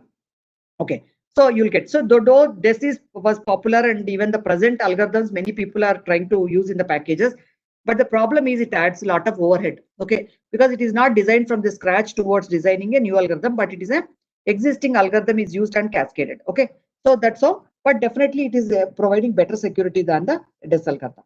Okay, other prominent secret key or symmetric key algorithms are IDEA, International Data Encryption algorithm. Even some 10 years back, when we used to design the system, we used to use this algorithm. 128-bit is the key length and 8 rounds. And another popular this one secret key algorithm is Blowfish. Okay, so this is one of the popular algorithm without any known vulnerabilities. Okay, this can go up to 448-bit variable length key. Okay, and generally it is of 128-bit use, but depending on the strategic and criticality of the application, we can choose the better key length. And again, it has got 16 rounds. We can easily implement in both implement and high speed, high execution speed. Okay, it can be implemented in both hardware as well as the software. Okay, so this is the another. See, the AES is one of the good thing. Then Blowfish. Okay, AES I talk about. CAST 128 is another one. Then AES Advanced Encryption Standard, which has got variable block length and variable key length. So presently, many of our systems like people are going for this kind of AES algorithm, easy to implement in both software as well as the hardware. Okay, so so we talked about what is that secret key algorithm. Under this particular thing, again we discussed about the block cipher. So we have seen block cipher in the sense the encryption or decryption process will be applied on a block of information at a time. Each of the secret key or symmetric key algorithm will have different block lengths as well as key length. More the key length, more secure the algorithm. So key length is very, very important. And if you look at the structure of these kind of block ciphers, almost all the block ciphers are of the similar structure, which is nothing but a Feistel structure designed by the IBM scientist. Okay, but varies in terms of number of rounds, block length, as well as a key length. As I told you, in the present scenario, 256 and above is more appropriate key length for the symmetric key. Okay, so the other type of the algorithms are what is it? Stream cipher. Okay, so what is this stream cipher? As I told you, to address the requirements of audio or video streaming applications. So in order to take care of the latencies and other things, so that the application performance is not affected, these stream ciphers are designed. So let me go back to the next slide and once again come back to this. Okay, these stream ciphers are actually, if you look at it algorithm wise and all, they look very simple. Okay, see, the plain text is passing through this. As I told you, this simple XR combination of XR and the key stream generator is your stream cipher. That's it. Okay, there we talked about Feistel structure having so many rounds, initial permutation, final permutation, and all. Whereas here, the key stream generator and XR operation, these are the two things which are part of stream cipher. It will take key as an input and the plain text as an input to generate the ciphertext. At the receiving end, again, the ciphertext will be passed as an input along with the same key to get the plain text. But the most important thing is we need to understand what exactly is key stream generator. Okay, see, in the security, random number plays a very, very important role. Okay, so we talk something about a pseudo random number. Okay, normally what happens is when you say random number, no 2 times you end up with the same value. Random is every time you should give a different value. So normally you would have seen in the programming language and other things like that, for a particular seed value, you end up with a specific random kind of thing, right? Okay. See, what is this pseudo random number in the sense? It is random. Okay, it is random, but for a given key value, it will give the same string. Okay, so for a given key value, it will try to give the same random sequence. If I change the key value, it will end up with a different random sequence. So what is the purpose of this particular thing is that whenever I encrypt something at the sender end, I will be able to decrypt it with XR operation at the receiving end only with the same random sequence, right? Okay, I cannot think about a different random sequence. So I should end up with the same random sequence, but the sender and receiver need only to get the same random sequence. For that, what we are doing is that when you supply this particular key, which is agreed upon between the sender and receiver to this key string generator, the key string generator is going to generate the same random sequence. So that's the beauty of this particular this thing. So a pseudo random number generator continuously generate bits known as running key or key stream. Okay, XORing the key stream to the plain text produces the ciphertext. Okay, that's what it is going to do. So for a given key, it will always give the key stream. That's how it is going to work. Now, what we understood till now is a secret key or symmetric key. So what happens in this? What is the thing? Symmetric key scheme requires both parties to share a common secret key. Yes, you all understood, right? So both the parties need to have a key, irrespective of whether it is a block cipher or stream cipher. Both need to agree upon the same symmetric key, right?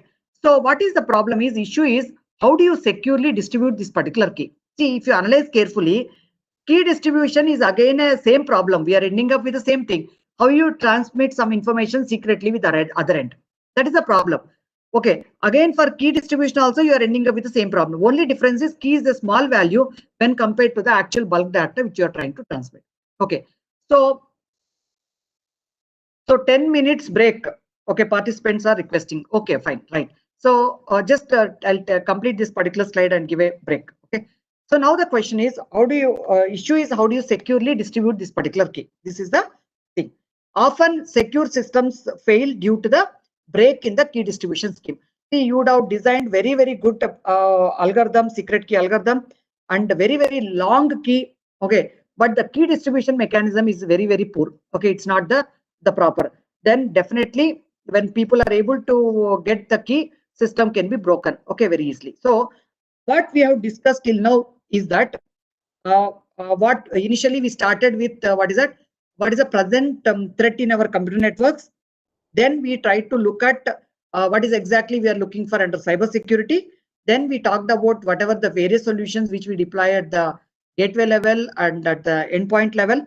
And then we tried to see that what exactly is network security, which is a subset of this cyber security problem, and what all the issues we have, and what are the security services required, and what mechanisms are required to provide those services.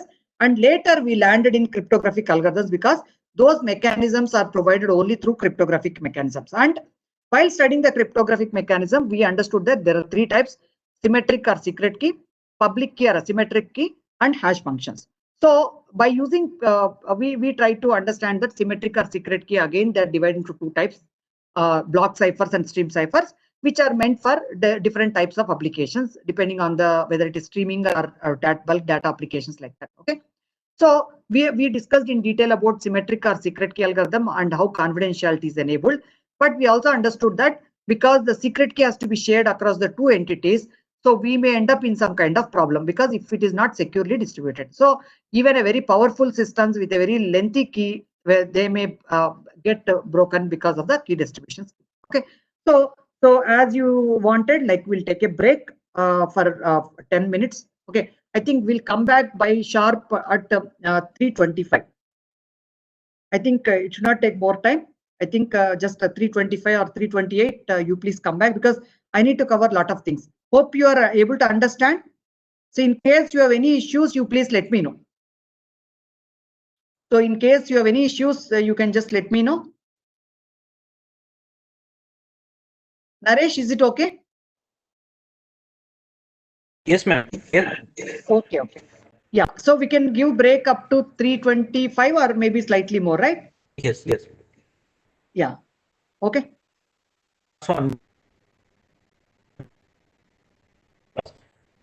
Yeah, surely. Yeah. Okay. Okay, right. Yeah. Thank you.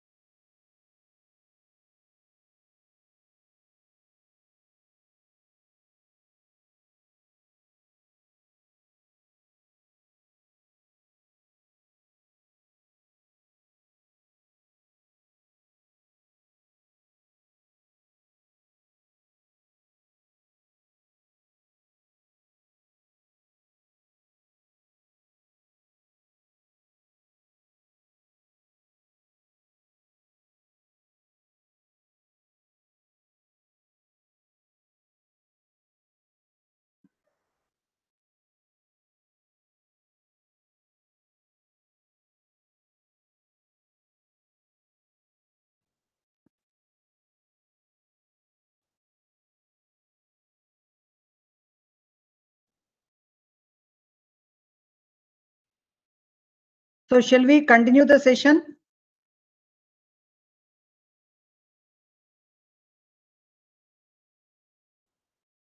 Hello.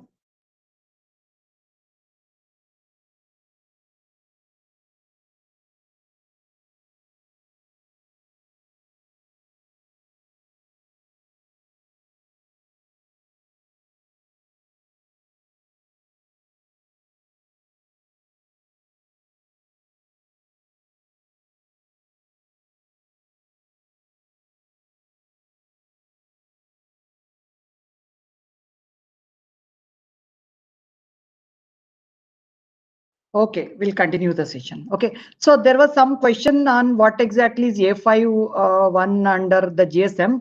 See, basically that is stream cipher, which is used for the over-the-air communication used in the GSM protocol. Okay, so that means this the wireless this thing the A51 is a stream cipher used for securing the communication over-the-air communication. Okay, so till now we discussed about secret key or symmetric key algorithms. Now let us discuss about the second type of cryptographic algorithm, that is a public key algorithms. Okay. Now here we need to have some understanding before we proceed further. See, in this public key algorithms are asymmetric key algorithms. We also call it asymmetric key. Why public key? In the sense there is some public key component in this particular algorithms, and another thing is asymmetric in the sense the two different keys are used at the sender and receiver end for encryption and decryption purpose. That's why it has got the name public key algorithm or asymmetric key algorithms. Okay. Now, what exactly happens in this particular case is that, see, whenever you want some people to involve in the communication, okay, you by using public key algorithms, everyone will be generating a key pair, like by using RSA or something like that, the key pair will be generated. See, when you say key in a previous type of algorithm, there is a secret key. It has got only one component. Okay. Whereas in this particular key, public key algorithms, key is always generated in a pair. See, now if four people are there in a group and they want to secure the communication for the interactions across the four people, each one of them will be generating a key pair. Okay. See, like for example, myself, Lakshmi, Naresh, as well as the Murthy, we three want to interact with each other. Okay. So what is that? Each one of us will have a key pair. Okay. So Lakshmi will have a public and private components of the key pair. Naresh will have public private key, and Murthy will have public private key. What we will do is that once I have my public private key, okay, these algorithms are designed in such a manner.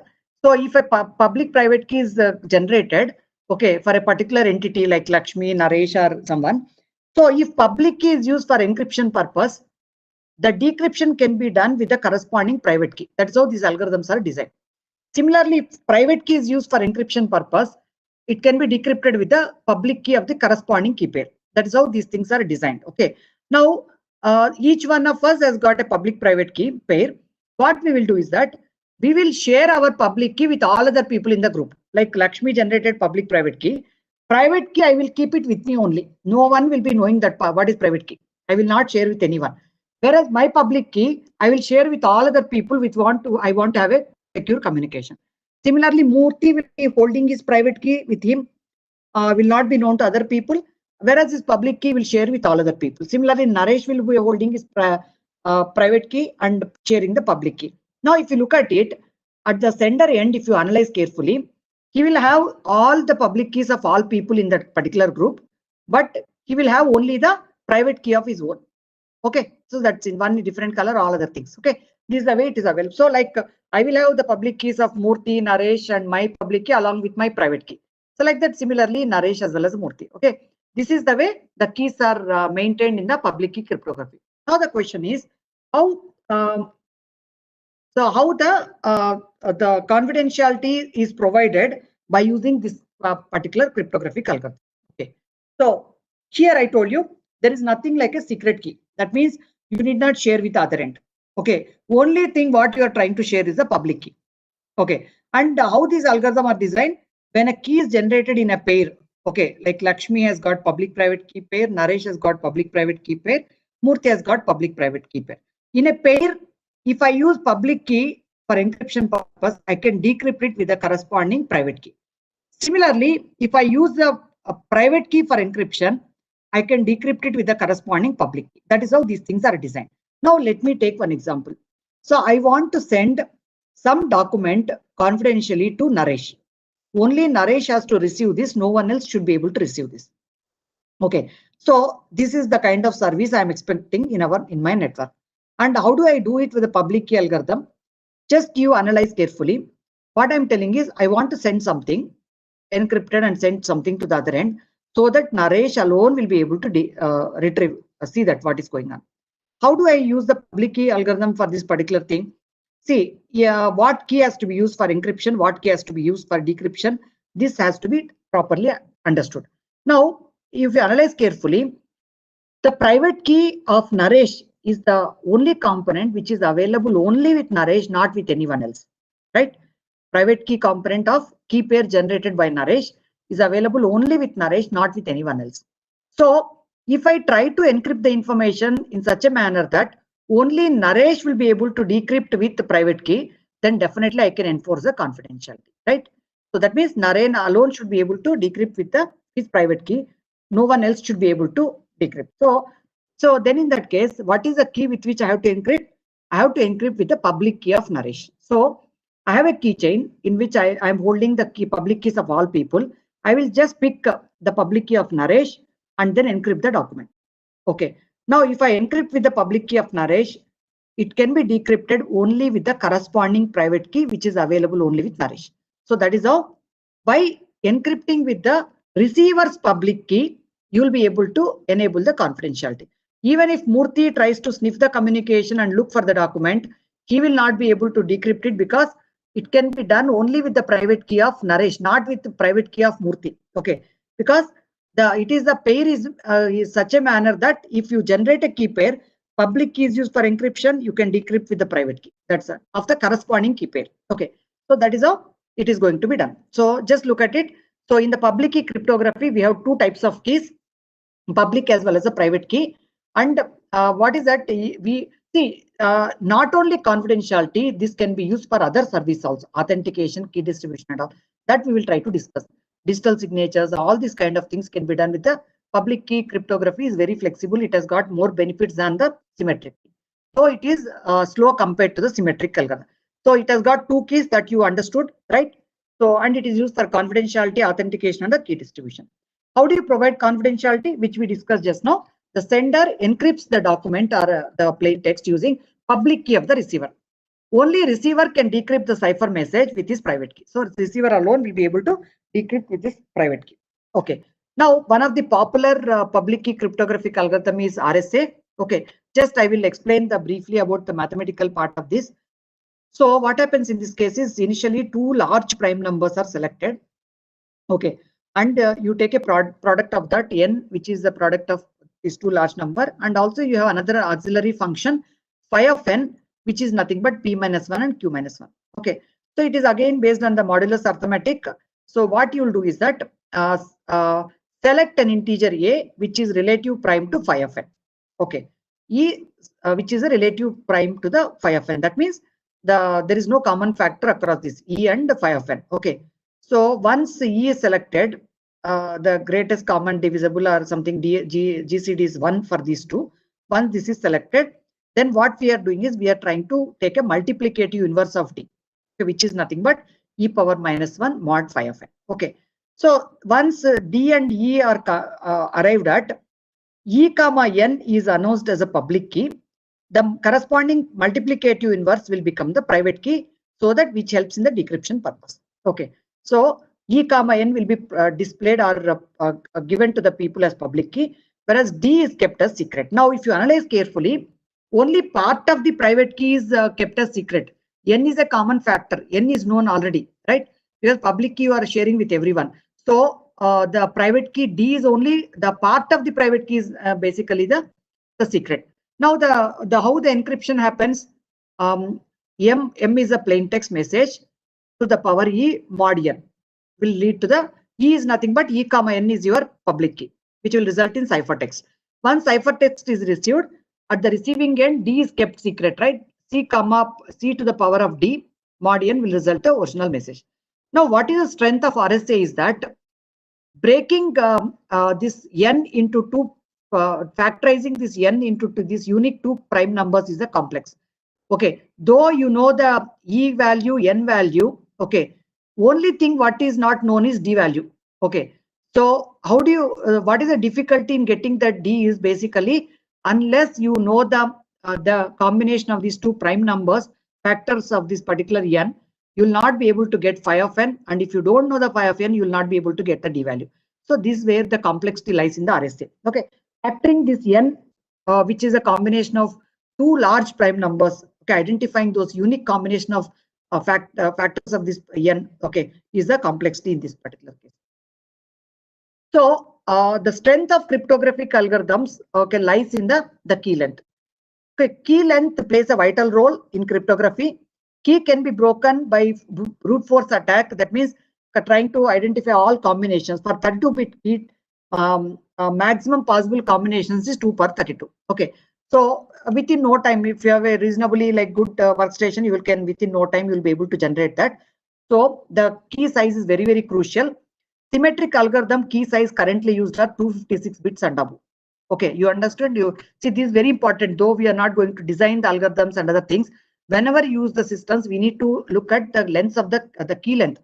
So you can notice, you go to the ICICI bank site and all your communication is secured with 256-bit keys like that. They mention in that. So this just gives the confidence to the customers. Public key algorithm require a little bit larger key sizes when compared to the symmetric key algorithms. The reason is part of the private key is already known. Okay, you saw in the previous slide e comma n, d comma n. E comma n is published, d comma n is already there part of this.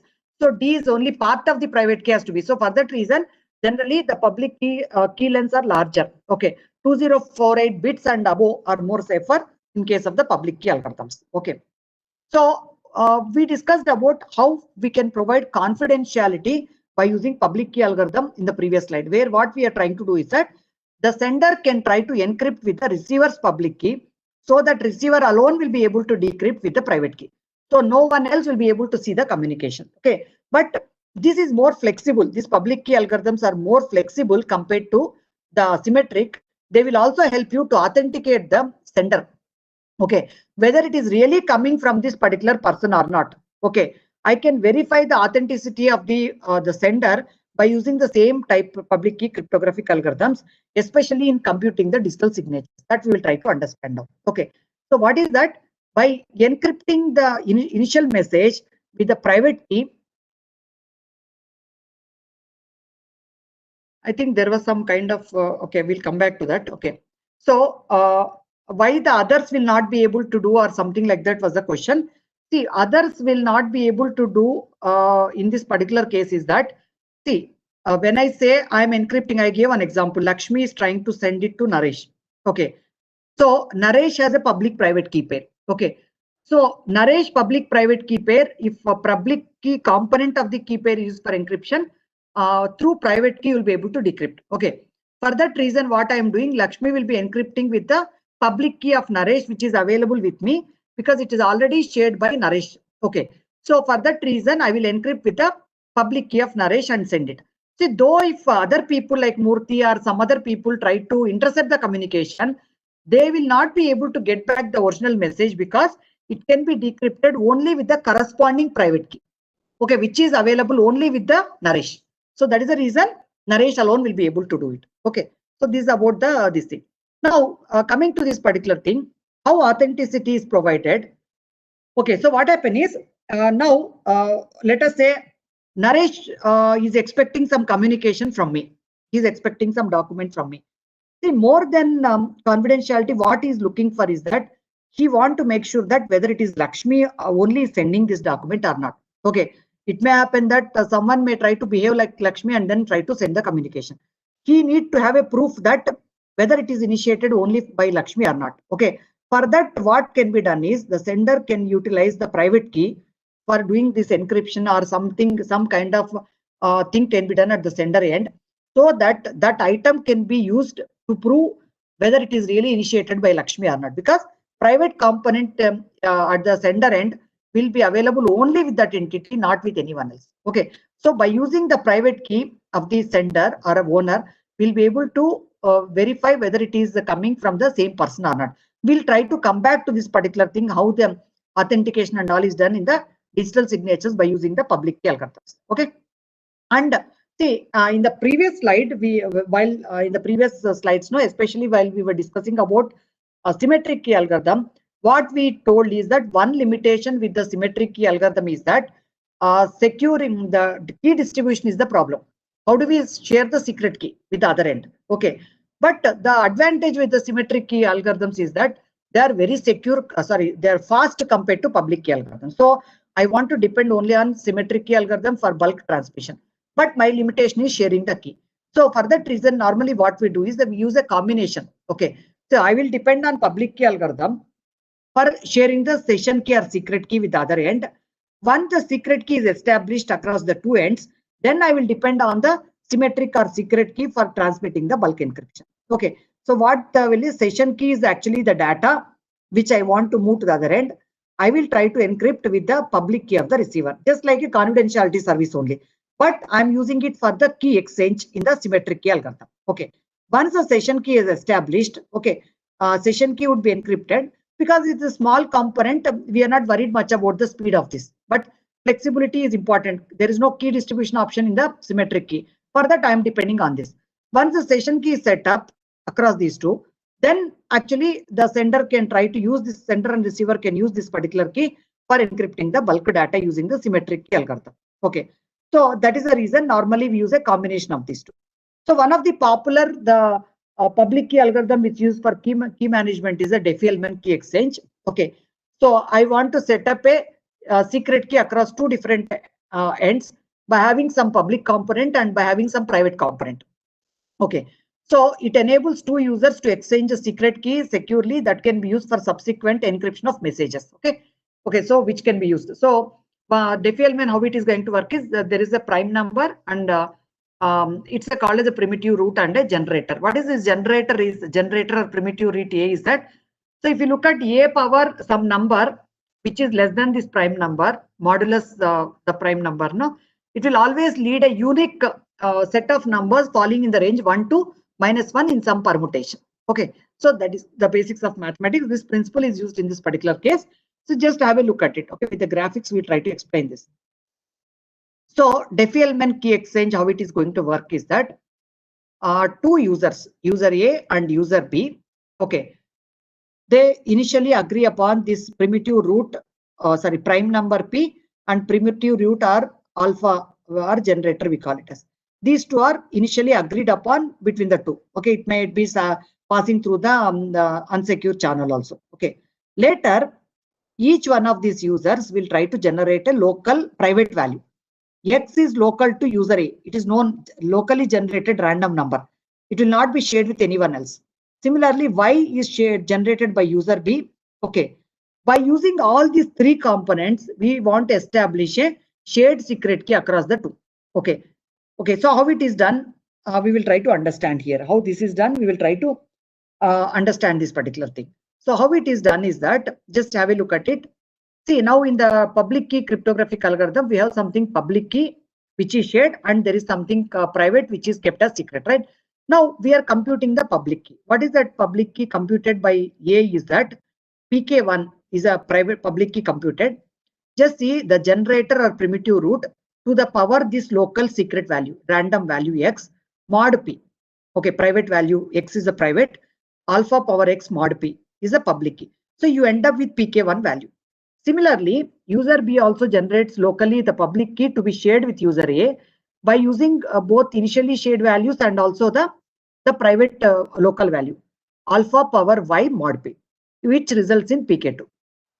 Okay. Now each one of these users will share PK1 and PK2 across the other end.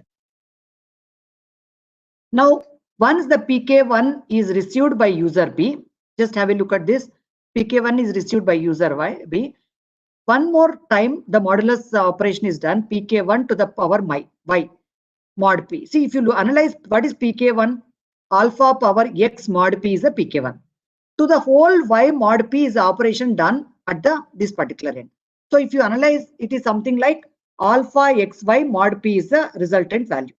Okay, alpha X mod P to the whole power Y mod P is the thing, which is all equivalent to alpha power XY mod P. Similarly, when PK2 is received by this particular user A, okay, PK2 is nothing but alpha to the pi. So PK2 to the power X mod P. Okay. So what happened? PK2 is nothing but alpha power Y mod P, alpha XY mod P. Okay. So this is result. If you analyze carefully, we are sharing PK1, we are sharing PK2 public information. By using public information, can't we extract X and Y? No. Yeah, I'll come back to that. There is a question. Can't we extract X and Y from public key? I'll get back to that. Okay. First, we'll complete this. So PK2 to the power X mod P, XY mod P we are getting. Similarly, PK1 minus. See, if you look at it, the final value, whatever we are getting here is same. Okay, alpha XY mod P, which is results in at user A and user B. With this is nothing but your shared secret key. Okay. Now the question is, if someone tries to capture the information, okay, does the man in the middle and gets the information, is it not possible to get alpha XY mod P? Now analyze. Let us analyze. What are the things which you can get it from the wire or channel? P you may get, alpha you may get, PK1 and PK2. These are the four components you may get it from the wire or channel, right? Now let us assume, okay, PK1 you got it. Okay, alpha and P. Okay, now what is required in order to compute alpha XY mod P? Okay, if I want to compute alpha XY, I should get either X or Y. That is important. Now, when you have PK1 or PK2, getting X or Y is the toughest thing in this particular Diffie-Hellman, which is based on the discrete logarithms problem. Okay, so now if you look at it, PK1 is equal to alpha X mod P. Though you know PK1, alpha and P, getting X is the toughest thing. This is based on the discrete logarithms problem. Okay, same thing is in this case. Okay, so that is the complexity lies in the Diffie-Hellman algorithm. Okay. Hope you got this particular thing. So this is one of present protocols you internally use the Diffie-Hellman key exchange. Okay. Now, what is that in the present scenario? If you look at it, there are two things we are talking about: symmetric and asymmetric algorithm, also called as secret key or public key algorithm. Symmetric key, we are telling faster, asymmetric key or slower. Practically, what happened? Fastest implementation of RSA may encrypt kilobits per second, whereas the DS may encrypt megabits per second. Just to compare the speeds, we have given this particular thing. So telling that symmetric. So bulk data and other things, we definitely need to go for symmetric. But because of the flexibility in having public key and all, we go for asymmetric key for the basically for the sharing the secret information. So what is the common practice in our networks? So again, Diffie-Hellman also will result in with the same speed as the public key. Okay. So because it is again comes under the public private key category, public key algorithm category only. It will not give the symmetric speed. It will give the asymmetric key. So that is the reason Diffie-Hellman is used only for sharing the secret key. We use only for sharing the secret key. For bulk encryption, we will not do it. Only for setting up the key, we depend on this. Later for the encryption, we depend on the symmetric key algorithms only. Okay. See, larger prime numbers, the brute force also is not it's very tough actually. As I told you, as you increase the size of the prime number, whether you talk about RSA and other things, the prime number is basically in this particular case is that whenever you have the generator taking the exponentiation operations along with this particular prime number, you end up with a unique combination of a permutation from 1 to p minus 1. So large prime number with modulus operation, we will not be able to detect the exponential value because of the discrete logarithms problem. Okay, so definitely large prime number is important. And when you come to the RSA, this thing, see what is more important is breaking that n value into the unique large prime numbers. As you increase the size of p and q, n is equal to p star q when we say. So identifying those two factors p and q out of n is a challenging when p and q are large. So that's why we choose the large prime numbers in these cases. Okay. So practically what happens is that the very common practice is hybrid approach where symmetric and asymmetric are used together. Okay. Asymmetric encryption is used to set up a secret key, just like using RSA or Diffie-Hellman, and which is then used for symmetric encryption like DS, IDEA and other things. So we are taking the advantage of symmetric speed, that is in terms of speed, and flexibility of public key in case of asymmetric. Okay.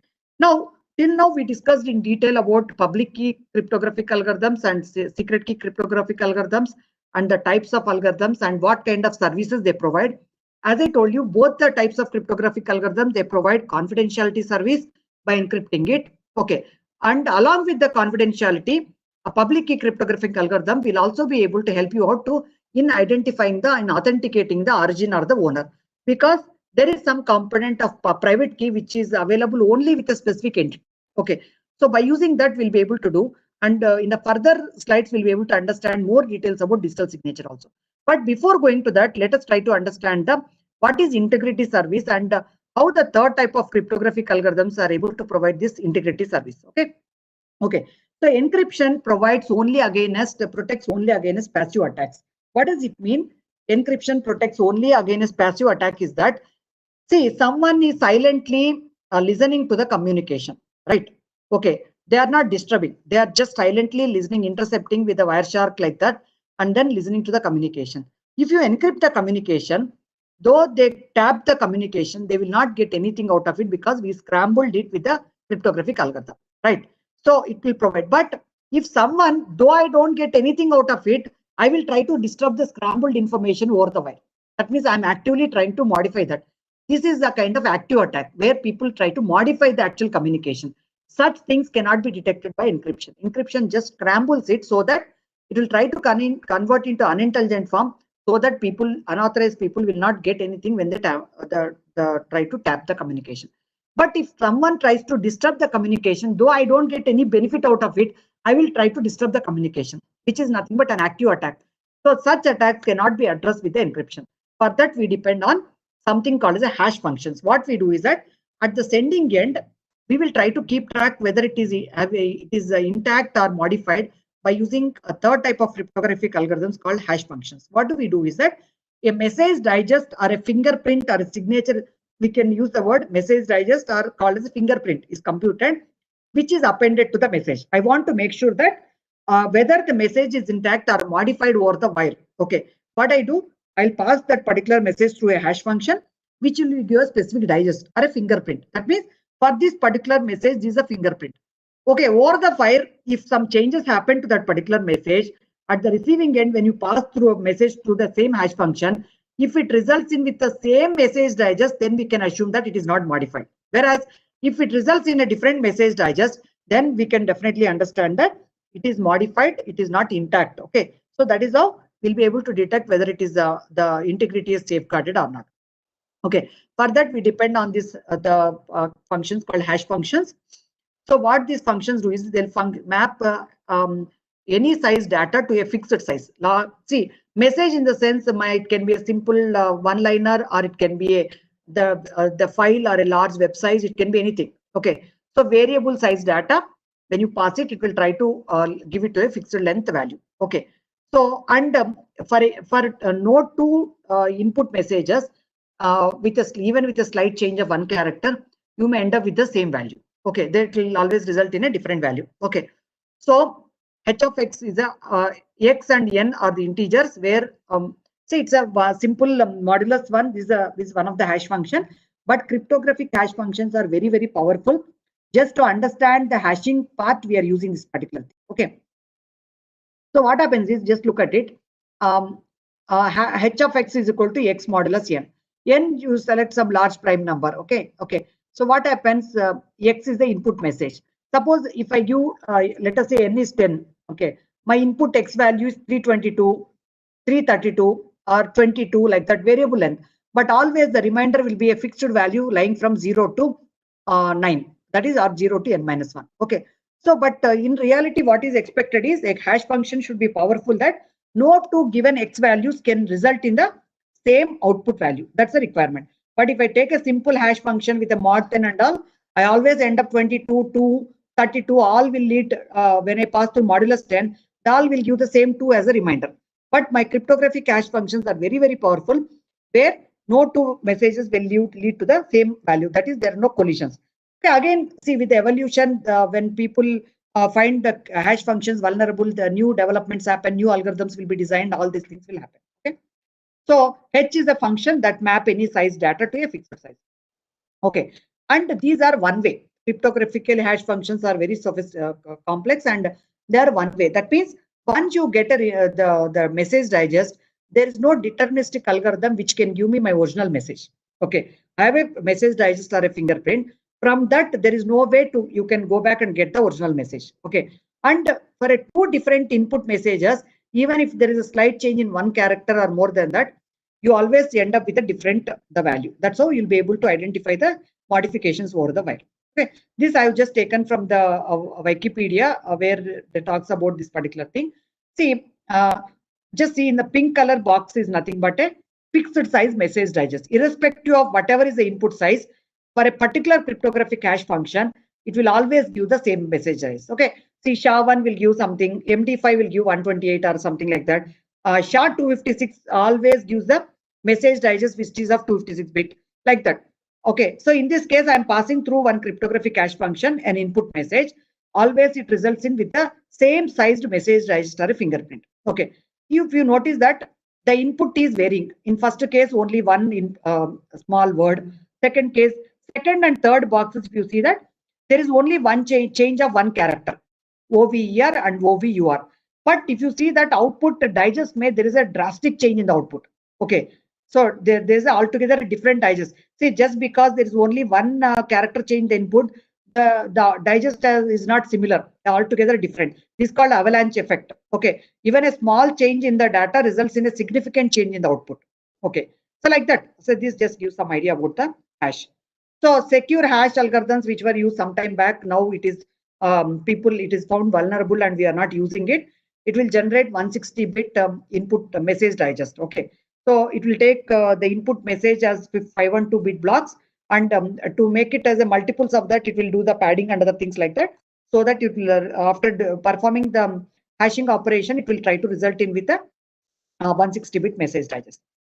So now presently we try to look at this kind of thing, SHA-256, secure hash algorithm that generates 256-bit message digest. Most of the systems have this particular thing. So SHA-2 is basically a group of algorithms, a set of cryptographic hash functions designed by United States National Security Agency. So we have it's a family group of algorithms under that. Okay. Now we understood the three types of cryptographic algorithms. Now let us try to look at the digital signature. Okay. One thing we are very clear that whenever we involve in a communication, okay, along with the communication, whenever you are trying to send a communication, we want to have a digital signature attached with that, so that tomorrow we'll have a mechanism to verify whether it is really initiated from that particular entity or not. Just like a way we have approvals in the physical world. So whenever you sign on a particular paper, it can be verified by anyone tomorrow that yes, this person has seen the paper and he has moved that particular paper by putting a signature on that. So we want something similar in the digital world. So you will before you initiate a communication, we want to you want to attach a digital signature along with that, so that whoever receives that communication, they'll be able to verify, or with the third party, or with the in the law of court or something like that, we'll be able to verify whether it is really initiated from there. Okay. So what is that? Only a signing authority can sign a document, but everyone can verify the signature. Hope you understand. Same thing in the physical world, right? A signing authority can do that, but everyone should be able to verify. Signature is associated with a particular document. As I told you, it's not that you take a rubber stamp and put on all the approval papers. It is not like that. Putting a signature on each and every paper is relevant, because you are approving the contents of that particular document. Okay. Same thing, signature is associated with a particular document. Signature of one document cannot be transferred to the another document. Okay. With these same basics, we talk about something about digital signature. How digital signature is generated. Okay. So digital signature is basically an authentication mechanism which enables the creator of a message, that means whoever is initiating a message, to attach a code that acts as signature. Okay, they'll be attaching a digital signature, which is a code along with the message or a document. A code is attached, which can be utilized by the people to verify at a later point of time. How do you generate that code from the sender end? The objective is to provide a mechanism so that the document details can be verified whether really this person has initiated or not. For that purpose, so what will happen is that generally what happens is, whatever the message which is trying to send, okay, will be passed through a function. Whatever the document, first you will try to message, you will pass it through a function. Generally this function is a hash function.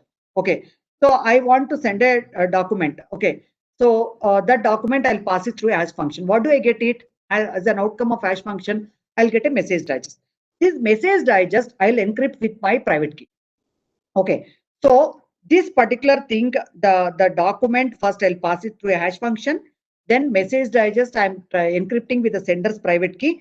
This becomes a digital signature for this document. So what we can verify is that anyone can verify whether it is originating only from Lakshmi and the content is intact. So both can be verified. So that particular, the code what I generated at sending end is called as a digital signature. So encrypt a small block of bits, that is a function of the document.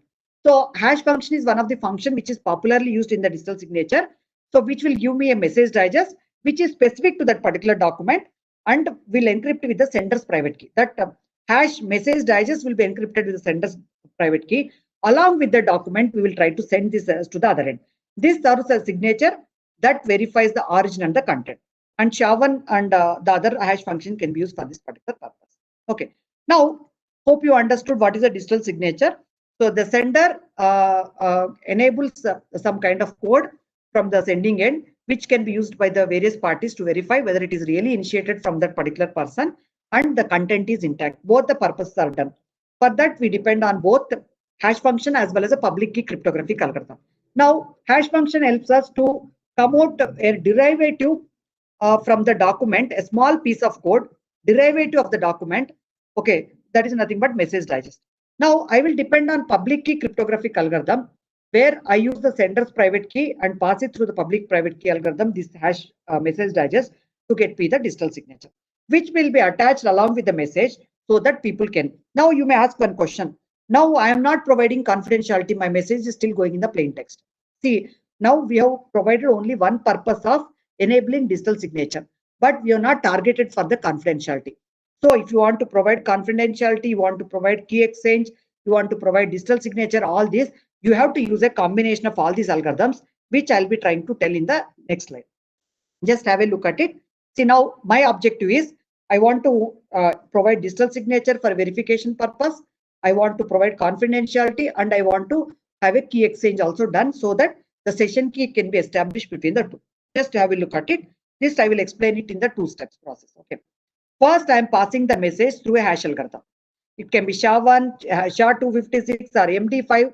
You can choose one of the standard algorithm, or depending on the suitability and depending on the present day scenario, you take that. It will give a message digest. Now, this message digest, we are trying to pass, is encrypted with the private key of the sender through the public key cryptographic algorithm like RSA or something. We are encrypting that particular message digest with the private key of sender. What we are getting? Digital signature. Okay. Now, this digital signature helps me to prove whether it is really initiated from so and so sender, because sender private key is used, and then content also. Message digest, if I verify with the hash function again with the message, I'll be able to tally whether same message digest is received or not. So I'll be able to verify the origin and the content, but still my message is in the plain text. If someone modifies the message or something, I'm not providing the, I may detect the changes, but confidentiality is not ensured. People can tap the communication. For that reason, I will pass it through the next step. These two, I will pass it through, what is that? One, I'm generating one session key at this particular end. Okay, I'm generating a session key. Okay, so what I'm trying to do, both message and digital signature, I'm encrypting with a session key at this particular sender end. So what I'm getting, encrypted message and signature I'm trying to get. Is it clear? Now, whatever one-time symmetric key which is generated, okay, how do I give it to the other end? As I told you, normally sharing the key for that, we depend on the public key cryptographic algorithm here. So what I'm doing, the same key, I'm encrypting your message and digital signature to get that, and the same key is encrypted with the receiver's public key. Just see here, so that receiver alone will get back to this particular. So now this encrypted message and signature, encrypted one-time key, both will be sent to the receiver. Okay. Now what the receiver will do? Receiver first he will try to apply his private key, because the sender has encrypted the session key with receiver's public key, so that only receiver will be able to get back to the key. Okay. So he will pass this encrypted one-time key. He will pass this particular block through using the private key. What he will get back? He will be able to open up the session key. Once you open up the session key, he will decrypt this encrypted message and signature with this session key. He will be able to open up message as well as digital signature. Once he will get the message as well as digital signature, what he will do? He know that this is signed by so and so sender. He will apply the public key on the digital signature to open up the because it is signed by encrypted with the private key of the sender. He will use the public key on the digital signature to get back the message digest. After that, he will apply hash function on the message to get the message digest, and then compares both the things. If whatever message digest which is generated at the receiver end is same as what is received, then definitely it is understood, it is not tampered, and it is sent by the right person. So a combination of all these things are used in order to provide the different security services in our network. Okay, so this is all about the importance of different cryptographic algorithms, and then also the importance of digital signature. Okay, now coming to this particular thing, what is digital certificate? Okay, so we said that, okay, public key cryptographic algorithm is very important, all that kind of things, right? So that public key solves various problems, it is flexible and other things. But now we talk about one particular problem. Okay, let me stress on that. Then you'll be able to understand the need for a digital signature. Okay, again, we'll go back to that particular thing. So as I told you, like if I want to use public key cryptographic algorithm, I need to establish a key pair. Okay, so suppose let us say Naresh and myself want to share some information. Okay, say share some documents using public cryptographic algorithm. So what I will do, both of us will do is that I will have my key pair generated, public private key, and then Naresh also has got public private key. So Naresh will try to broadcast or share his public key with everyone, whereas his public private key will keep it with him itself. Similarly, I will share my public key with everyone, private key is with me, right? So whenever I send my public key, Naresh will try to add in his local the system at some particular the data structure where we'll say Lakshmi's public key so and so. And then later when we are involved in the communication sharing documents, the keys will be used appropriately. But the major problem is what is that is how Naresh has to trust when Lakshmi shares that this is my public key. But how do you trust the message? It might be possible that there can be an adversary who is going to act like Lakshmi and shared his or her public key as Lakshmi's public. It is possible, right? So instead of me, someone has projected as Lakshmi's public key so and so. What happened? They have generated a key pair of their own and projected Lakshmi's public key as so and so. Then what happened? Naresh does not know about it. He will trust and he will add the whatever is there in his local data structure, indicating that Lakshmi's public key so and so. Later, when he want to communicate something secretly with me, some document he has to share, what he will do is that he will go to the keychain and he will try to retrieve the Lakshmi's public key and sends the document to me, expecting that I'll be able to decrypt because the private key is with me. But what happened? Whatever the key which is available with him is not of Lakshmi, but some adversary. Okay. What happened when he encrypts that particular thing with the public key of that and sends it over the wire?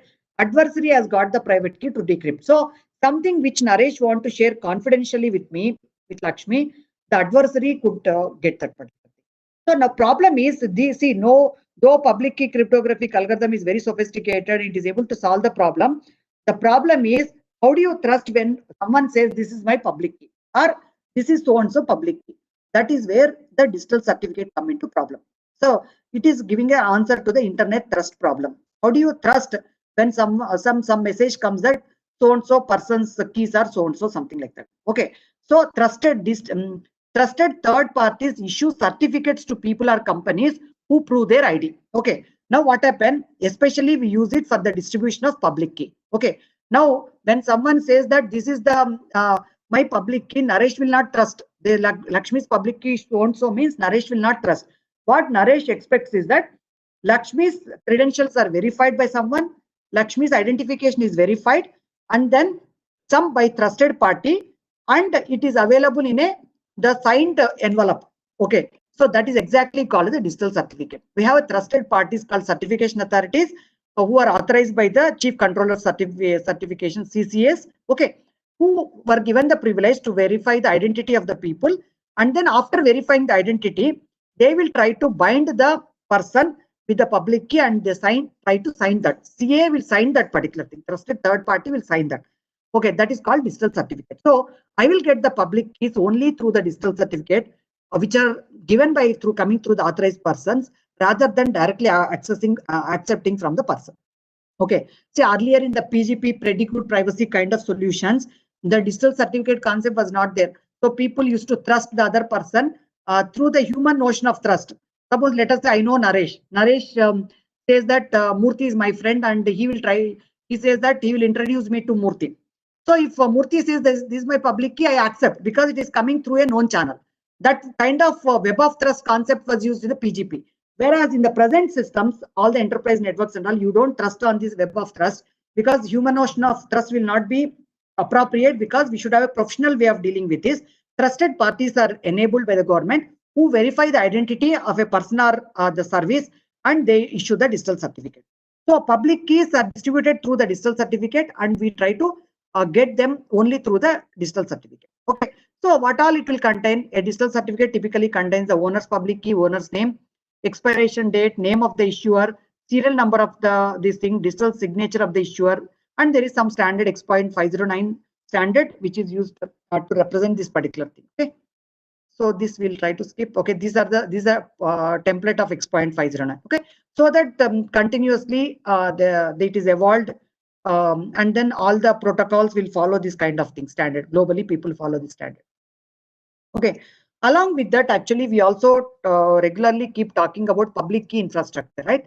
So what happens is, whenever you have public key cryptographic algorithm, we need to have a kind of infrastructure, software and hardware infrastructure to be enabled by the government.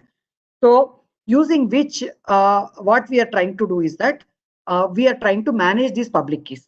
Okay, we are trying to manage these public keys. Okay, so what is that we are doing? See, we should have a Chief Controller of Certification Authority, CCA. We have certification authorities who try to verify. There are RAS registration authorities who support the CAs in verifying the credentials. CA will issue, RAS will verify on behalf of CAs. So like that, and we have the directory services where the digital certificates are maintained. What if the key is compromised private key? There should be a revocation certificate like that. There is a kind of infrastructure which is enabled in order to manage this kind of digital certificate. That is exactly called as a public key infrastructure. Okay, also called as a PK. Okay. So public key infrastructure is a set of roles, policies, hardware and software and procedures needed to create, manage, distribute, use and store digital certificate and manage the public key encryption. Okay. So the purpose of this is to facilitate secure transfer of information for a range of network activities like e-commerce, internet banking or any kind of thing. Okay. So you can go through later, just gives a pictorial representation. Also over the network, the nonce and timestamp are very crucial. See, it may happen, see, as part of our messages which are exchanged between the client and server, it is possible that adversary may try to tap the communication, they can replay after some time. Okay. So timestamp is very important, the time at which it is dispatched, all that we should record so that we can avoid replaying after some time. Okay, we'll get it, okay, whether it's a old message or similarly some random numbers as part of the messages, nonce it is called as. These will also help to detect the replay.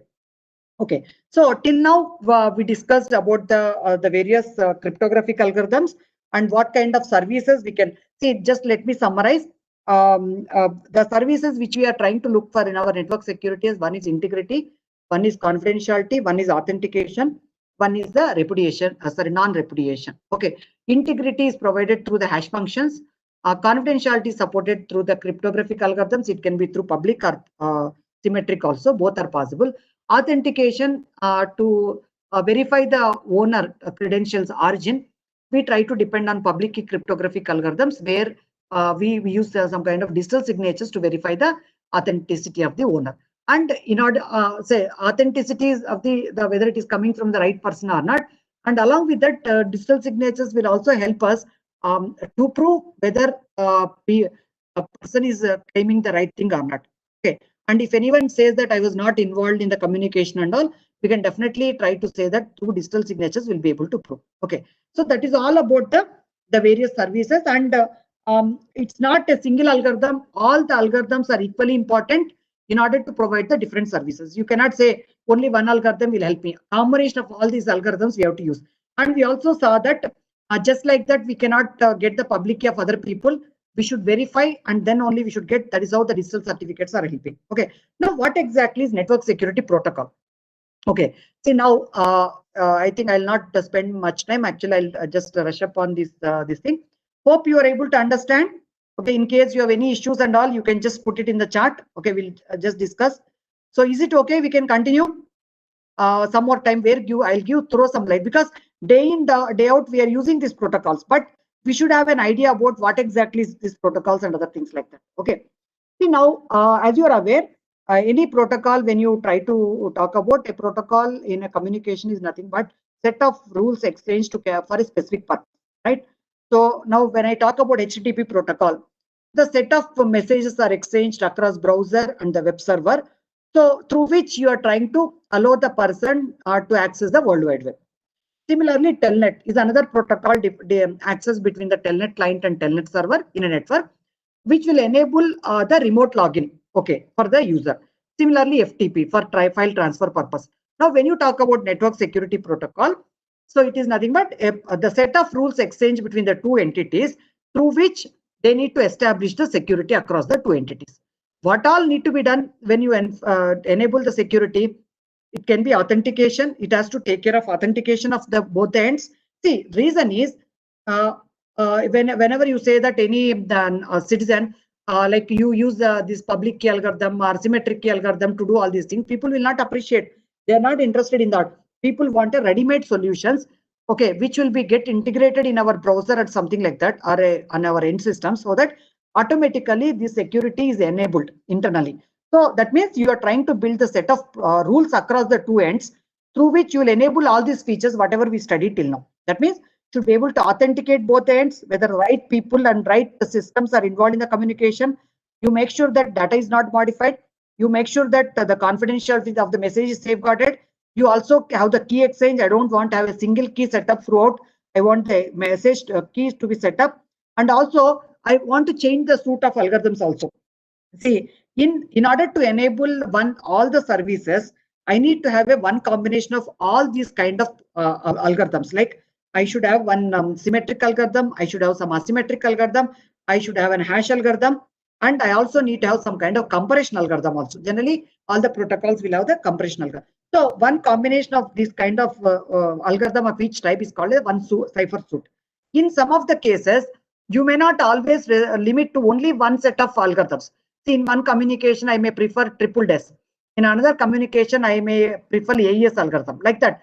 So if the protocol internally helps me to negotiate the cipher suit, it is always better. It will give me the better security. Okay, like that. We should try to design network security protocol through the set of rules internally, in order to enable all these things by using the functional box which we discussed till now. Like we use the various cryptographic algorithms. Okay. Now the question is, okay, we will discuss on this particular thing. Where do you want to provide these rules? Whether you want to enable at application layer, transport layer, network layer, or at the lowermost link layer. Where do you want to provide this particular thing in the protocol stack? So just you can very common sense we can understand. Whenever you try to enable at the application level at both ends, that means as part of the application. Like for example, if you take the example of SSH, secure shell, okay, it is enabled between the client, SSH client and SSH server. Now what happened? This application is defined in such a manner that all the communication between the client and SSH client and SSH server is encrypted or secured. Now, when the data passes through the protocol stack at one end, sender end or receiver end, the payload will be treated, whatever payload received from the application, okay, whatever data it is received, whether it is a normal or encrypted, it will be just treated like a payload by the lower layers. And because the headers and all are open, because all the other layers of the protocol stack, they are not doing anything, and headers are added by each layer, so that these headers will help you to communicate or route the packets to the proper destination. They are not doing anything, whether it is encrypted payload or normal payload, it will be just treated like a payload and sent to the right machine. By using the headers, it will be routed and given to the destination. Once the payload is received, the receiving end SSH server will know what has to be done and it will try to do it. Whereas if I try to deploy the security at the lower layers, I may be encrypting more details like headers and other things, but my intermediate devices need to be aware of the details which are encrypted as headers, so that they'll be able to route. So as you go down in the protocol stack, deployment of security protocol, you may be able to encrypt more details, including the headers and all.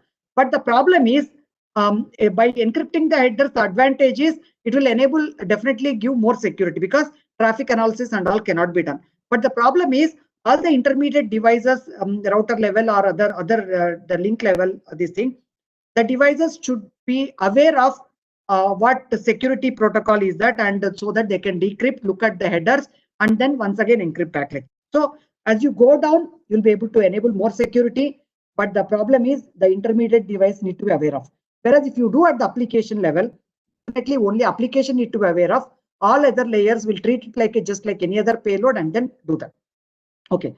Now over the period, if you look at it, the various security protocols have evolved. Okay. From 90s, secure electronic transactions and pretty good privacy. See, SET or secure electronic transactions is a protocol which is meant for banking across the vendor, customer, and the bank. Whenever something is purchased by the customer through a particular vendor and bank, to secure all these operations, SET protocol is designed. Okay. PGP or pretty good privacy is again a protocol which is meant for file transfer operations. So all these protocols are internally making use of the cryptographic algorithms which we discussed till now. So later over the period, like SHTTP or something is made. Presently, if you look at it, after that, around in the 2000 or so, or initial or 1998 or something, at that point of time, Netscape has come out with something called SSL, Secure Socket Layer. What is the objective is, rather than trying to build a protocol specific to the application requirement, why don't we try to generalize the security requirements for all TCP based applications and evolve a protocol, so that irrespective of whether it is HTTP or FTP, SMTP, if it is a TCP based application, it can try to enable the security in this manner. That is how the standardization has come at the transport layer security, which is received just above the TCP. And later, in 2004 or something, 2 and other things, people have come out with IPsec kind of solution, where IPsec, the security is enabled at the security protocol is enabled at the IP level. That is what we call as a IPsec VPN, SSL VPN, IPsec VPN, like that. We try to use the different terminology. Okay. All these are nothing but the security protocols which are going to provide secure communication between the two different ends. It can be at the application level, or it can be at the transport layer, or it can be at the network layer. When you do talk about network layer, it does not worry whether it is a TCP packet or UDP packet, nothing. For IP layer, it is basically incoming packet and outgoing packet. That's it. Okay. It can be TCP or UDP. It can try to apply the security like this. So just let me take, I think, another 15 minutes or so. I think by 4:45, I will try to wind up the session. So just if you have any doubt, is it okay? You understood the importance of network security protocol? Hope you understood what's the importance of this particular thing. See, network security protocol is nothing but we are trying to enable, design a protocol, network security protocol, through by exchanging the set of rules across the two ends, you are enabling the various network security services. How you are enabling, for that we depend all the algorithms and other things, whatever we discussed till now. Okay. So pretty good privacy is something which is the application level security, which is used basically for file transfer encryption, as well as also for the email encryption. So which was primitive kind of thing. Okay. So which is developed by Philip Zimmermann, meant for email security, can be used for securing files. See, what happened is, even email is treated like a file. It is basically you can integrate with your email system, but the problem is email is also treated like a file. So whenever it receives or whenever it sends an email or wherever it is, it treats like a file and carries out the encryption and decryption. Okay. So PGP integrated with mail systems are also available. Okay. So how it is going to, what all the things it is going to do is that it is going to provide authentication. It is going to provide, see, these are ready-made solutions. I should not worry about how I should use public key algorithm, private key algorithm like that. As a responsible person to secure my networks, I need to know the suitable solution. I need to deploy. I need to know the services given by that and use it in our networks to secure the infrastructure. Okay. Now PGP provides this kind of security, authentication, confidentiality, compression. Okay, Radix 64 conversion. I will explain you what is Radix 64 conversion for email compatibility segmentation. We will understand that with a pictorial representation. Okay, so very simple. Whatever we understood till now, from that you can understand within no time. So how it is going to do authentication? Just you can see that message first. It will pass through the hash function. Okay, or it will give the message digest. Okay, now message digest will be passed through public key cryptographic algorithm with sender's private key. Now this will give the digital signature. Okay, signature which will be sent along with the message to the other end. Okay, so with this this particular, by using this one, you are able to enable the authentication. Now what we'll do for the confidentiality purpose and all. Okay, now another step, see, to reduce the size and other things, it will also use the compression stage. Once it is compressed, then it will pass through the encryption. So what is the encryption we are talking about will depend on the symmetric key algorithm. Once compressed, okay, this will pass through the symmetric. As you are aware, IDEA International Data Encryption Algorithm is basically a symmetric or secret key algorithm, which will use a key, okay, session key, okay, and then one-time session key, and then it will encrypt that particular thing. You will get a, okay. Once you have this, the session key, how you will try to give it to the other end? With the receiver's public key, you will encrypt the session key. So that you will end up with a, what is that? Encrypted key. Okay. Now this will be encrypted message and key will be sent as a file with the image. See, now what happens is it will go through the encoding phase. Okay. Conversion stage, Radix 64. The idea is once you encrypt a message, you end up with scrambled data, which may not fall in the email compatible characters. Okay, email compatible ASCII or Unicode, no, it may not fall in that category. It may end up in some kind of binary data. So when it will end up into some binary data, the email systems may not accept, especially primitive email systems like before your MIME headers and all, the email systems may not accept. So for that reason, to make the data compatible to the email systems, it will pass through the Radix 64 conversion for email compatibility. Okay, so that is how the Radix 64 conversion will take place. Okay, and also to take care of the sizes, restriction on maximum size of the message and all, it will have a mechanism to divide into segments, and the receiving end again it will try to reassemble the things. Okay, so these are this thing. See, now format, there should be a specific format. The details should be structured in the PGP system. So the receiving end email system, whenever it receives the file and it should be able to get back. So this is the data structure. So the session key encrypted with the receiver's public key. This is the fields for that. Then actual signature of the document. And here message digest, which is encrypted with sender's private key. Okay, actual message, which is encrypted. Okay, and the entire thing will be passed through Radix 64. So this is the format of that message and where the keys are used.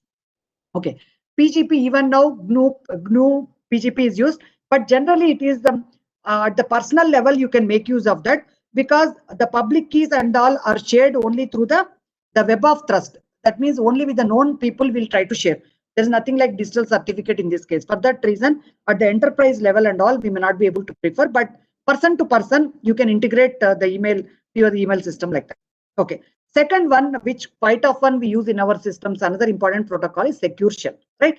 So it is again a client server application, just like Telnet, FTP. Whenever you want to log into the remote machine securely, we depend on this. Okay. So just like between it is an application level security solution between the SSH client and SSH server. A security handshake will take place, which will do strong authentication, integrity, and confidentiality. And again, verifying the server can be done either with the normal password or even with the public key, with the certificate kind of thing can be done. Okay. Once negotiated, you have a secure channel created between the, see, that's how you can remote machines you can access. Once you have a secure shell to the remote machine, through that you have multiple other protocols also can be used, FTP and other things internally, but outer layer will be your secure shell. Okay. So these again the similar direction. Okay. If you want, you can go to the, see, another very important thing which we use on a basis is that HTTPS protocol, which is nothing but, as I told you, this is basically standardization at the transport layer. This is a standardization done at the transport layer.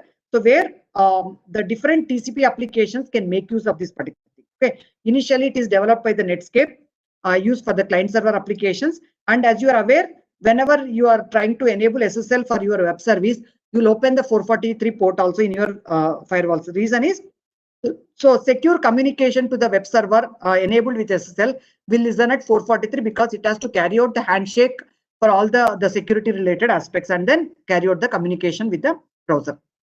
Okay. And whenever it is enabled with this thing, you'll have the URL with HTTPS. Okay. So that is a kind of. So where it resides deployment, it is going to reside at this particular layer. So secure socket layer is just below the application and above the transport layer. It is a generic APIs are created so that any kind of TCP based application can use it. Okay. So SSL protocol is structured as 4 sub-protocols. Okay. Handshake protocol, chain cypherspec protocol, alert protocol, and the record protocol. Okay. I'll discuss one after the other. Okay. So maybe I will go to the next slide and then come back to this. Okay. Just see here how the secure socket layer is going to work between the client and server. When I say client, it is your web server. Client means your, it's browser, and server means web server. Same secure socket layer you can even enable for your FTP. Then client will be FTP client and server will be FTP server. Similarly, any other TCP application. Now, when you are enabling between the client and server, that is a browser and server, internally, this is the way the protocol works. The client will send a client hello message to the server. All these things are hidden to us because SSL, whatever is integrated between the browser and server, okay, will do all this job for you internally. Okay, so that means it is transparent, hidden to you, and then and you are just given a confidence that things are happening internal. That's it. So as an engineer or as a person managing our networks, if you want to really see whether it is happening or not, for the website, when you are accessed with HTTPS, you run the Wireshark and check what is the kind of messages. There you will see the client hello and other messages packets flowing between the client and server. So what it is telling in the first message is that what is the SSL version available at the client, the time at which this message is dispatched, and the list of cipher suit list at the client. Whatever the suits are available, okay, in one suit it can be ID algorithm, in another suit it can be advanced encryption standard, like that we can have. And a suit means a combination of one algorithm of each type, like public key algorithm, secret key algorithm, like that, compression algorithm, hash algorithm. A combination of it is one suit. So for every communication, you require one suit of algorithms. Multiple suit can be managed and you can select one out of it. Okay, what server will say, I have this version and this is the time at which I am dispatching this message. and it says that let us select to this particular cipher suit. Once the list is sent by the client, server will select the specific cipher suit, and client has to verify the server.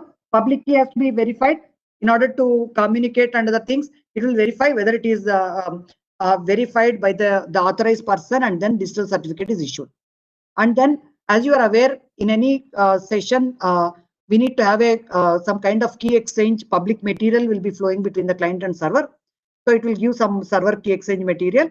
And if server want to verify the client, most of the time it may not be required, because the clients verifying the server is more important, because online service, if you look at it, many people will end up with the fake services. So we should know whether it's a genuine or something. Otherwise, if you want a stringent the two-way thing, you can expect server also can expect the client certificate, and server will say hello message dies done. And client, what it will do, if server has requested for the client certificate, it will push and send the client key exchange material, and then certificate verify status, whether it has successfully verified. Once all these things are done properly, it has verified and it has agreed upon the algorithm and key is set up, it will say one message telling that chain cipher spec is a sub-protocol which is residing in the handshake protocol. This entire thing is a handshake protocol of secure socket layer. Okay, these are all the messages happen initially, where they agree upon the cipher suit, they agree upon the verify the certificate, the other end with the certificate, key exchange will be done, all these things will be done. Once this is done, a single message is embedded. A chain cipher spec is a sub-protocol under the SSL, but it is embedded within the handshake protocol, which will say that now I am agree upon to these parameters and say I am coming out of the handshake protocol. Now any communication flows between the client and server, I will apply this security. Similarly, server also says, yes, I am agreeing upon to this, changing the cipher specifications to these new things which we agreed upon, and it says finish. Now this entire thing is a handshake protocol. Without your knowledge, this is happening between the client and server whenever you connect from the browser to the server. After that, your actual data keeps moving from whatever you requested for in the browser. Whenever you connect to the banking site and other things, it will start going. In addition to that, just let me go back to the handshake. We discussed about handshake, cipher spec.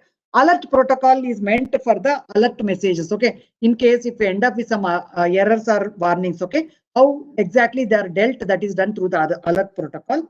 And record protocol is the one which will apply the security in the real time when the data flows in. That I will try to take it up in the next slide.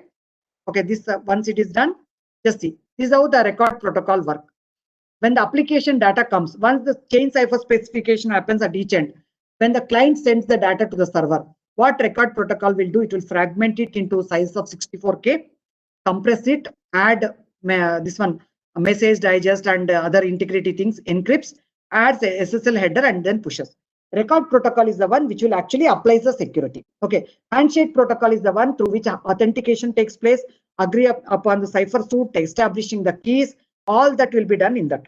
Whereas record protocol will try to apply the security, whatever is enabled through the handshake. All these things are done internally in your SSL. Okay, initially it was developed by the Netscape, but looking at the importance of that particular thing, this is made standardized as transport layer security, okay, which is the next generation of initial SSL. Now IETF formed a SSL working group to create an internet standard protocol for security. Now they keep working, they keep evolving this particular, improving this particular protocol. This group will work on that continuously, coming out new versions, adding new cipher suit algorithms, more error codes, okay, and the variable padding lengths to strength enable more the security of that particular systems rather than depending on only one pad length like that. Okay, that is about transport layer. I think this we are using in day and out and HTTPS, and we can enable further for even other protocols, FTP and Telnet also we can integrate. Okay, the other most important security protocol which we use it is at the IP level security, IPsec. Okay, most of the time, okay, whenever we want to establish a tunnel, okay, secure tunnel over the public network, we depend on the IPsec, right? See, now the many times if you have noticed, people use the word VPN for SSL also, SSH also, as well as the IPsec also. Okay, SSH, which is a application level security, okay, which is for enabling a secure remote login. SSL is basically a transport layer security. For all TCP based standardized security is enabled through that. There also we use the word VPN. Now IPsec, which I'm talking about now, which is a security enabled at the IP layer. Okay, irrespective of the top layers, whether it is a transport layer, UDP, TCP, whatever it is, they all can make use of this particular thing. Even in this case also we use the word VPN. SSH VPN, SSL VPN, IPsec VPN, like that. What exactly is a virtual private network word in the sense? See, you are using the public infrastructure, but you are getting a feel of virtual private network, okay, because of applying the security. That means whether you go for SSH or SSL or IPsec, we are using some kind of public channel, okay, shared channel to communicate with the securely with a particular entity with the other end. Though we are using the public network, we are getting an illusion or a feel of having a private network because we are using the security enabled through this protocol. That's why we call it the virtual private network word. Okay. Generally, IPsec VPN is used across the gateways. Okay, it is something like that. So from one network to the other network, okay, normally within the network, what we feel is they are all trusted people. Within a network, we may not enable this kind of security. But let us say we have branches located across India and we want to interact with the headquarters like that. Okay, now from one branch to the headquarters or another branch or something like that, when we go through the public network, then we want to, while going over the public network, that is the internet, we want to enable this particular secure tunnel. Okay, so how we do that? At the gateway level of branch A, gateway level of headquarters, as well as a branch B, we mentioned that we configure an IPsec here. We say that at branch A, all outgoing packets to this particular IP corresponding to the gateway of headquarters has to be secured. From branch A gateway, I may be interacting with so many other machines over the internet. But one of the thing is headquarters gateway. What I will configure, all the communication going outside my network, okay, to this headquarters. So with this destination IP, we need to secure the communication. So that I will configure. Similarly, incoming packets coming from this particular gateway, headquarters gateway, this thing have to be decoded because they must be secured. Now same thing headquarters also will apply. Similarly, headquarters will apply security with the branch B also. Whenever I'm interacting with branch B, you enable the security. Like that, the IPsec will be configured and proper keys and all will be enabled at this particular gateway level, at the IP level of this gateway, so that a secure tunnel will be created across this particular machines. Okay, so IPsec is framework for security operating at the network layer. Okay, understood, right? Based on standards developed by the Internet Engineering Task Force, IETF. Okay, and what kind of services it is providing? Access control, which IPs you can communicate and other lists. Connectionless integrity. One interesting thing is here which we need to understand is that it is not connection oriented integrity. Reason is, in case of SSL, you can see that the entire connection session data can be checked whether it is intact or not. Whereas here it is only packet level integrity, because IP itself is a packet connectionless service. It will always treats it as a incoming packets and outgoing packets. So at the packet level only it can ensure the integrity. Okay, data origin authentication, whether it is from a rejection of replayed packets will be rejected. Data confidentiality you can enable, and limited traffic flow confidentiality, something you can try to take care of the headers also to take care of the more this thing kind of thing. Okay, so where you deploy this, generally the preferred one is pair of security gateways, routers or firewalls. Pair of host also we can do it across 2 different hosts on 2 different networks is possible, but it is not preferred. It will be a lot of overhead involved in that. And security gateway and host. See, normally when you enable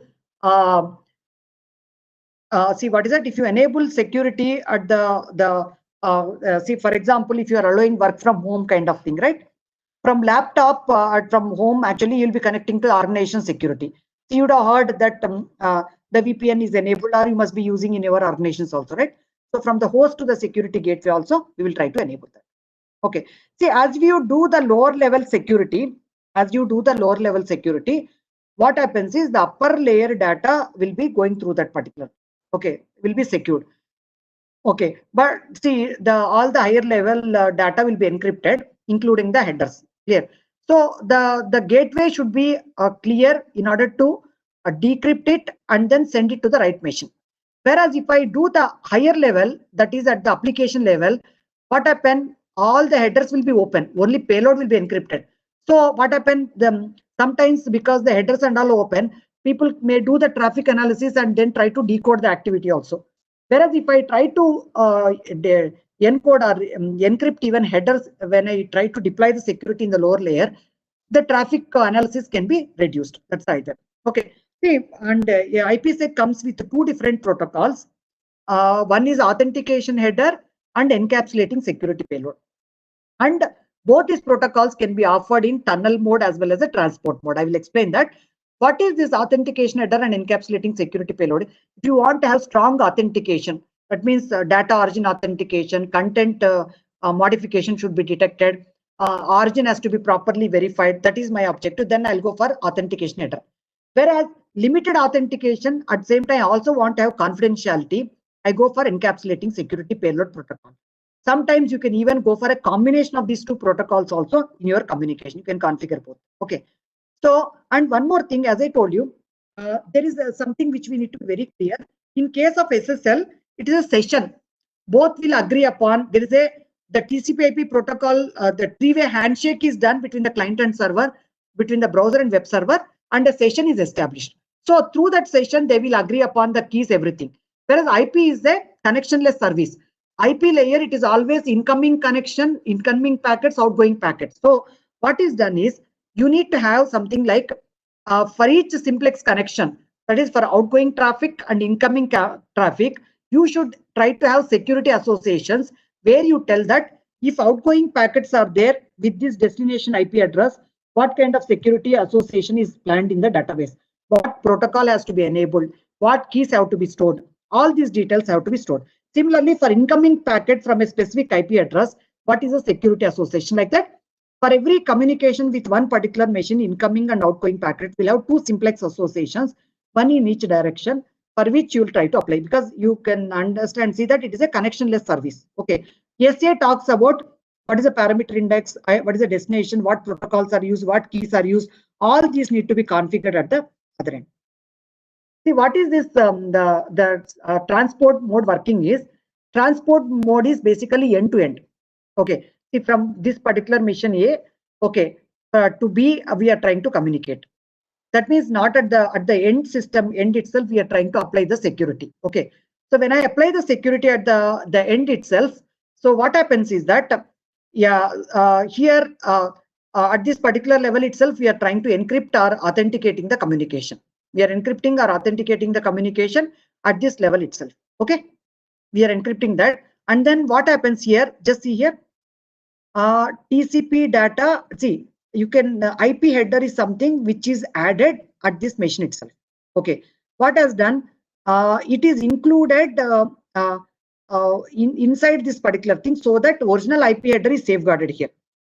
Original IP header is not closed, actually. It is not closed. It is still open. So what happened, what the gateway will do is that it will just receive, and whatever is received based on the original IP header, it will try to pass it to the destination. Once it comes to the gateway, this based on the IP, it will try to route it to the corresponding B, and the encrypted this thing, it will look at the, because it is done here, that the end system, it will explore, look at the IP header and then decrypt. So if you notice here, the problem with the transport mode is most of the details are still open here. Okay. See that you may be doing this, but original IP and all is still open. It is not secured. From which IP address it is initiated, all the details will still be available. See, now if I go for transport mode authentication header, you just look at it. Okay, so it is something like this. Okay. Original header, authentication header is added here, where it will store the integrity details of this particular communication. Okay.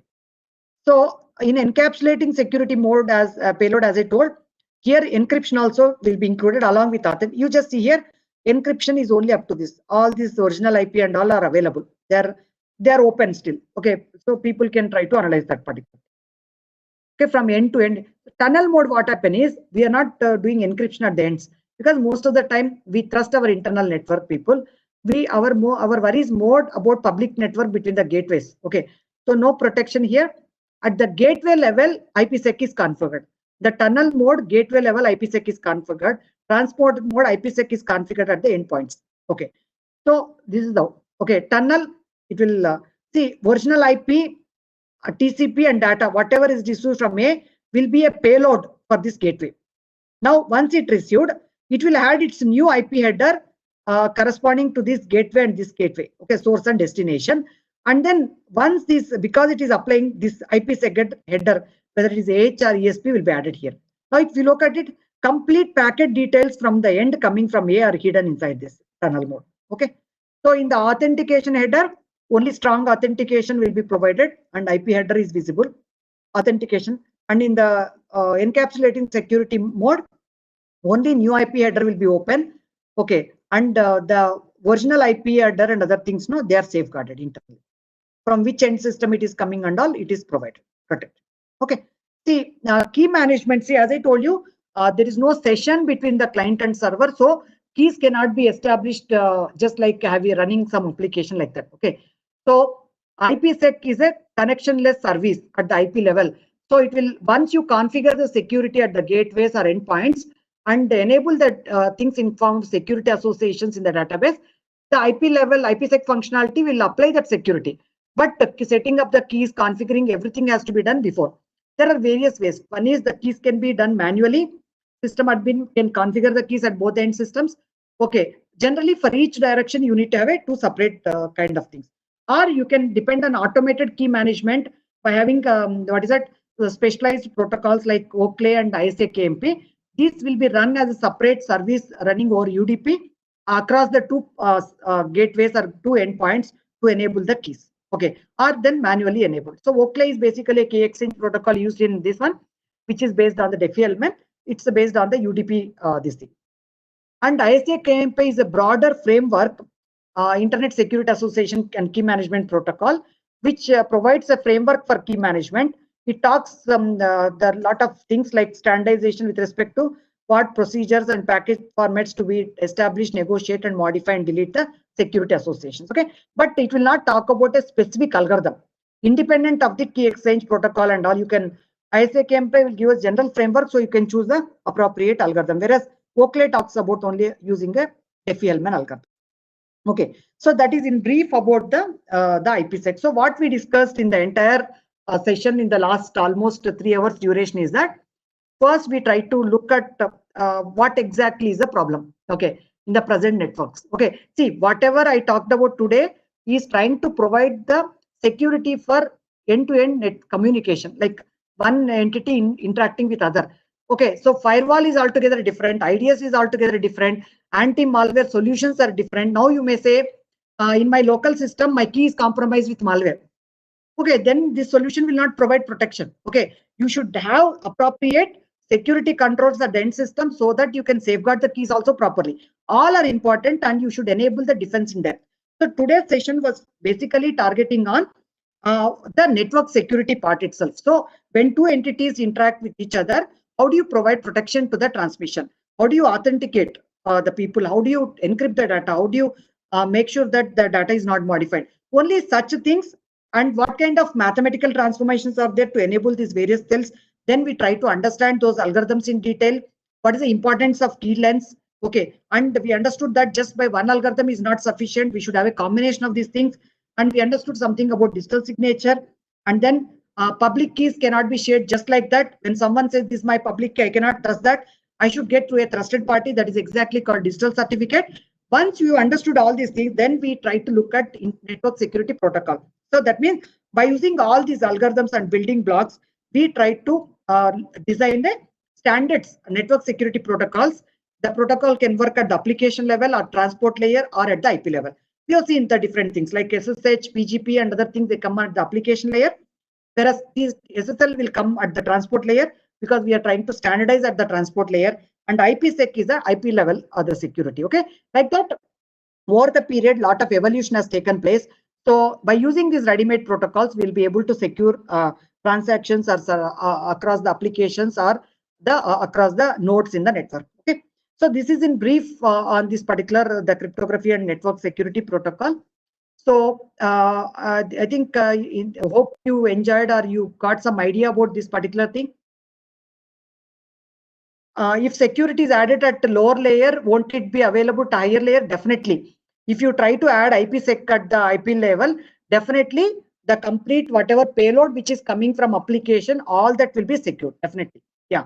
So when you go down, you are trying to provide better security. But the problem is that we lose, we all, because when you encrypt all the headers along with the payload given by the upper layers, we should have a mechanism to retrieve the headers, decrypt.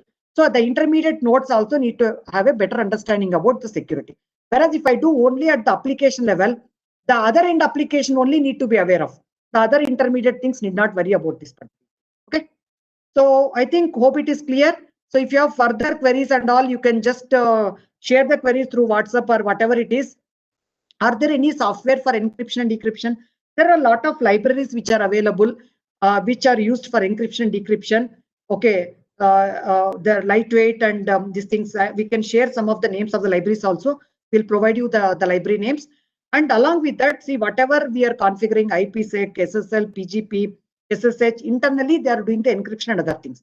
Whereas if you are trying to build your own software, then in that particular case, we should look at cryptographic libraries. Okay, so that you can enable them. But otherwise, SSL, all these things are internally using all these kind of things. Okay, so that is in brief. See, OpenSSL is one library you can always look at, which will give the encryption and decryption kind of thing, and certificate generation, all that is possible. It has got cryptographic algorithm and other things. Okay. Okay, thank you very much for your attention in the last 3 years. Hope it was useful, and if you have any issues, we will interact further. Thank you one and all. Thank you, Naresh. Sorry for taking another extra half an hour. Okay, thank you.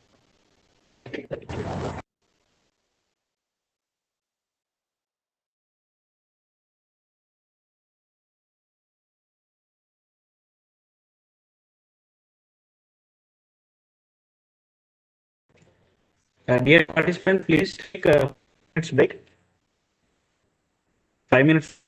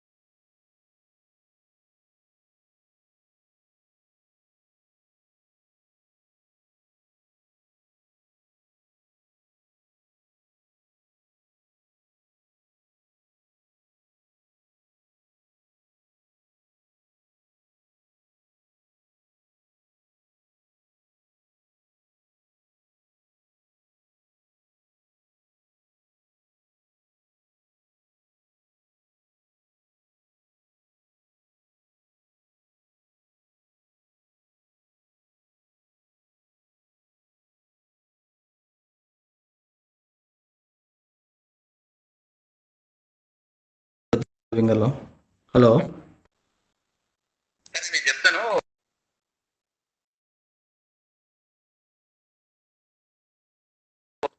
Hello. Yeah, you are audible. Audible. Okay, okay, fine. So now, like in the today's session, I'm going to demonstrate you like Tiger, 1 minute.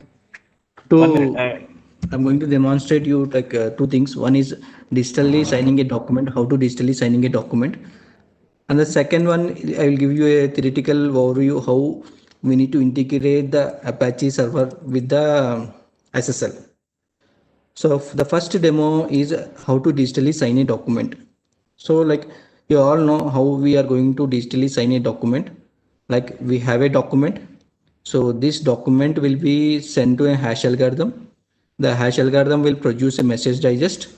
So this message digest will be encrypted with the private key of the like whoever is signing it. So once the message digest is signed with the private key, what we get is a digital signature. So this digital signature will be appended to the original document. So the original text along with the digital signature, we call it as a digitally signed document. So when I say digitally signed document, it contains this text, original text plus digital signature. So the advantage of digital signature is that like we can prove that the document is not being modified, is not tampered, and the particular digital document is signed by a particular person. Suppose we want to verify whether this digital signature is valid or not. So like first we will be computing the hash of the original text. So like original text. So what you get is a message digest. So for the original text, so once we have a digitally signed document, if we want to verify whether the digital document is valid or not, the first step is to do compute the hash of the original message. So the original message is nothing but this, the complete text till this point, complete text till this point. So this will be passed to the hash algorithm. So the whenever you pass the text to a hash algorithm, it will produce a unique unique output which is of a fixed length. So the hash algorithm always will give you the fixed output. So that we will be calling it as a message digest. So this message digest is the hash of the text, hash of the text. So now what we do is the second step is like we have a digital signature here. So this digital signature is decrypted using the public key. So since the public key is known to everyone, using the public key, this digital signature will be decrypted. So once we decrypt this digital signature, you get a message digest. So now you compare both the message digest. If both the message digest are same, it means that the document is valid. It is not tampered and the particular document has been signed by a particular person. So this is how digital signing will be done. So now we'll see the demo part, how we are going to digitally sign a document. Like in the earlier class, I think PKI is covered, public key infrastructure. So when we have a PKI infrastructure, like we generally have a root CA. So on the left side of the screen is what PKI, public key infrastructure. So we have a root CA. So root CA something is called as a is a one that will issue root CA is always a self-signed, which will be on the top of the PKI, which is a self-signed. So this root CA is going to delegate the powers to the CAs. CA is nothing but a certification authority. So we have a root CA. Under the root CA, we have several CAs under the root CA. So the root CA is one that will delegate the power to the CA.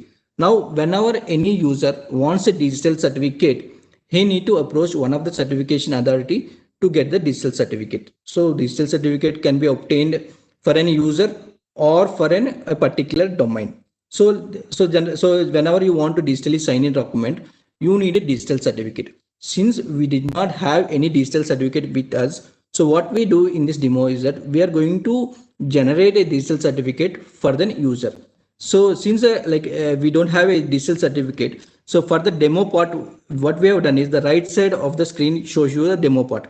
So here in the demo part, what we are doing is that we are generating a self-signed root CA certificate, self-signed root CA certificate. So this root CA is going to give digital certificate to the user as well as the domain. So to show you the demonstration how we can digitally sign a document, we required a digital certificate. So since the digital certificate will be given by a trusted CA, so like I'm not going to show you signing with the original digital certificate of original certificate. What we do is in the demo, we plan we are going to implement a root CA, which is a self-signed. So this root CA is going to give a digital certificate to an user. So once the user gets a digital certificate, he uses his digital certificate to sign a document. So this is what we planned for the digitally signing a document. So like we have OpenSSL tools, which is available both for Windows and Linux. So using this OpenSSL tool, we can actually digitally sign a document. The OpenSSL tool is in an open source implementation of SSL or TLS. So SSL means secure socket layer or transport layer security. So using the OpenSSL tool, we can generate a certificate. So these are the commands that need to be used for generating a CA certificate. And these are the commands that are used for issuing a digital certificate for the user. Okay, so first what we do is we generate a digital certificate for the root CA, that is self-signed CA, and followed by generating a digital certificate for an independent user. Okay, for an independence. Once the digital certificate of the user is generated, so we convert the digital certificate of the user and the user certificate and the private key into a PKCS12 format. The PKCS12 format contains digital certificate along with the private key. So the first step is to create a self-signed certificate of the CA, followed by the user certificate creation. Once we create the user certificate, we try to convert the user certificate into PKCS12 format, which contains digital certificate along with the private user. Okay, so these are the steps that need to be followed. So I'll quickly execute these commands. So this command will actually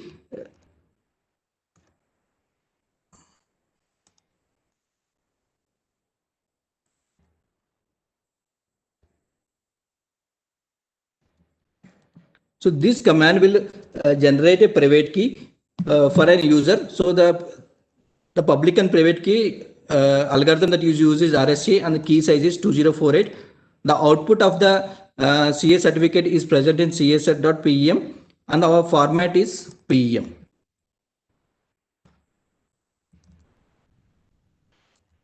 So it will prompt for the password. So we never store the password in a plain text. So whatever the password that you are entering, the private key will be encrypted using this password that you provided.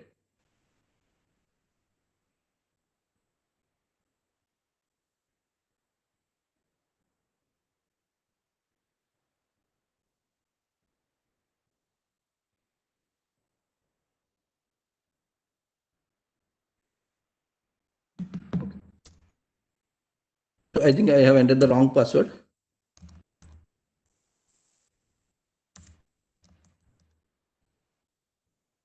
So whenever you actually generating a root CA certificate, you need to provide the details of the CA.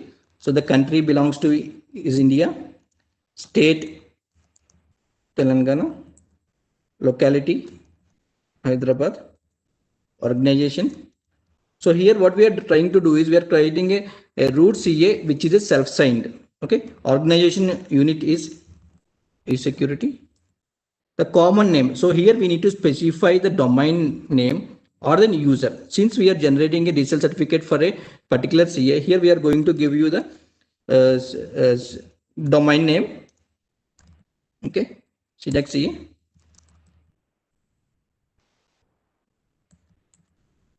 Okay, now if you observe here two certificates are created. One is two files are created. So this file represents the digital certificate of the root CA, and this is the private key. So I'll move both the files into a directory.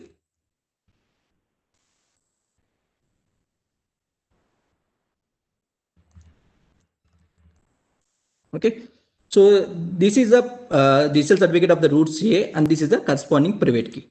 Now, whenever you want to view this certificate, you can use the following command: OpenSSL x509 minus in what is the file name? The file name is set.pm. Now out text. All the commands are documented in the document. For any like commands, you can refer the document. Okay. So this command will display the digital certificate. So the certificate version number used is 3. This is the serial number. So in the digital certificate, we mainly contains 3 things. The digital certificate contains to whom it was issued. Okay. So this certificate was issued to. This is the issued to. This is the issuer. Okay, so it contains to whom it was issued. Okay, so this is to whom it was issued, who issued it. Okay, so if you observe this digital certificate here, since it is self-signed, issued and issued to will be the same. The reason it is a self-signed means it is signing itself.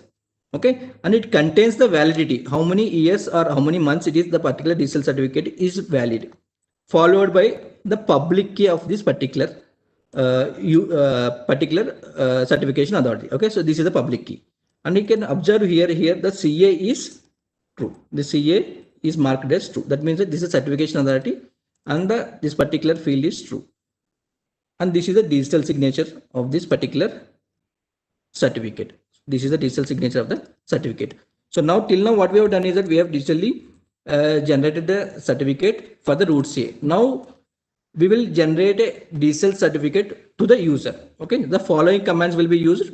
First we will generate the private key, followed by certificate signing request. This certificate signing request contains the details of the user.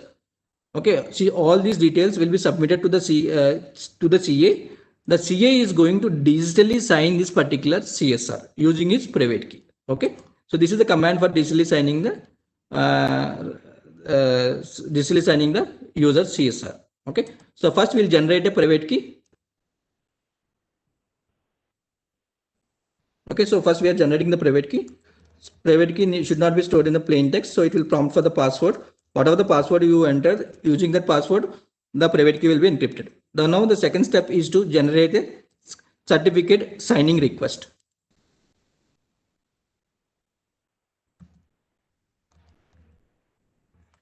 Okay. So like we need to provide the details of the user. Okay, so these are the details. Person resides in India. Okay, locality, organization unit, common name. So like we are taking for any user, so we'll specify here the name.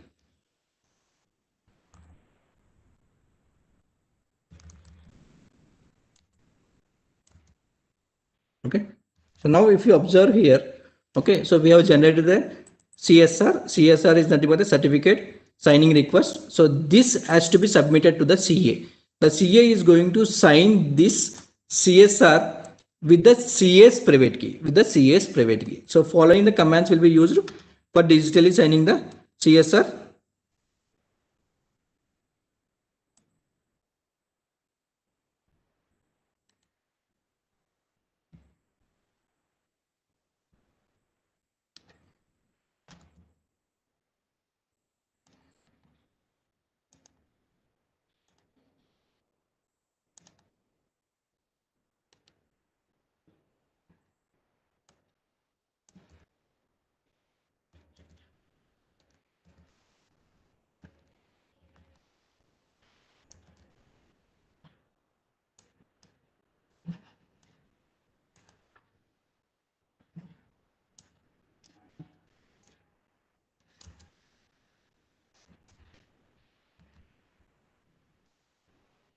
Okay, so like here we are saying that this is the CSR that has to be signed, and so this CSR will be signed by the CA's private key, and the corresponding public key of the CA is present in this particular digital certificate, and the serial number is 04, and output of the digital certificate should be written to the ramesh.crt. Okay.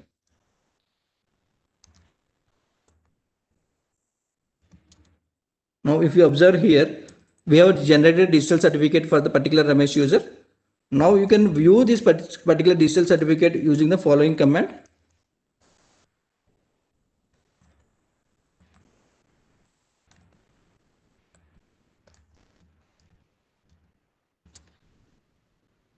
Okay, so this is the digital certificate of the user Ramesh. Okay, so this digital certificate is issuer. This is the issuer, means who has issued it. Okay, this digital certificate is issued by CDAC CA, and it was issued to the user Ramesh. Okay, and this is the public key. This is the public key of the user. This is the public key of the user, and this is the digital signature of this particular digital certificate. So now what we have done is that we have generated the self-signed CA certificate, and we have generated a user certificate which is signed by the CA. Now what we do is we will import the private key of the Ramesh as well as the digital certificate.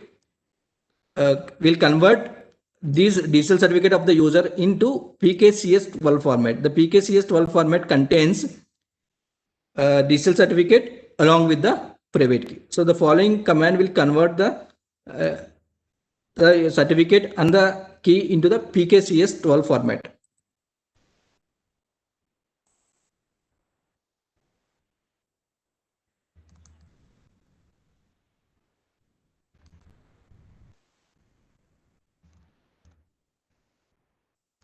Okay, so now if you observe here, we have generated a PKCS12 format, so which contains the digital certificate of the user and along with the private key. So this key has to be imported to a key store. The key store is the place where all the keys will be stored. So what we do is we'll open a Firefox. The Firefox will maintain a repository, okay, of digital certificates. So we are going to import the Ramesh digital certificate into the particular key store. Okay, select preferences,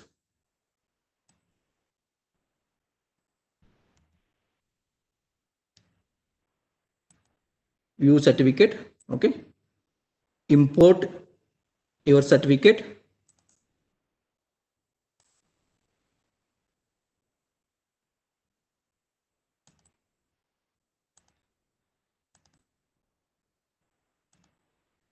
It will prompt for the password, whatever the password that you have entered earlier, re-enter the same password. Now you can see here your digital certificate of the particular user is being loaded to the key store. The key store is the place where your digital certificate will be stored. Now what we try to do is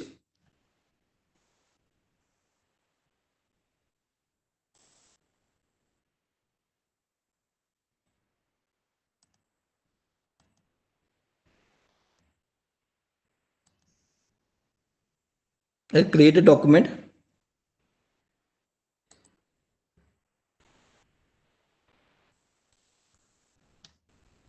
I'll save the document.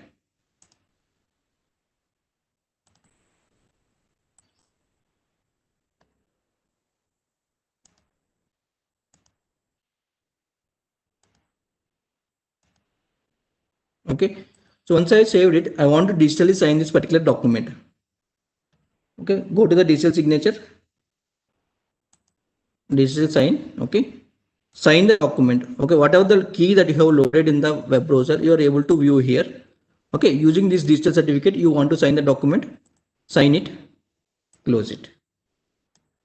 Okay, now you are able to see on the document that the signature is okay, but the certificate could not be validated. The reason is that you have uploaded the digital certificate of the user, but whether the digital certificate is valid or not, it is unable to validate. The reason is that we did not import the CA certificate. So along with the user certificate, we need to also import the CA certificate. So when we import the CA certificate, the web browser will automatically, or web browser or Word document will automatically validate whatever the digital certificate that we have uploaded is valid or not. So next step is to upload the digital certificate of the root CA. Okay, so go to the preferences.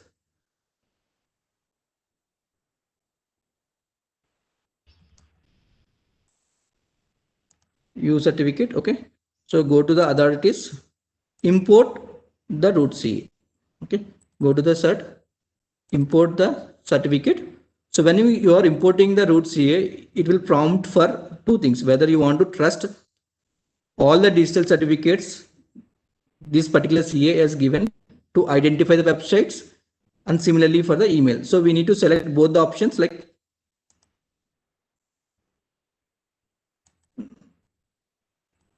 now close the browser. Okay.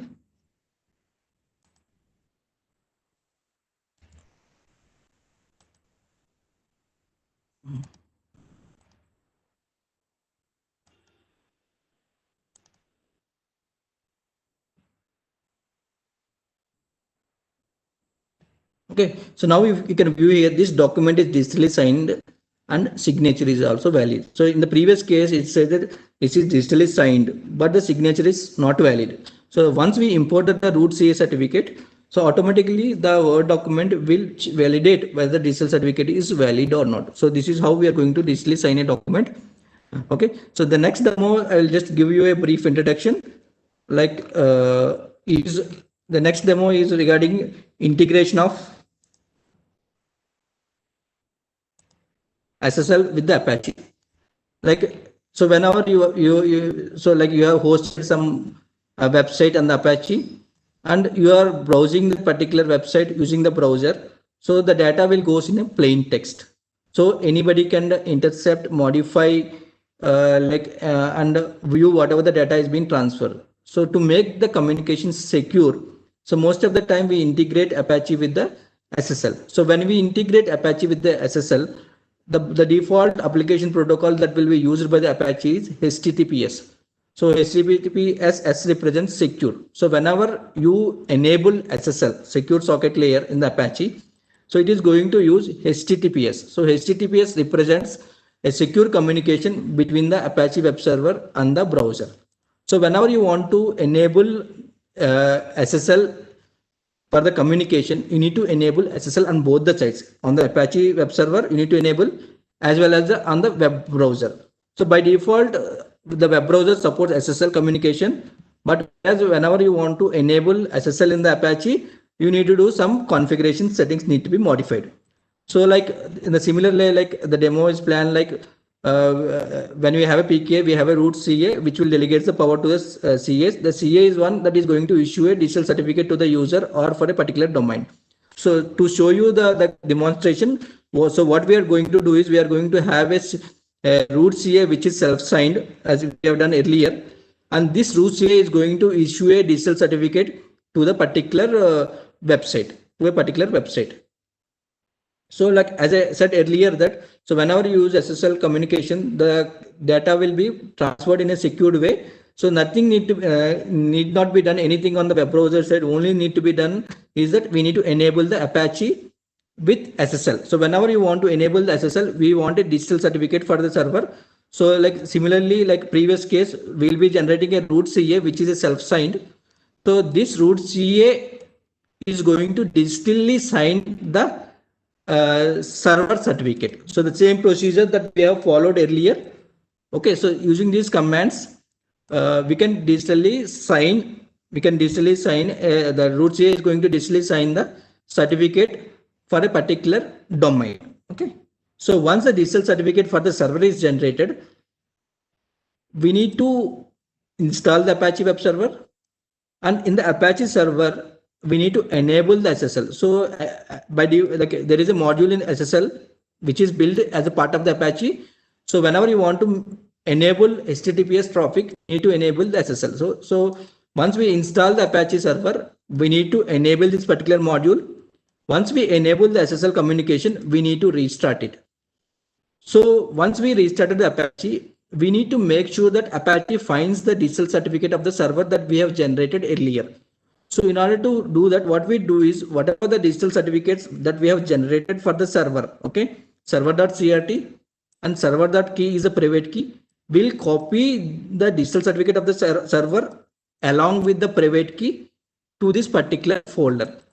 So like by default, the Apache is going to look in this folder for the digital certificate of the server and for the private key of the server. Okay. So now once we configure the Apache server, the following configuration also need to be done. Like whenever we need to open this particular file, like etc apache 2 sites enable this particular file and append the following lines to this. So these are the following lines that has to be appended to this particular configuration file. So like by default, whenever SSL is enabled, the data will be redirected to the port 443. The data will be redirected to the 443. So whenever the data comes to the 443, what you are saying is that you need to enable SSL. Okay, SSL engine is enabled, and you are say that SSL certificate file. So this represents the path to the part of the this path represents the digital certificate of the server. So this path represents the digital private key of the server. So like what we are doing is that we are telling the SSL that so whenever the data comes to the 443, you should enable SSL and the digital certificate of the server is this and the private key of the this particular digital certificate is stored here. The following information need to be appended to the configuration file. Once we have done, we'll reboot it and need to use HTTPS and the corresponding URL to access the particular domain. So when you do this, automatically the SSL will be enabled on the Apache web server. From the browser, you can access the particular URL. So you can follow these steps for enabling the SSL. The detailed documentation is available in the document. You can go through that. If you have any doubts, you can mail me.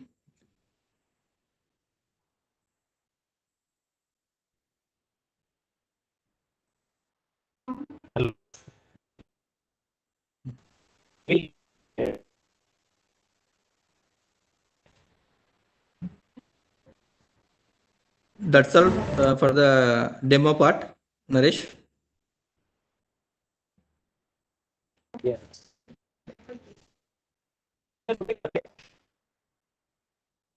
Because the participants has to leave by 5:30, so it is already 10 minutes late. So yeah, yeah, few people are. Naresh. Yeah. Okay, sir. If you want to show a demo for 5 minutes, please.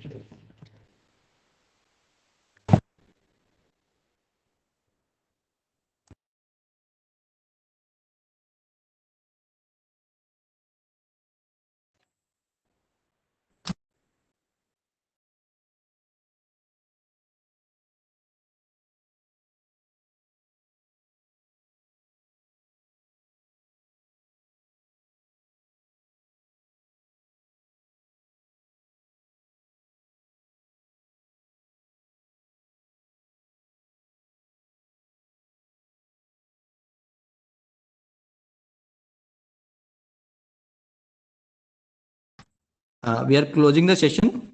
If any doubts are there, you can post in the group. We'll get back to you. Thank you.